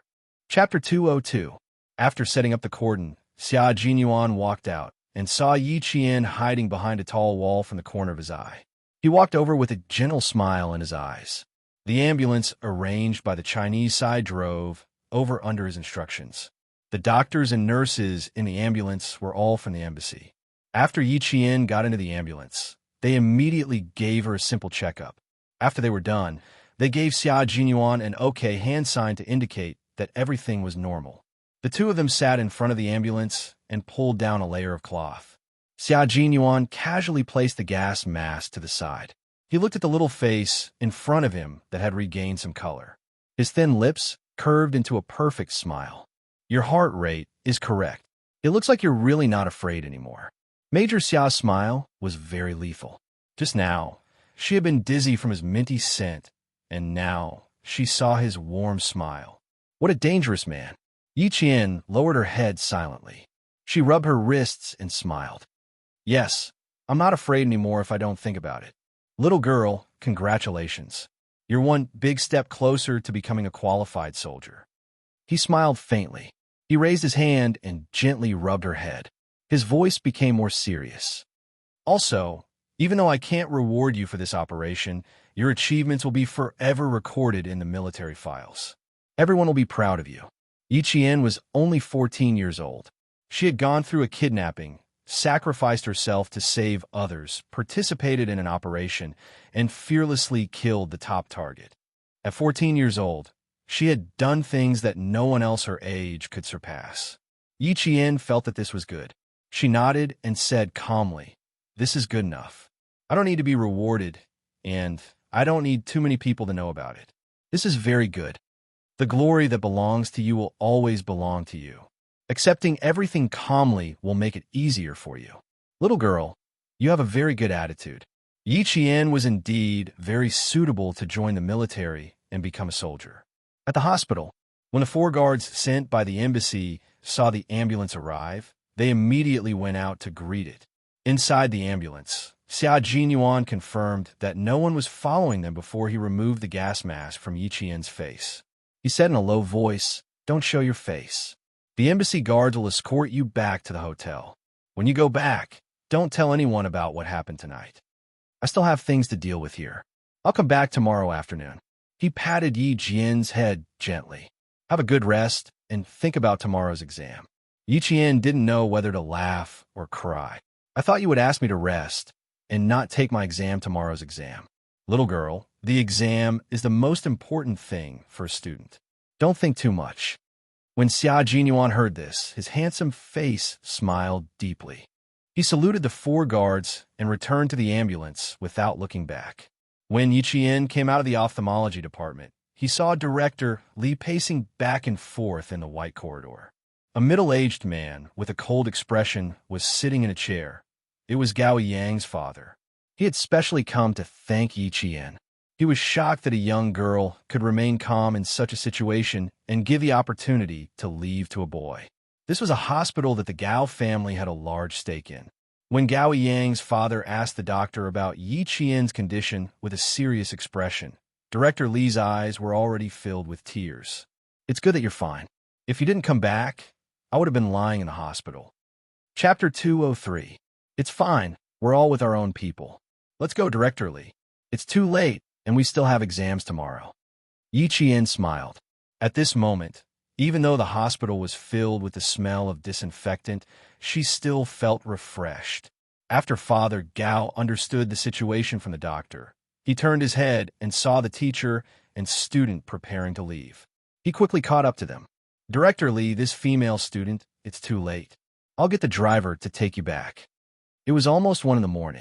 No matter what, he couldn't let the female student who saved his son's life leave by herself. This time, Director Lee didn't refuse. Father Gao seemed to be relieved. His cold gaze fell on Yi Qian's face, and he revealed a gentle smile. You're willing to give life to others and leave danger to yourself.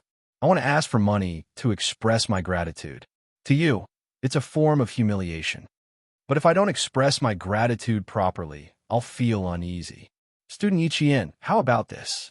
I'll use your name to provide a scholarship of $1 million to a middle school student in a disadvantaged area. What do you think? A scholarship of $1 million. Director Lee faintly sucked in a breath of cold air. A scholarship of $1 million multiplied by 8 times the current exchange rate. Director Lee, who had finally calmed down, felt like she had to take another heart-strengthening pill. The exchange rate in July 1995 was 1 million. It was a lot of money. After calculating in her heart, Yi Qian, whose eyes were already curved into crescents, said generously, "Actually, I also need money. After all, the amount you're offering is quite tempting. However, it's pretty good as a scholarship. I'm very grateful for your generosity. I think I should also study hard for your scholarship." Her gaze was open and her eyes were clear. Even though she said she needed money, he still felt that she was natural and unrestrained. This made Father Gao's impression of Yi Qian even better. He let out a rare laugh and sighed. People die for money, and birds die for food. This has never changed since ancient times. But a gentleman who loves money has a right way of obtaining it. Not only do you have a good character, but you're even better. Okay, Uncle will set up a scholarship for you. As long as you do well, this scholarship will be yours. You're thinking too highly of me. Yi Qian really didn't expect Father Gao to think so highly of her. She smiled politely and replied, "There are many outstanding students in our country who can't go to school because of tuition fees and family burdens. I think they need the scholarship you set up." After a brief moment of shock, Father Gao said, "How about this? I'll set up a charity organization that provides scholarships for outstanding and impoverished students in the country. We'll mobilize the overseas Chinese to contribute to the future of our country. What do you think? This was indeed for the best. Our country does need such a charity organization. We also need the help of overseas Chinese from all over the world." Yi Jian reached out her hand like an adult and said with a sincere expression, "Thank you very much for your help. With your help, more students will be able to enter the school." An important matter was settled just like that. Director Lee, who had not interjected at all, was dumbfounded. Gao Yang was still under the effects of the tranquilizer. Gao Yang's father promised to send him to the hotel at 7:30 a.m. sharp the next morning. After that, Director Lee left with Yi Jian in the car. Chapter 204. Don't think about anything when you get back. I asked Teacher Yu to warm some calming tea for you. Drink it when you get back. Mr. Gao had been present just now, so Mr. Lee had restrained himself a little. But now he began to nag. He was still worried that something would happen to his student, so he kept comforting him. "Everything's over now. We came back safe and sound. You just treat it like a dream. When you wake up tomorrow, nothing happened." Yi Qian didn't interrupt, but listened with a smile. Occasionally, she would obediently say, "Okay." She didn't have the coldness of a gun-wielding girl anymore. She was completely an obedient girl. When they returned to the hotel, they didn't disturb the other students. Whether it was the Chinese students or the student from other countries, they didn't know that Yi Qian and Gao Yang had gone through a disaster. What happened in the middle of the night didn't affect the contestants who went to bed early. The next morning, Yi Qian appeared in front of her classmates as usual. No one knew that she had returned to the hotel at 1 a.m. When Yang Yi saw her, She immediately came over. Dear, can I sleep with you tonight? I found out that I'm sleeping in the same room as teacher you. Why do I have insomnia? You don't have freedom and romance anymore, do you? Yi Qian smiled and saw through her thoughts. The first night I slept with you, I helped you pick up your books twice in the middle of the night. You're quite relaxed. Tell me, where did you hide them? Before coming to Australia, the 4 teachers had specially checked the students' luggage, afraid that the students would bring books that had nothing to do with them. In the end, there were still some that slipped through the net. Yang Yi, who was startled, looked around guiltily and pulled Yi Qian to a corner. Oh my, you even found out. Good sister, I'll definitely thank you when I get back to the capital. The students hadn't all arrived yet, so the 2 of them huddled in the corner and whispered. Hurried footsteps sounded, and they heard Gao Yiyang ask the other students, Did Yi Qian come down? Did you see her? Yi Qian? No, I didn't see her after I came back from looking for you last night. Wouldn't he be suspicious if he looked for her in such a big way? Yi Qian leaned over to take a look. Seeing that he was about to ask the other students, she quickly raised her voice. I'm here? What's the matter? This Gao Yiyang, looking for you early in the morning, is like looking for his mother. TSK, TSK, TSK. I'm afraid there's something urgent. I'll go eat breakfast first. As Yi Qian snickered, Yang Yi waved at Gao Yiyang, who was striding over. Come, come, come. Over here, over here. I'll abdicate my position, and you can talk. On the other hand, Gao Yiyang, who was supposed to arrive at 7:30, was only staring at Yi Qian. He didn't even spare Yang Yi another glance. After he hurried over, he lowered his voice and said, You came to the hospital last night, but I didn't know anything. I'm sorry, Yi Qian. His eyes were still red, as if he had just cried. His expression was also somewhat haggard, as if he had not slept well the entire night. I'm fine. It doesn't matter if you know or not. Yi Qian saw that more and more students were coming and going. He pointed downstairs and said, Let's talk outside. We can't let anyone know about this. It could be considered a secret between her and Gao Yang. They didn't leave the hotel. They were right in front of the fountain. With the sound of the fountain as a cover, and with the volume lowered, it was a very good place to talk. I'm fine here. You don't have to worry.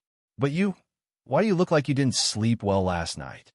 Perhaps it was because of last night's experience, but when Yi Qian looked at him again, he wasn't as cold as before. He could even stand and talk to him calmly. It's not a big deal. Yesterday's matter should be fixed on yesterday. Take me, for example. If I don't think about it, it won't affect me. Chapter 205. Under the sunlight, her eyebrows and eyes shone brightly. Her skin was so fair that it seemed to glow like a pearl. What made him unable to look away were her bright eyes. Just like last night, they carried a coldness that he had never seen before. Her gaze was like an arrow that pierced straight into his heart. He couldn't help but listen. He couldn't resist. Yi Qian was so unfamiliar that it was as if they were meeting for the first time. Also, the way she held the gun made it seem like she was used to holding a gun, no different from a police officer or a soldier. Skilled marksmanship, shooting without hesitation. Calm response, nimble handling. She was not the Yi Qian that occasionally bickered with Yi Ying in school. After the sedative wore off, he woke up and didn't sleep again. He thought a lot and recalled a lot. In the end, he came to the conclusion that she had been hiding her true self in school. There were so many things he wanted to ask, but every time, he couldn't get them out. After pursing his lips for a while, Gao Yiyang said in a slightly hoarse voice, I don't have anything to do. I just came over to thank you. Last night, if it wasn't for you, I don't even know if I would have made it out alive. After a slight pause, she looked at her distant face and sped up her speech. Thank you, Yi Jian. I was too reckless in the past and liked to take things out of context. I misunderstood you again and again. Fortunately, you're a great person who doesn't mind my mistakes and didn't hold it against me. He laughed self-deprecatingly, revealing the innocence that a boy should have. Now I know how ridiculous I was in school. I jumped around in front of you like a clown and didn't even realize it. If you wanted to talk about this, then there was no need. Yi Qian smiled faintly and interrupted. It's not a big deal. I'm not that magnanimous. but I won't fight over the usual disputes and misunderstandings to the point where it's a matter of life and death. As for Ying, I'll say the same thing again. Don't mention her in front of me in the future. I really can't like her." When she mentioned Ying, her tone was cold. It was obvious that their relationship was quite bad. The only difference was that she never gossiped about Ying. Just as her father had said, sometimes it wasn't just about looking at a person, but also about thinking with one's heart. As for Yi Qian, if she didn't like someone, she would say that she didn't like them. She had never heard her talk about others behind their backs. She finally understood that such a person was rare and valuable. Smiling, his inexperienced, handsome face had a trace of soaring spirit. His unperturbed eyes lost a trace of coldness and gained a bit of color. "Okay, I won't mention it again. You haven't had breakfast yet, right?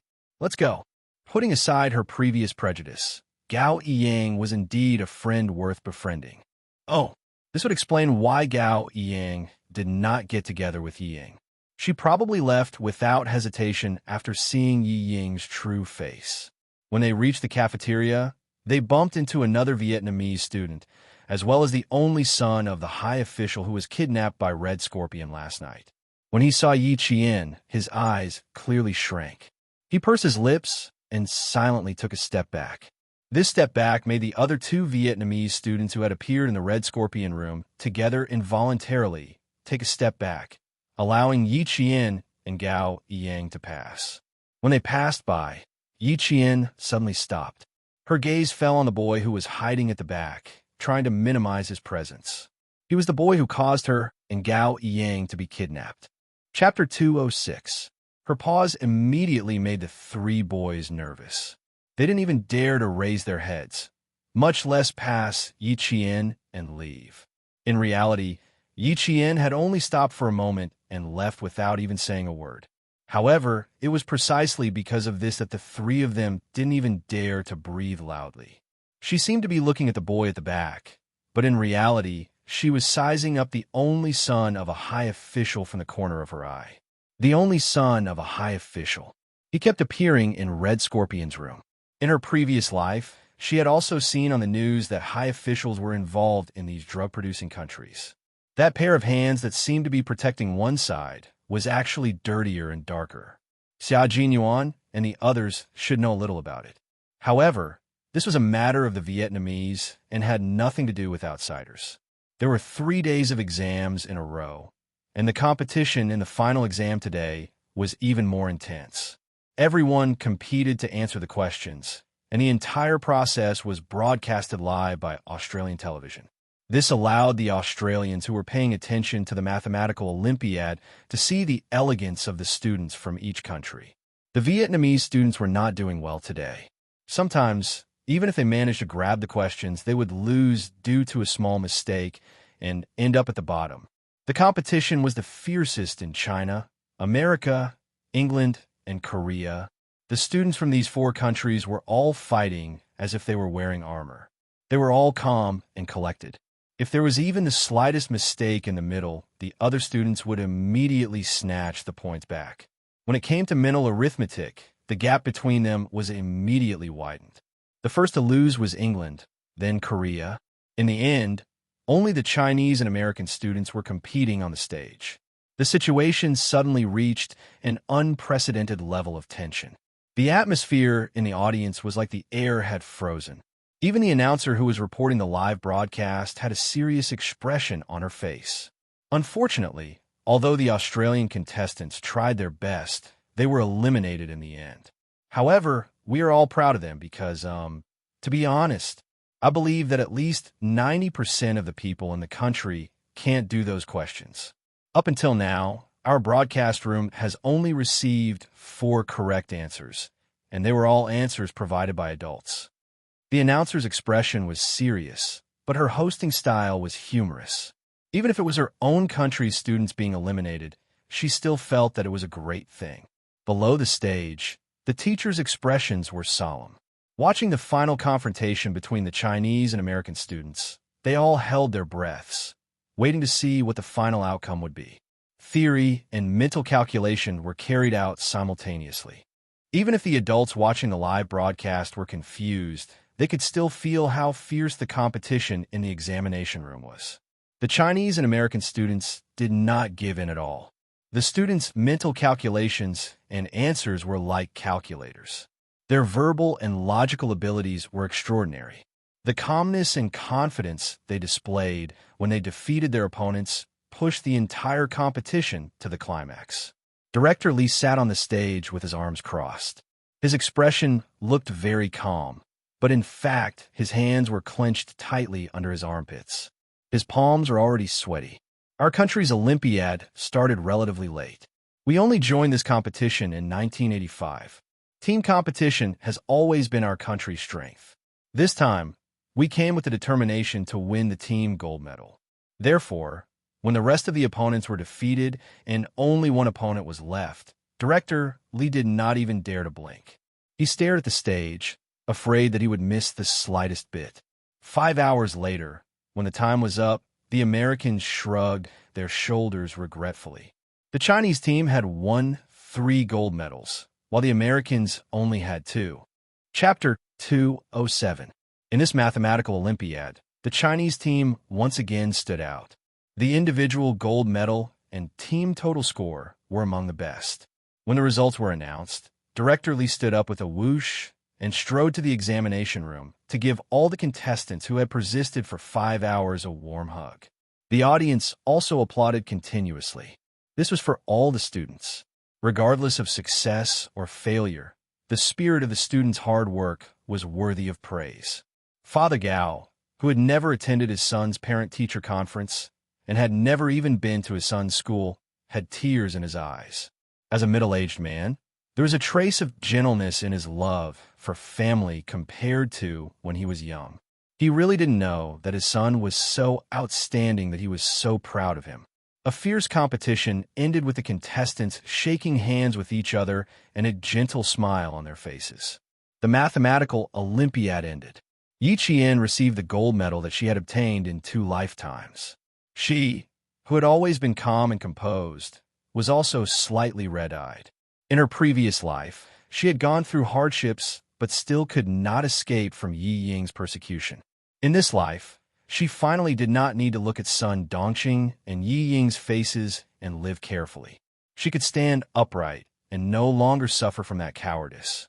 The continuous applause was like flowers that appeared on the roadside when you walked through a thorny road. You could stop to feel the joy, but never forget that a wonderful life could not be stopped because of this. Yi Qian, Yang Yi, the 2 girls stand in front. The boys stand on the left and right. Take a group photo together. Below the stage, Director Lee, who had a face full of pride, and the staff sent by the embassy took the first group photo of all the students in Australia. When the 12 contestants began to visit the scenery of the University of Sydney, this photo had already been sent back to China by the embassy staff. Yi Qian and the others had not yet returned from Australia. In China, the news that the Chinese team won the most gold medals in the mathematical Olympiad team and the individual gold medals swept across the country like a spring breeze. Even the People's Daily, which had the largest circulation, reported it and accompanied the contestants' performance on the stage. Yi Zhifan was the deputy mayor, and the People's Daily was the paper he had to read every time. When he saw the photo that occupied the most important section of the People's Daily, his gaze suddenly froze. Then he looked at the name attached. His originally relaxed brows suddenly furrowed, and his expression had changed greatly. He had just arrived at work. He picked up his briefcase from his desk, clenched the newspaper in his hand, and strode out of the office. A government worker saw that he seemed to have left in a hurry and asked kindly, "Deputy Mayor Yi, there are still 10 minutes before the meeting. What are you?" "Postpone the meeting for an hour. I have something urgent to attend to." How could he be in the mood for a meeting? Yi Zhifan didn't even look back. He left the office building with a gloomy face and sped home on his motorcycle. After breakfast, Sun Dongqing took Yi Ying to the streets to buy groceries. When they came back, they happened to meet the villagers of Shuka village. At this time, they were already proudly talking about Yi Ying's results in the midterm exam. It's not that I want to praise my Ying, but this child is very sensible. Old Yi and I have never had to worry about her studies. As a matter of fact, he was one of the top few students in the entire cohort during the final exam. Everyone says that all things are inferior and only education is good. My Ying is not a boy, but in what way is she inferior to a boy? During this period of time, Sun Dongqing was a little arrogant again. It was said that Yi Jifan was very likely to become the mayor, and her daughter was very capable. Wherever she went, she held her chin high. Yi Jifan, who was riding his motorcycle all the way, happened to see his wife chatting with the villagers. His gloomy face was almost squeezed out of water. Chapter 208. The women from the same village would more or less interact with Sun Dongqing. After all, she was the wife of an official. Sometimes, if they wanted to do something, it was difficult to find Yi Jifan, but it was definitely not a problem to find Sun Dongqing. Sun Dongqing was greedy and liked to listen to flattery. Sun Dongqing was both. My oldie always says that even though my Ying is not a man, she will definitely not be bad in the future. Next year, she will definitely be able to get into the provincial experimental high school in the middle school exams. She will definitely be able to get into Hua University and Shi University. She became more and more enthusiastic as she spoke, her saliva flying everywhere. Even though she was very plump, she really did not match Yi Jifan in terms of temperament. When the women from the same village heard this, they clicked their tongues and exclaimed, "Isn't that so? Who doesn't know that your Yi family is full of talents? And this talent is from your family. Ying is born with good looks and good grades. When she becomes a university student, she will be a golden phoenix flying out of our poor village." Ying liked to hear these words. When she heard this, she pursed her lips and smiled sweetly. "Auntie Tao, I know that little brother Little Dong also got into town high school. In the future, little brother Little Dong can look for me in class if he needs anything. If he doesn't know where my classroom is, just ask around and a classmate will bring him here." When Auntie Tao met her, she first mentioned that little brother Dong got into town high school and that he would have to worry about something in the future. Ying immediately knew why she was here. Since Yi Qian, that damn girl, made her life in school even more difficult, then she had to think of a way to make everyone in the same village stand by her side. Let's see if he has the face to return to the village in the future. Rumors and slanders killed people. Since she had failed to seduce teacher, she would have to take her time. Yi Ying's smile became even sweeter as a gloomy look flashed across her eyes. She didn't believe that she couldn't win against an orphan. If 1 year wasn't enough, then 2 years. If 2 years wasn't enough, then 3 years. As long as that damn girl returned to the village, she would have a chance. When Auntie Tao heard this, she immediately heaved a sigh of relief. Of course not. I say, Dongqing, your Ying is really sensible. No wonder everyone in the village said that the one who had become a demon in the Yi family was actually Yi Ying. Looking at it now, wasn't it true? Yi Jifan had been listening for a while. If it weren't for his status, he would have walked over and taught the mother and daughter who didn't know anything a lesson. His hands tightened on the handle of the motorcycle. Just as he was about to leave, he heard the sound of a car horn behind him. A black Santana stopped next to him. Someone greeted him with a smile. "Deputy Mayor Yi, Deputy Mayor Yi." A Santana stopped, and the person sitting in the back seat came over with a smile. "Long time no see, Deputy Mayor Yi. Isn't this Secretary Wu? Aya, are you going to school?" When Yi Jifan saw who it was, the gloominess on his face disappeared. He walked over with a smile and held Secretary Wu's hand. He said politely, "It's so hot today. Do you have something urgent?" Secretary Wu was the leader of the city's education bureau. Auntie Tao heard it too. When she looked over, she clicked her tongue and said, "Old Yi is really a busy man. That person looks like an official. TSK, TSK, TSK. Dongqing, you're really lucky. Wasn't he a blessed person?" Sun Dongqing smiled arrogantly. "I have to go take a look. You're busy. If you don't return to the village at noon, come to my house for lunch." After that, she pulled Ying over. Chapter 209. Aunt Tao, who had wanted to get closer to her, did not dare to make her stay. Seeing the mother and daughter walk over, she stopped for a while and left. "I just found out that you're Yi Qian's uncle." This is really. When Sun Dongqing heard Yi Qian's name, she was like a cat whose tail had been stepped on. She immediately exploded. Yi Qian? Old Yi, what trouble did that wretched girl get into again? Let me tell you, whether she lives or dies has nothing to do with my family. Wretched girl, ungrateful wretch. If it weren't for my family raising her, she would have been a beggar begging for rice. He spoke quickly and hurriedly, without any pause or buffer. He finished speaking with a crackling sound like firecrackers, but he didn't notice that Ying was already sweating from anxiety. Mom, what are you saying? Ying was afraid that she would say something unpleasant, so she quickly pulled her back and whispered, Mom, Dad's expression has changed, and you're still talking. Why don't you see who the important guest is? You can't say anything nice the moment you open your mouth. Ying was also an expert at reading people's expressions, even though she also liked to let others know more about Yi Qian's scandals. But now, who was the guest? What was he doing here? Why was he looking for Yi Qian? She had no idea. Sun Dongqing was still a little unhappy. What? How long has it been since that wretched girl showed up? When I asked you, you said you didn't know. When I asked your dad, he wouldn't tell me. Who knows if she got into trouble outside? This wretched girl, she just doesn't. Mom, can you stop talking? Yi Ying's little face was now pale, because Yi Jifan's gaze just now was so sharp that it made her shiver involuntarily. Secretary Wu was talking happily. With Sun Dongqing's reprimand, he could tell that something was wrong. He did not show it on his face, but he smiled and asked, This is, Sai, I've embarrassed myself in front of you. This is my wife. She doesn't know anything. All she knows is to take care of her 3 meals a day. The children like to spread rumors about the slightest mistake. It was impossible for him to teach Sun Dongqing a lesson in front of outsiders.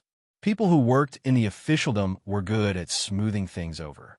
They didn't need to explain anything, but they could explain everything clearly. Secretary Wu's expression softened a little. He had wanted to say a few more words, but now he was not in the mood. It seemed that he should wait for Yi Qian to come back. He smiled and said, So it's Madam Yi. That little classmate must be Deputy Mayor Ye's daughter. That's right. Come, Ying, say hello to Secretary Wu. How could Yi Jifan not see the change in the situation? The other party was clearly here for Yi Qian, but he could not bring himself to mention it. He had to smooth things over first. In terms of social interaction, Ying had always been polite and appropriate. With Sun Dongqing's previous offense, Ying's actions and words were very dignified. Hello, Uncle Wu. If my mother offended you just now, please don't take it to heart.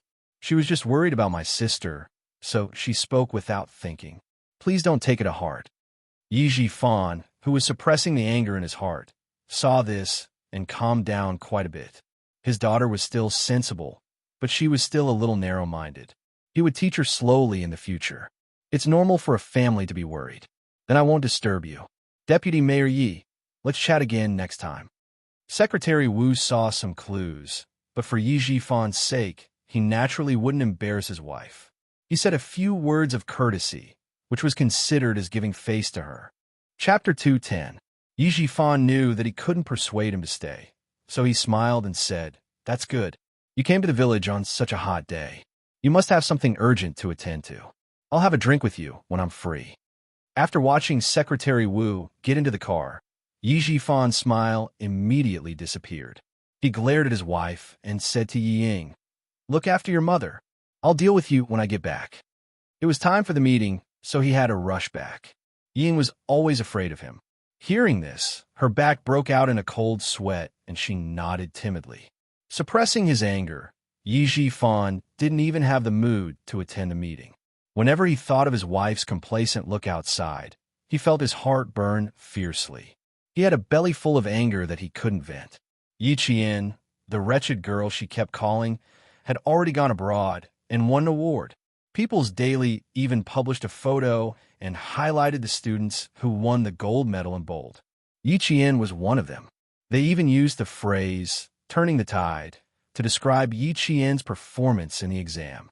Let's see if he still has the face to talk about Ying Ying's exam results. Let's see if he still has the face to talk about how amazing his daughter is. Let's see if he still has the face to step on Yi Qian's face and make himself look good.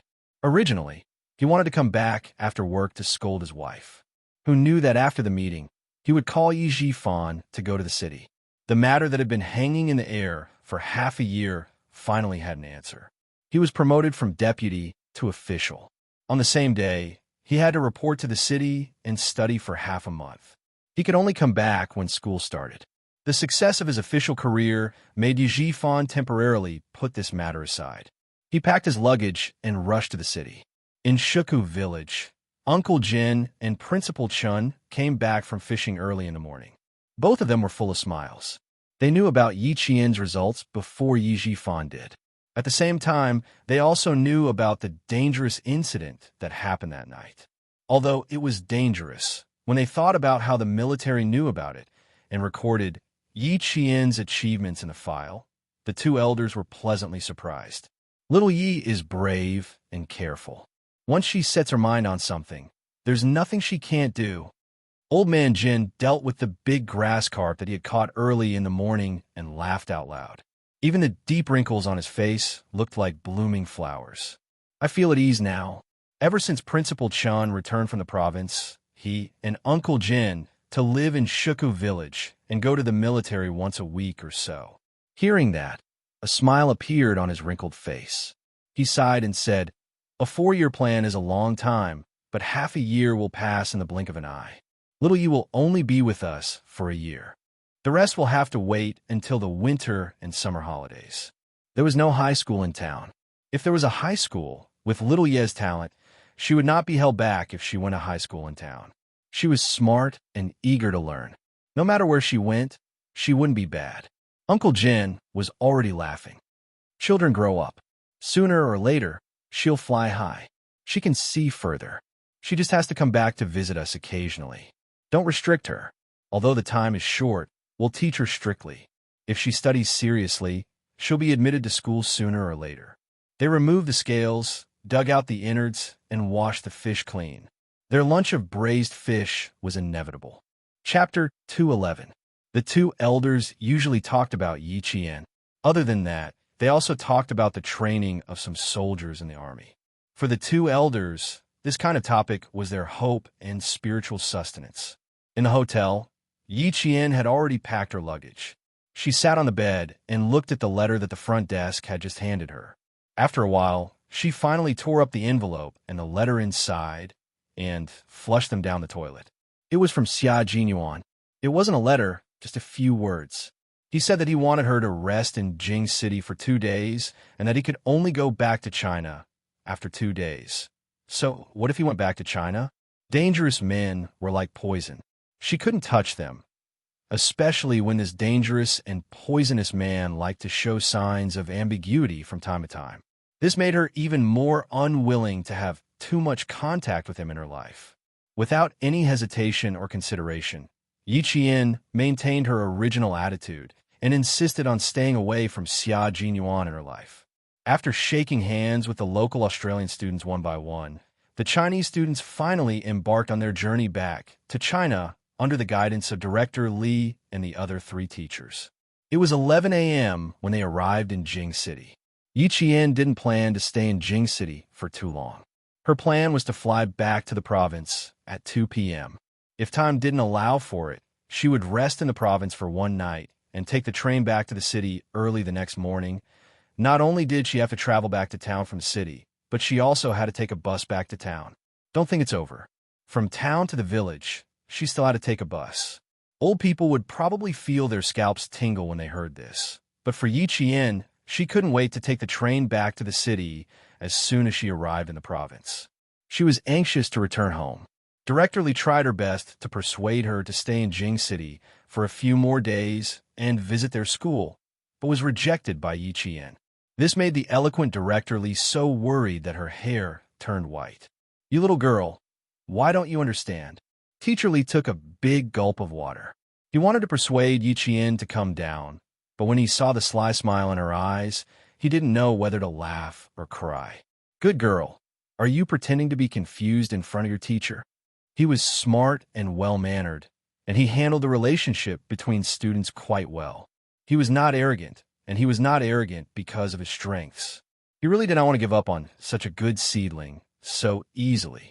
When Yi Qian heard that he wanted to continue, he stopped feigning ignorance. He smiled and said, "Director Lee, to tell you the truth, if there was a high school in our town, I would have studied there as well." Why was that? Everyone is racking their brains to get into a top school. Why is it so weird when it's your turn? I can tell you that in the whole of Beijing, our school has the strongest teaching staff. Not to mention Hua University and Shi University, most of the students who study abroad have a bonus. In response to Director Lee's well-meaning advice, Yi Qian smiled faintly and replied, "You're honey, you're arsenic." He didn't say anything else. This was something that was completely impossible. He could only thank Director Lee for his kindness. "You little girl, you really do have a lot of ideas." Director Lee didn't try to persuade her anymore. He sighed heavily and said to the two boys, Gao Yiyang and Wang Mo, "Take care of the girls on the road. When you arrive in the province, remember to call me to let me know you're safe." Chapter 2:12. Wang Mo chuckled. "Don't worry, I'll definitely call you." Since the three of them were traveling together, Director Lee wasn't too worried. However, he still called Teacher Zhu from the provincial high school, who was responsible for bringing the three of them to school. He told them what time the students would be arriving at the provincial high school and personally escorted them to the departure lounge before leaving. "After I get off the plane, I'll go directly to the train station to see if there are any train tickets back to the city tonight." As soon as they boarded the plane, Yi Qian told Gao Yiyang her plan. "I can go back alone, and I want to go back earlier." She hadn't trained in a long time, so she was very anxious to go back. Gao Yiyang glanced at her and frowned slightly. He pursed his lips and said, "There are tickets. Let's go back together." He didn't hear her mention that if she hadn't been able to get the tickets, she would have gone back alone. "That's fine too." Yi Qian nodded slightly. Although there was no misunderstanding like before, she wasn't very interested in closing the distance between them. It was enough to maintain a casual friendship. Although she wasn't as cold to him as before, she didn't want to be friends either. Gao Yang, who realized this, felt a little bitter.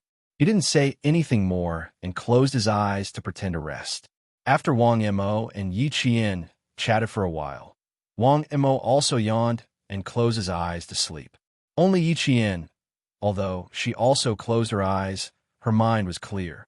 She didn't feel sleepy at all when she thought about how she would soon be able to immerse herself in the intense training.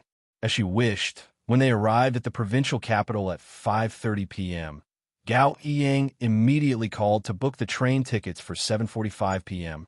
The two of them didn't even meet Mr. Zhu and rushed to the train station without stopping. From Australia to Beijing, then to the province, the city, the town, and the village. Yi Qian spent a total of 2.5 days on the road. At noon, the sun was so hot that even the cicadas were resting. The entire village was extremely quiet. Even the dogs were lying under the shade of the trees, panting heavily. When Yi Qian walked into the peach forest with her luggage, Xia Jinyuan stood at the hotel where he and Yi Qian had agreed to meet. "No one contacted you? Are you sure?" Xia Jinyuan frowned and looked at Han Zheng in disbelief. He pressed his lips together and asked, "Are you sure no one called you when you were at the nightclub?" Han Zheng was on the verge of tears. He patted his chest and swore, "Absolutely not. They were watching him 24 hours a day. That little girl of yours definitely didn't contact me. I guarantee it." What was this? Could it be that his brother's words were false? The aggrieved Han Zheng pretended to cry and said sadly, "Why would I lie to you? Let me tell you, that little girl is not interested in you at all. The great young master Xia also has a time when he is despised by others. My heart is really, really fucking happy." Amidst his childhood friends' gloating laughter, Xia Jinyuan's face gradually tensed up. The little girl didn't come, so the next time they met would be difficult. It might be a few months or a few years. Xia Jinyuan was originally supposed to join the team at the end of the year. Now, because of Operation Pebble, the transfer order was sent to his original unit the day before yesterday, and he would be transferred to the new unit the next day. Each unit was responsible for special missions, such as war zone operations, overseas pursuits, foreign assassinations, intelligence spying, and so on, which are classified as Red Level 1 Snowfield Brigade. Since she didn't come, Xia Jinyuan could only leave Beijing with regret and go to the Snowfield Brigade.